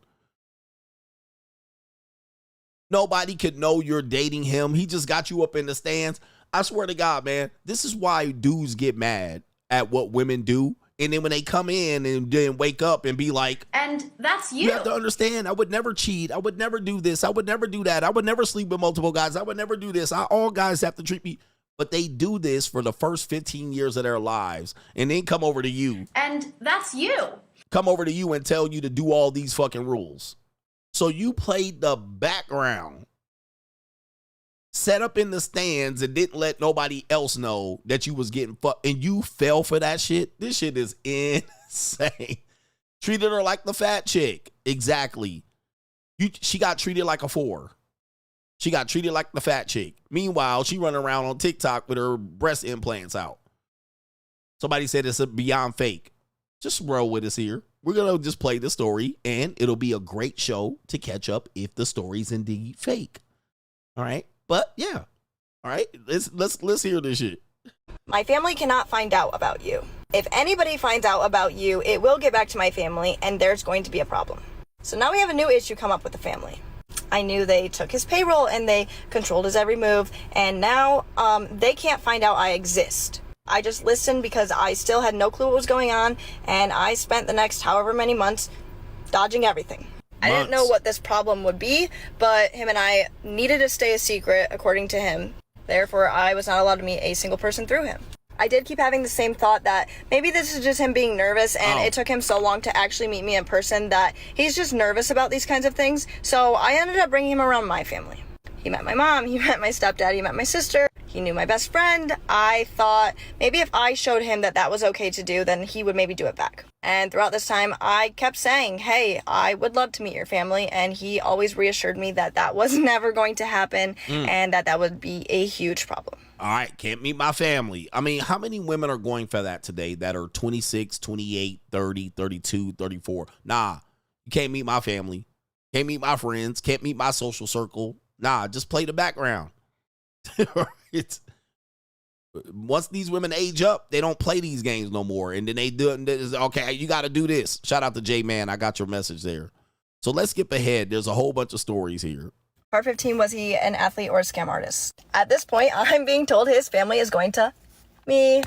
He's in Miami in a house with them, and I'm in LA. I spent a lot. Oh, by the way, long distance relationship. She's in LA, allegedly. He lives in Miami during the off season, and she's the girlfriend, the jump off that she thinks is going to get a relationship, the secret girl. All right, here we go. Me. He's in Miami in a house with them, and I'm in LA. I spent a lot of time trying to have long talks with him and help him understand that what's going on isn't right and he needs to remove himself from that situation. And he was very back and forth. He would some days agree and say he does need to get out. And then some days he'd be like, no, I think you're crazy. I don't need to get out. There's nothing wrong. While still giving me more and more details of what is going on in that house. He kept going back and forth on what he believed, and there were many attempts to get him out of that house that were all shut down by him, and then he picked a side. He now started saying I was crazy for believing he was in a dangerous situation after he had just told me he was in a dangerous situation. I became a problem for trying to help him. He didn't need help. There was nothing wrong. And I had never been more confused in my life. I've never been more confused in my life. Guess whose fault it is? Not hers. It is all Jermaine's It's the asshole's fault. It's always Jermaine's fault. And he's like, bruh, man, look, I gave you all indications that I really wasn't into you, but again, she chased him down, right? I'm gonna make this work. It fits the narrative. I'm hot, and according to her, I'm a TikTok influencer, plus I deserve a top tier status guy, right? And they'll play that role until they feel, and he like, whatever. All right, she's a toy to him. To him, she not that hot. He can see hot. He's in Miami, okay? He's seen plenty of these LA bitches out in Miami. He like, really? All right, now, I skipped ahead because she said she ended up meeting her friends and sisters and hiring a private investigator. So I don't know where that is in the story, but let's jump ahead and maybe get a couple more things to see how this ended up. Part 19, was he an athlete or a scam artist? It is the night before the King's camp starts. We had this huge plan to rescue him that he bitched out in. He's now sitting at a table with me and texting other girls. It was all my fault because I took that photo. That was so wrong of me. He hits me with the victim act again. And all right, so let me go back. This is important in the story here. So she ended up taking a photo for social media, and he found out, according to her, that he was texting other girls. I take him home, and what a shock. We're going to just go to dinner. So if you know me, you know that I Snapchat literally my entire life. All day, every day, I'm taking Snapchats, and he knew this as well. We go to dinner, and this is the night before camp starts. And like normal, I pull my phone out and I take a couple Snapchats, and I decided to do the 0.5 above the head pictures of everyone at the table. And he was sitting to the left of me, so he was the last one. So I went over and took the pictures, and I got to him and I took his picture, and I looked at the photo and I see his phone in the photo. He has his phone out and he is on his phone texting other girls. Crazy. Crazy, huh? But do you think that stopped her from wanting to be with him? Nope. Like I said, rules for thee, but not for he. You think that made her go, no, I'm not going to deal with you texting other girls? Nope. See, but when they show up to you, you supposed to be monogamous, right? You supposed to only want to have sex with them, right? Oh, you can't have other girls. I refuse. It's a what do they call it? It's a deal breaker. Okay, it's a deal breaker. You can't be texting other girls. She run out the door. Are you texting other bitches on me? She be out the door with you. She try to convince you to be like, nah, you got to get rid of all your hoes. But she out here caught his ass red-handed, and she stayed the entire time. She stayed through it. Why? Status, reputation, the ideal, all right? And she did that. Stayed damn near gave this nigga 2 years of her life and lost 50 grand, and she literally sat there. Had this huge, I'm this innocent, scared little victim that needs your help. and he's just casually texting other girls at the dinner table with me. So of course I bring it up and I'm like, hey, like what the heck is this? Like I have a picture of this. And he's like, no, you did that on purpose. Like you're crazy. Deletes everything on his phone, slams his phone down. Huge scene in this restaurant. Just when I thought things were gonna get better. Yeah, so we left the restaurant, we go home, he goes to his house. I'm ready to be so fucking done at this point, and he goes back to his house, and he eventually sends me this text, and he's like, I'm so sorry, you know I would never do anything. You've taught me more than my family's taught me in all my years of living. You've helped me so much. It was just this childhood friend. I meant nothing by it. I would never do that to you again. I'm so sorry. Please forgive me. And please help me. And please help me. And by the way, her Snapchat probably was going crazy full of dudes. All right. So we know that's the case. She was texting other dudes the entire time too. Let me see how many more videos we got. I'm going to say 2 or 3 more. Let's skip ahead. He just needs some help regulating his emotions because he's nothing but a ball of anger at this point. He just needs some help regulating his emotions because he's nothing but a ball of anger at this point. We heard that. He just needs some help. Oh, okay. Oh, that wasn't the whole story. He just needs some help. He just needs some help. So for some reason that won't play, so we'll skip ahead here. Is he an athlete or a scam artist? Part 26. Everybody's been paid and he got brought back up and his family's gone and I can see him and everything's great, I thought. He goes to practice and he gets sent home from practice. Throughout this week, we also had the idea that he was going to get put on waivers. We knew that was coming. So he went to practice and he left 2 minutes later and he came to me and he said, actually, I never paid these people and they're going to put me on waivers and they will not do that until I get these people paid. He says, I talked to my family and they won't give me any money and I need you to pay these people. The last thing I wanted to do was pay these payments for him. But I also knew that if he pays them and he gets put on waivers, this is the start of fixing everything. See, it's a fresh start. See, guys, this is when they say, I gave so much to these men and they didn't give anything back. They fucked them, they fed them, they paid off their debts, child support, back child support, warrants, bailed them out of jail when they got picked up on a warrant violation for no child support, paid off the debt. And then they come to you, nah, you got to pay. And you got to do right by me. And I could give you a full relationship and I could give you a commitment. Just pay my back rent and then just get me ahead. See, the reason they in back rent payment because they paying off these Pookies niggas' debts. Right? And their girlfriend and their skeezer debts. And they letting them borrow money and shit. Oh, let me borrow one more time. Then they out of money and can't pay the rent. Now they in your fucking face. All right? All right. So, in this story here, as you can see, she's willing to put up with way too much bullshit. But when it comes to you, they gonna put up with none of that shit. Nah. I ain't giving you no pussy until you commit to not fucking me over. Everything we've been waiting for, a fresh start. So I go to the bank and I get out money and I give him the cash and I send him back to practice to go pay everything off. And after years of dealing with so much bullshit, he finally gets put on waivers and we have 24 hours to see where he's going and everything is going to finally work out. Everything's going to finally work out. Put them years. I gave my best years to him. Was he an athlete or a scam artist? Part 28. So we just had this great week, finally, first time in 3 years, and things start going downhill once again. 3 years. He does not want to pay off any of the people he owes money to. He does not want to hear me tell him that he needs to do that. He doesn't want to pay me back, but he's getting his payroll. He then mentions to me that he has no money again. And I have no clue how, because your parents didn't take it this time. Where did it go? Because I'm now involved in the team and I know people, I'm being asked, hey, does he have a gambling problem? And I'm covering for him. I'm like, no, definitely not. I didn't want to say, no, he actually has much worse problems. I protected him and I covered for him and I was like, no, don't worry, we'll take care of everything. I then go to him and say, well, you got your own payroll and it's gone. And do you have a gambling problem? What happened? All hell broke loose. You know, when you go to an addict and you accuse them of being addicted to exactly what they're addicted to and they freak out? This man had the biggest freak out I have ever seen. Once again, I have to gentle parent him, and I sit down and I read books on emotional intelligence that are made for kindergartners and preschool. So she's willing to coach him through it, gentle parent him, help him through his gambling addiction.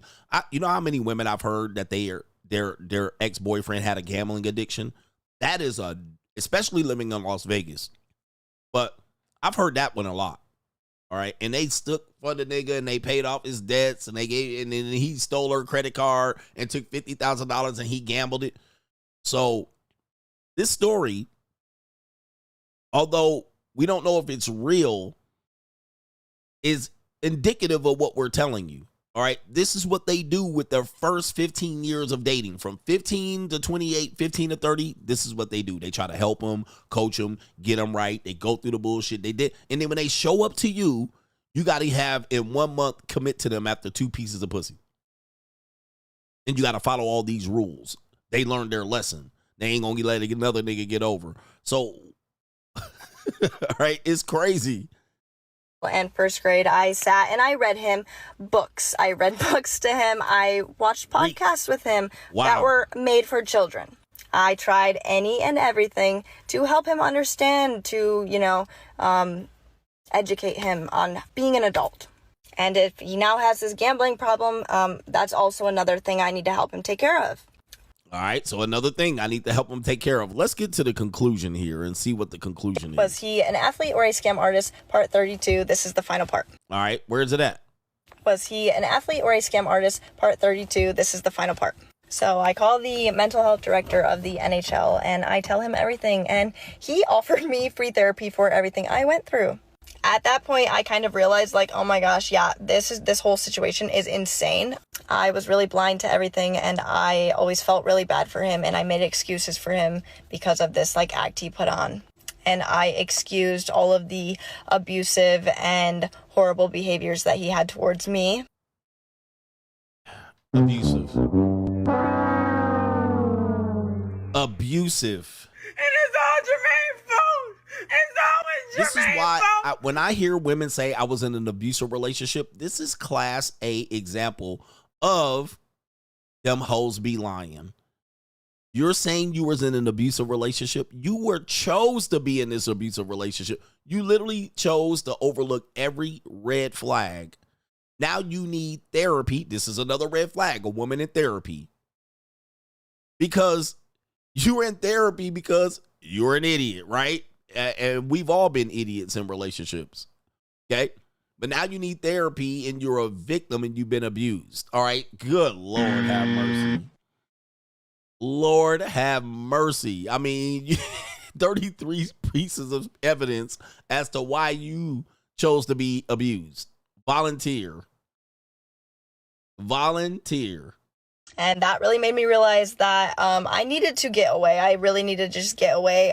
Things were never going to change. I then found out that I was leaving New York and he was Ubering girls to his apartment in New York, the apartment that I set up and cooked and cleaned in and had all my stuff in.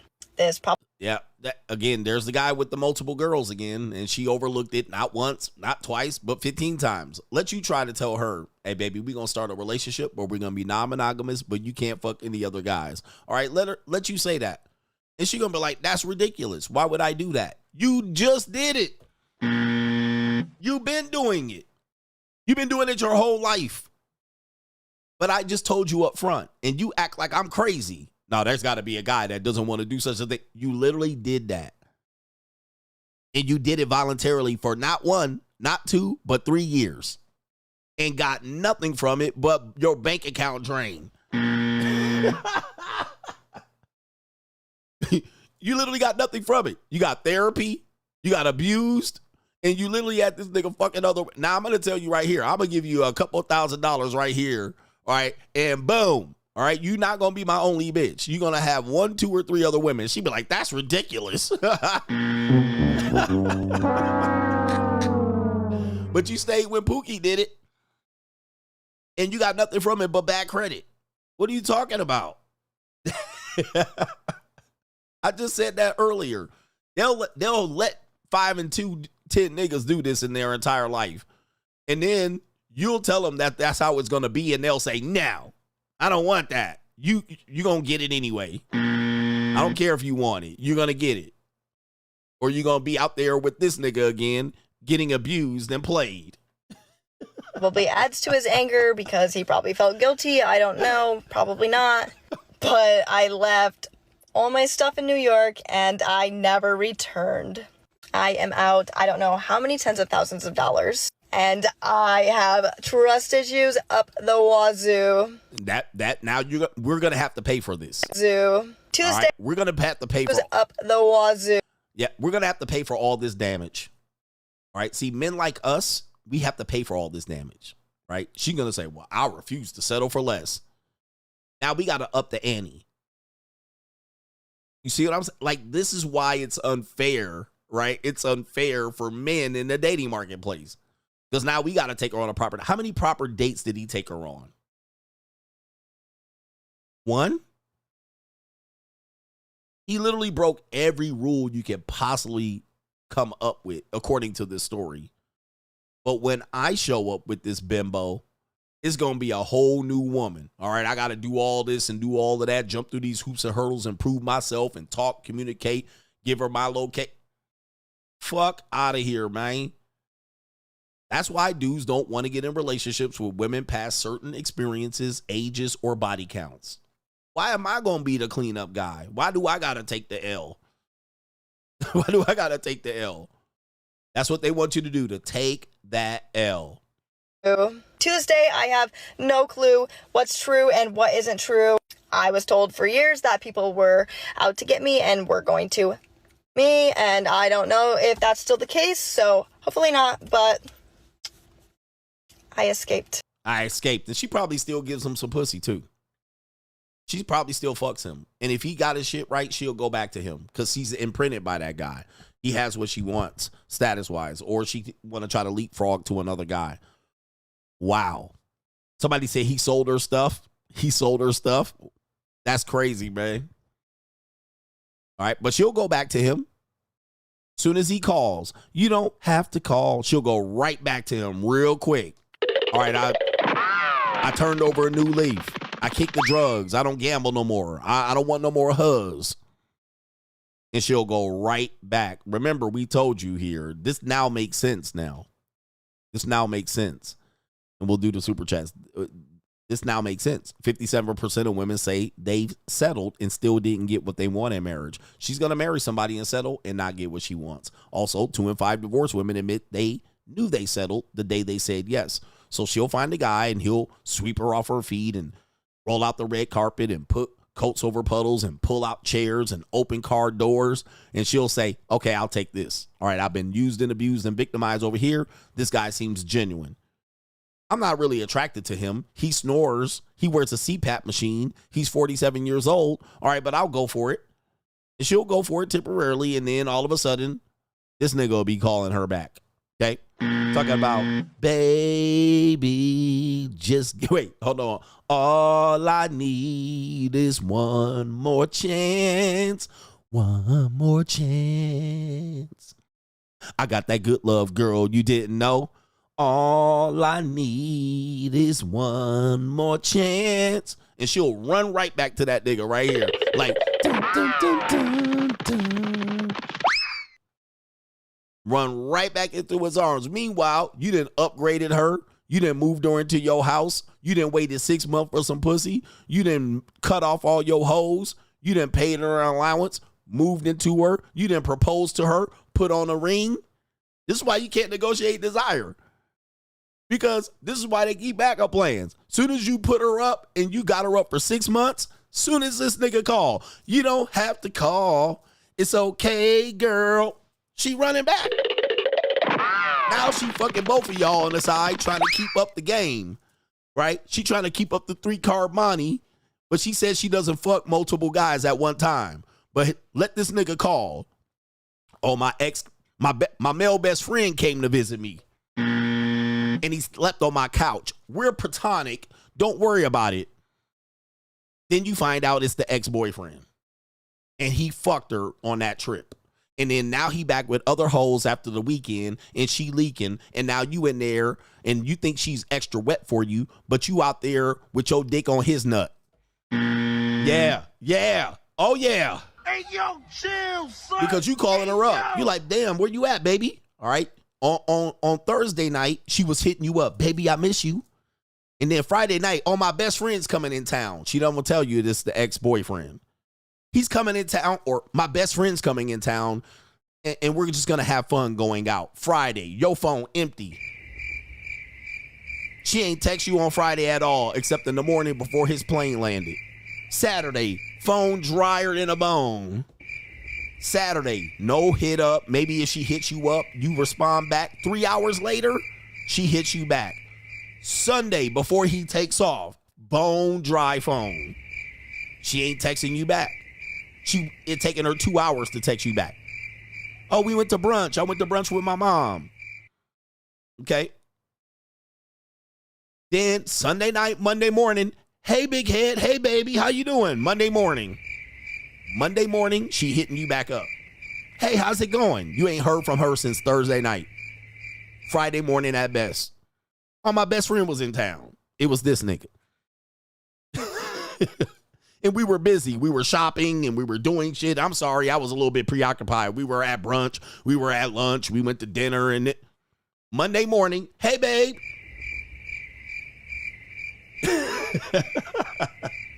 Press 1 in the chat if you actually have experienced this. You'd be like, Monday morning, after the weekend's over, after she'd have been fucked raw and hung up wet, Monday morning, how's your weekend? How was it going? I've been so busy. I had a friend in town, my best friend. Who is your best friend? What's his name? Oh, Arthur. Arthur? It's a man? Yeah, but he's a platonic relationship. Don't worry about it. And he slept on the couch. He's totally married. And he's married and he has a wife and kids. But he slept on the couch because the hotels are expensive and it was so late. And he's super married and committed to his guy. And he's gay, too. He's gay and married. He's gay and married. And he slept on my couch and, we're totally platonic and you don't have to worry about any of this shit. And I can never fuck two guys at once. I'm totally concerned about my health. Oh, okay. And you just couldn't reach out within 20 minutes. But on Thursday, she hitting you back. Bang, bang, bang. You text her, she texts you back. Boom. Out Friday through Sunday, Monday morning. Hey, babe. Was thinking about you. How was your weekend? Yo, that shit is evil, man. They be evil with the shit, but they don't fuck multiple guys. Evil world I couldn't do in. that. I care about my pH balance. Then when you come up and you start asking them questions, what do you not trust me? You don't trust me? I'm not that type of girl. I don't know what type of girls you've been dealing with. Oh, okay. Been getting cheeks clapped all weekend, bruh. Heels up, digging her out, digging out guts, nutting in her, bruh. I'm talking about full loads of nut. The slippery kind. The slippery kind, but platonic. He slept on the couch, but y'all stayed up all night running around town and he just came back and passed out and I went to sleep. What about during the afternoon when he was fucking you? All right, nah. He might have slept on the couch, but he fucked you in your bed in the middle of the afternoon and in the early morning. All right. Not me. I could never do something like that. Okay. Man, these people crazy, bruh. Hey, man, if you think I'm wrong, just keep living, man. If you fall for this shit, you are a plum ass idiot. You're a plum idiot. But dudes fall for it. Well, maybe so. Maybe she is that. Maybe it was her platonic best friend and her gay best friend, cousin, ex-boyfriend. He gay now. Cousin, brother, homie that I went to school with, and he's married. Yeah, and she was drunk too. She was drunk, and I don't remember nothing. I totally passed out, and I woke up. He was on the couch, panties around my ankle, but he doesn't mind. He doesn't mind me sleeping in the nude. He looks at me like a sister. He looks at me like a sister. And you believe this shit too. Shout out to our brother Win, the winner, says, Coach, I'm seeing women selling their Breezy Bowl tickets on Facebook Market. It just shows money is more important than even Chris Brown. Damn. All right. So they don't even want to go to the show no more. They want that money back. By the way, if you ever give a woman a gift, she's going to sell it. All right. You give her a purse, a handbag, any of these Birkin. Birkin, maybe not. But if you like, I'm going to do something nice and get her a Coach bag. She's going to sell that. She's going to take it right to the store with the receipt. Can I sell this? All right. Ace Boogie says, Coach, I wish I could go back to the day you found out about the JUCO and see your face. I bet it was a priceless moment. Quick story. I found out about the JUCO through a fitness client of mine, which I knew about the JUCO, but I didn't know the ins and outs and ins and outs and outs and ins, right? So I learned a fitness client of mine's daughter, who was 18 years old. She was a Supreme flatback too. All right. She's a Supreme flatback. So she's 18 years old. She's about to go to college, a former Pac-12 university. But her mom kept saying that she keeps coming home with stuff. All right. But she didn't have a job. But the family was wealthy. So maybe she used her savings, but she kept coming back with stuff. And her mom was like, I don't know where she's getting the money for this stuff. So she says she comes home, she hides the stuff in the garage, and then when everybody goes to sleep, she goes down to the garage and puts it up in her room. But of course, in these suburban families, these girls don't clean their bedrooms, the maids do.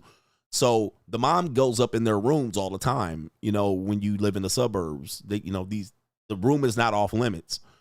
So the mom was telling me about this.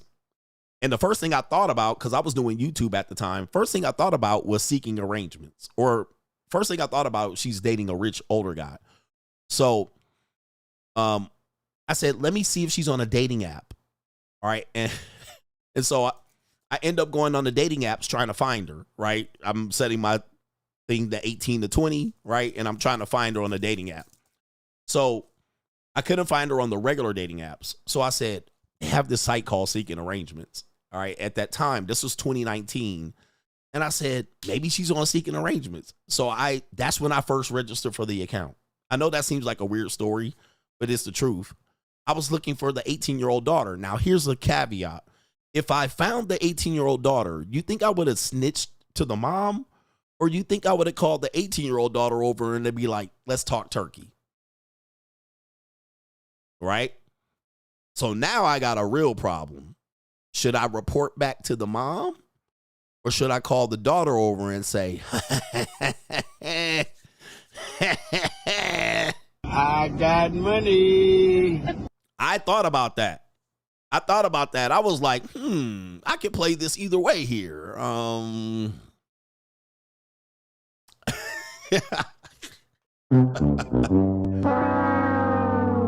right, I would be like, listen, your mom had me look you up and I found you. Let's talk turkey. I won't tell your mom what you out here doing. So if you want to make me put hands on them hips before you go on to college, let me know. All right, let's make a deal. You know what I mean? Just like, I could tell her the whole story, baby, and show her your profile.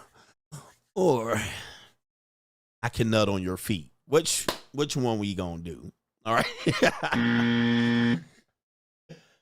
Now, the end of the story is I never found out. But again, that's what led me to the JUCO. That's what led me to then finding out, damn, what's going on? Like the unfold, the crazy shit. And I was like, oh, this is a whole new world.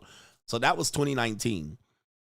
All right. And that started with a client of mine wanting to know how her 18-year-old daughter was getting money. But by that time, in that neighborhood, they don't need websites to get money. All right, they're running up against men with money and older men and younger men with money right on the street and in the DMs. So I didn't find her, but I found a wealth of other young women that were in a bind.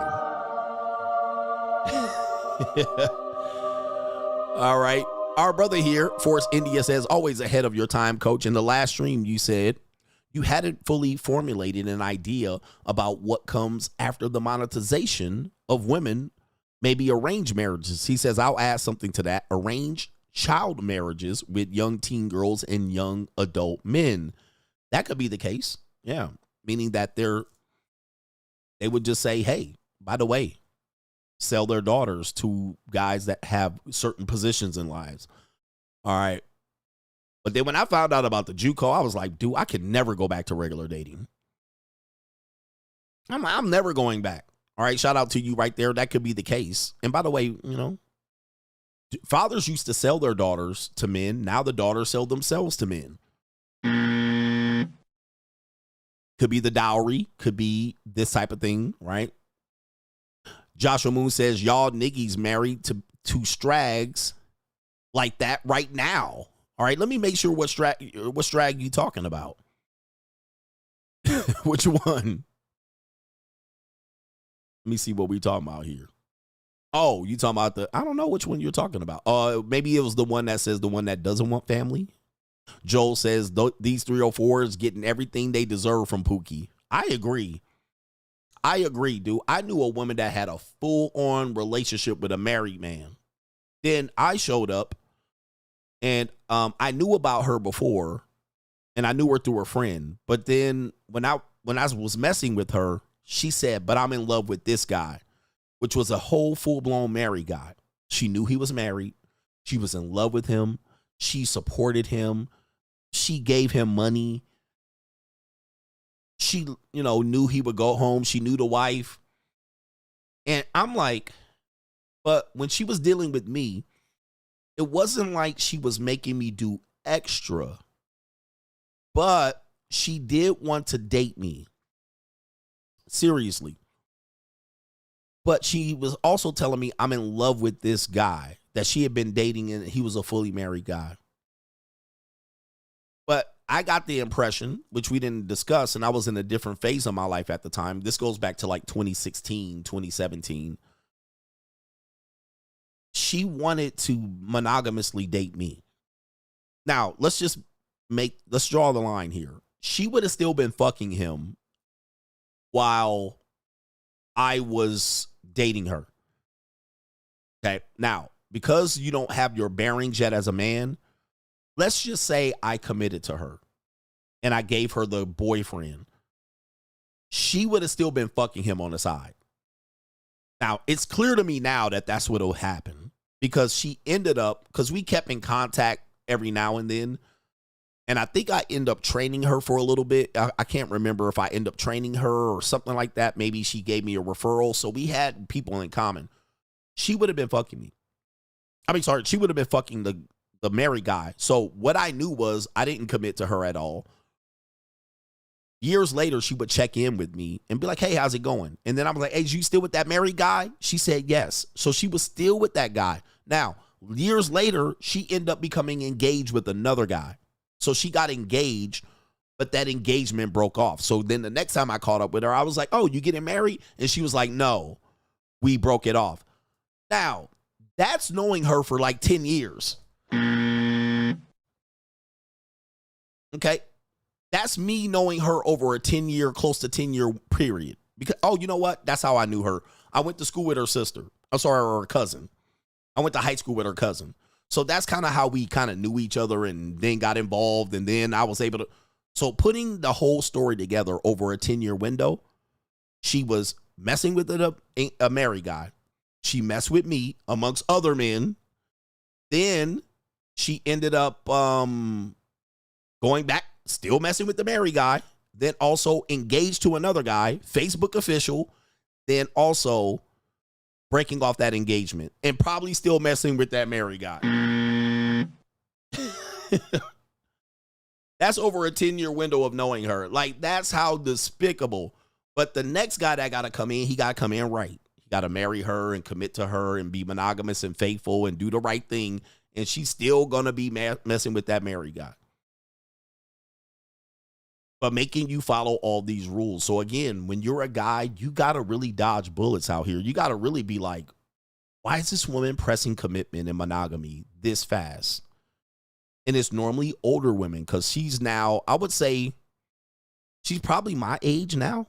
I think we were close in age since I went to school with her cousin. She might have been younger. but not that much younger. She was probably like 3, 4, 5 years younger. But like I said, if I committed to her and be like, okay, let's do something and let's be faithful and monogamous. Let's just say I was faithful to her. She would have been fucking that married dude the entire time. And I would have found out like,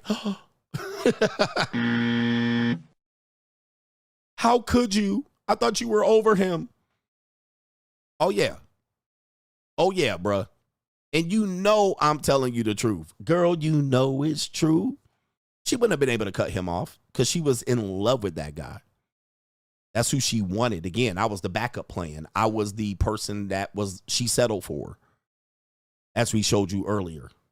She would have settled for me, but that's who she really would have wanted. And that guy would have played the background the entire time. And he'd have been certainly happy to keep fucking on her while I was married or committed to her. He would have been happy. Cool. Right? Distract her for a little bit.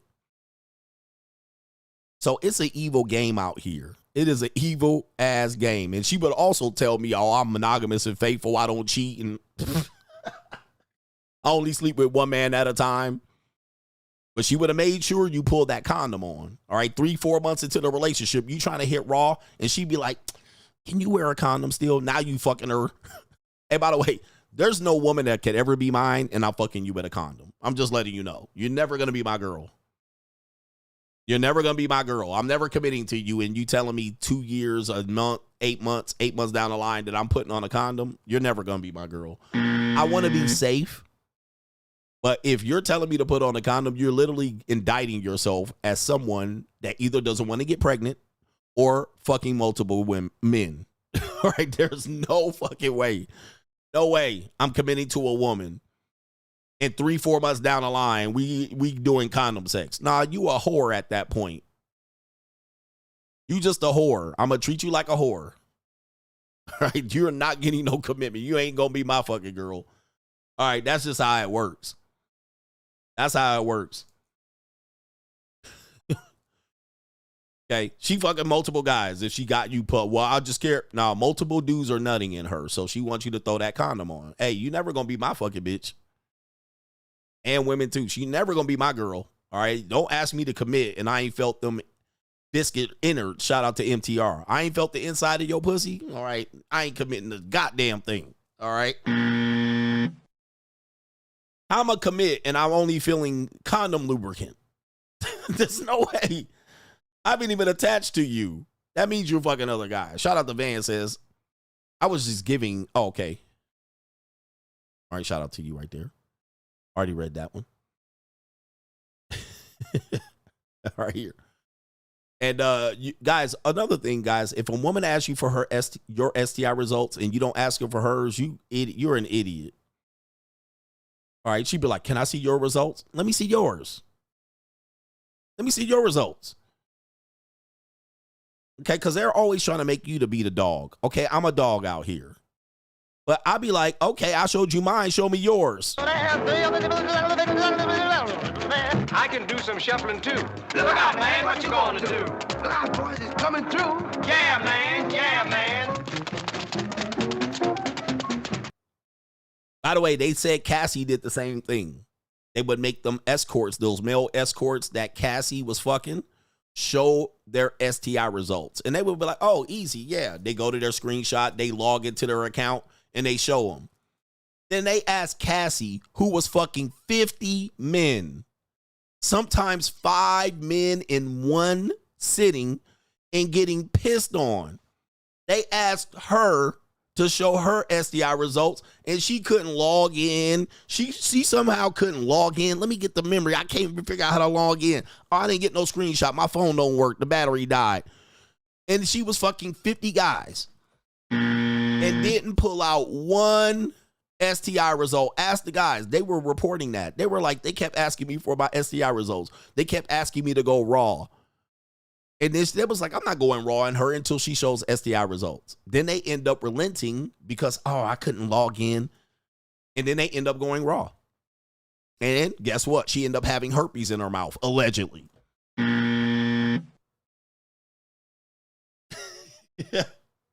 All right, shuffling. I can do some shuffling too. Look out, man, what you gonna do? Look out, boys, it's coming through. Yeah, man, yeah, man. Dude, I tell you, men are bad at negotiating relationships. Men are just bad because we give women the benefit of the doubt. She doesn't look like a whore. Herpes in her mouth. She had sores in her mouth that allegedly she took antibiotics, and the antibiotics couldn't kill the STIs in her body. But she was a victim, huh? The antibiotics, her STI strains were so high that the antibiotics she took could not kill the STIs, allegedly. But she doesn't look like a whore. She looks like a nice girl. Meanwhile, you pull the condom back and showing her STI results. That's how crazy men are at negotiating relationships and sex and intimacy. Men have no way to negotiate. You guys are always negotiating on your heels. You're always giving them the benefit of the doubt. But they're treating you like a second-class citizen. And then the minute you have the gumption to treat them like a second-class citizen for 1 minute, they act like you're crazy. What, you don't trust me? What's wrong? I'm a woman. I would never do this, and I would never do that. Oh, okay. Bitch, I don't believe none of that shit. I believe zero. You treat me like a second-class citizen, whatever I do, you're going to do double. Or else we got no deal. You guys got to start negotiating relationships, commitment, intimacy, and sex like they do. They make you prove your case, and then they never prove theirs. They just go back, well, trust and believe and know, and I'm not that type. I would never do. And you fall for it. You fall for a hook, line, and sinker. And I'm a type of woman that makes all men have to provide for me. Meanwhile, you got the NHL woman out here getting swindled for 50 grand in a 3-year relationship, claiming she was abused. But I'm the bad guy. I'm the bad guy for telling you this. I'm the bad guy for telling you this. I'm supposed to have faith and love. Nah, bruh. Especially if you're older than 30. Especially if you're older than 30. You better not be falling for this shit. I get it if you 18 or 20. I get it if you're 20 and 21. But when we talking about grown-ass men, believe me, if you're falling for this as a grown-ass man, you're an idiot. You are an idiot. You're a prey. You beyond stupid at this point. If you're not challenging them back, challenge them back. See what the fuck they do. Most of the time I challenge a woman back, they fold the fuck up or they buck up. Soon as I start calling a motherfucker, pulling a whole card, I start saying, okay, give me your location. Give me the access to your phone. Give me the, eventually, 9 times out of 10, I'm going to either catch them or they're going to fold. I'm going to catch them or they're going to fold. And I just sit back and say, that's why I don't commit to these whores. That's why I don't commit to these broads. I'm going to catch you. You can't get past me. All right. As soon as I start asking you for, let's say, for instance, I say, give me the access to your phone, keep your phone up, and also sign this NDA, and also give me your STI results and give me your location. Guess what's about to happen? He don't believe. He don't trust me. All right. Gone. Gone. All of a sudden, they not asking for commitments. And get rid of your male friends and your gay best friends.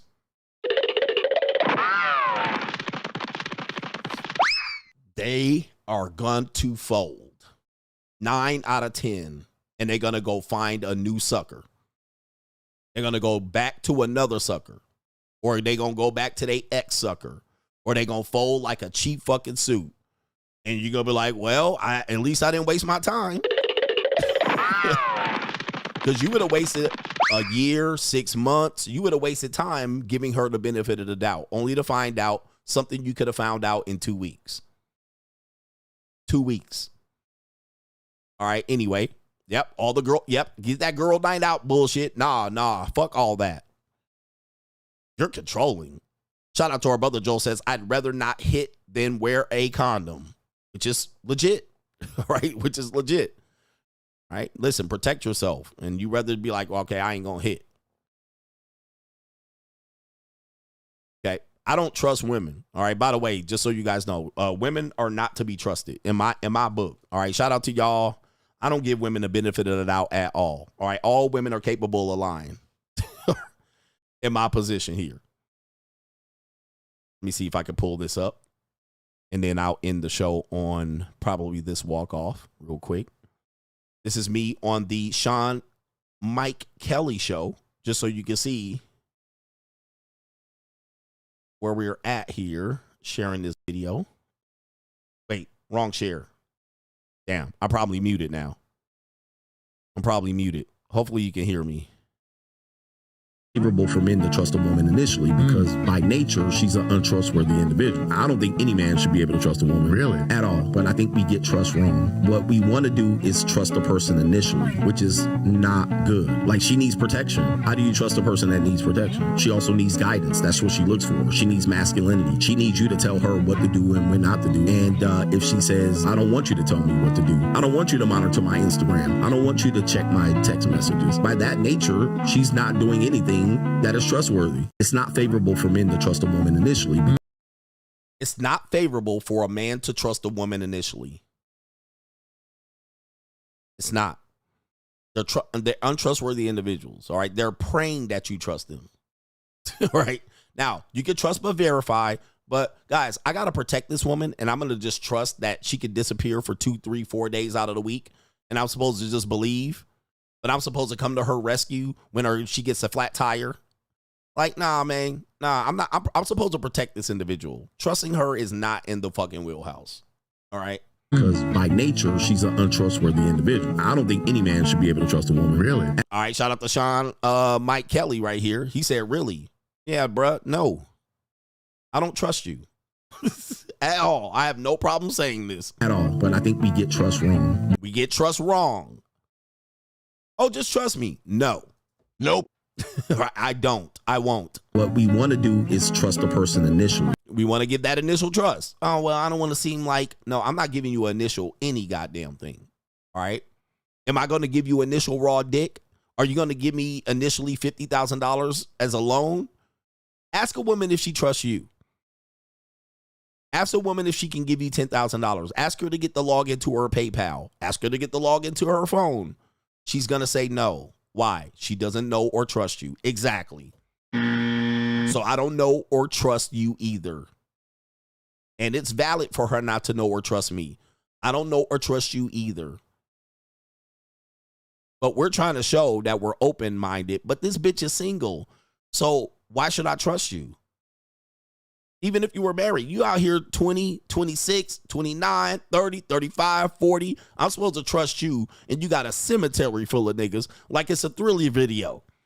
All right? Soon as the fucking video come on, all right, soon as I pull up your goddamn body count, it's da-da-na-na-na-na, da-na-na-na-na-na, da-na-na-na-na-na, da-na-na-na-na-na. One nigga, two nigga, failed fiance, failed marriage, broken niggas, all right, Tyrone, Pookie, Ray Ray, abuse victim, this and that, DUI, arrest records for past selling pussy, da-na-na-na-na-na, da-na-na-na-na-na, da-na-na-na-na-na, hee-hee-ha-ha, hee-hee-ha-ha, hee-hee, da-na-na-na-na-na, da-na-na-na-na-na, da-na-na-na-na-na. I'm supposed to trust this shit? The fucking 45 years is close to midnight. Da-na-na-na-na-na. All right, fuck that. I ain't trusting a goddamn thing, bruh. Fuck out of here, bang. This is why I be single all the time, because the bitches be running from this, bruh. They don't want this work. They don't want this, man. They hear me saying all this, they like, this nigga crazy, man. All right, this nigga gonna make me, I'm gonna get exposed. Last one, MS81 says, I like how you broke down the PYT getting bust down by older men. He says, by that also how they, but that's also how they raise the bar on younger men. LOL, this is true. All right. Anyway, shout out to the Coach Gang. We out of here. Love y'all. Peace.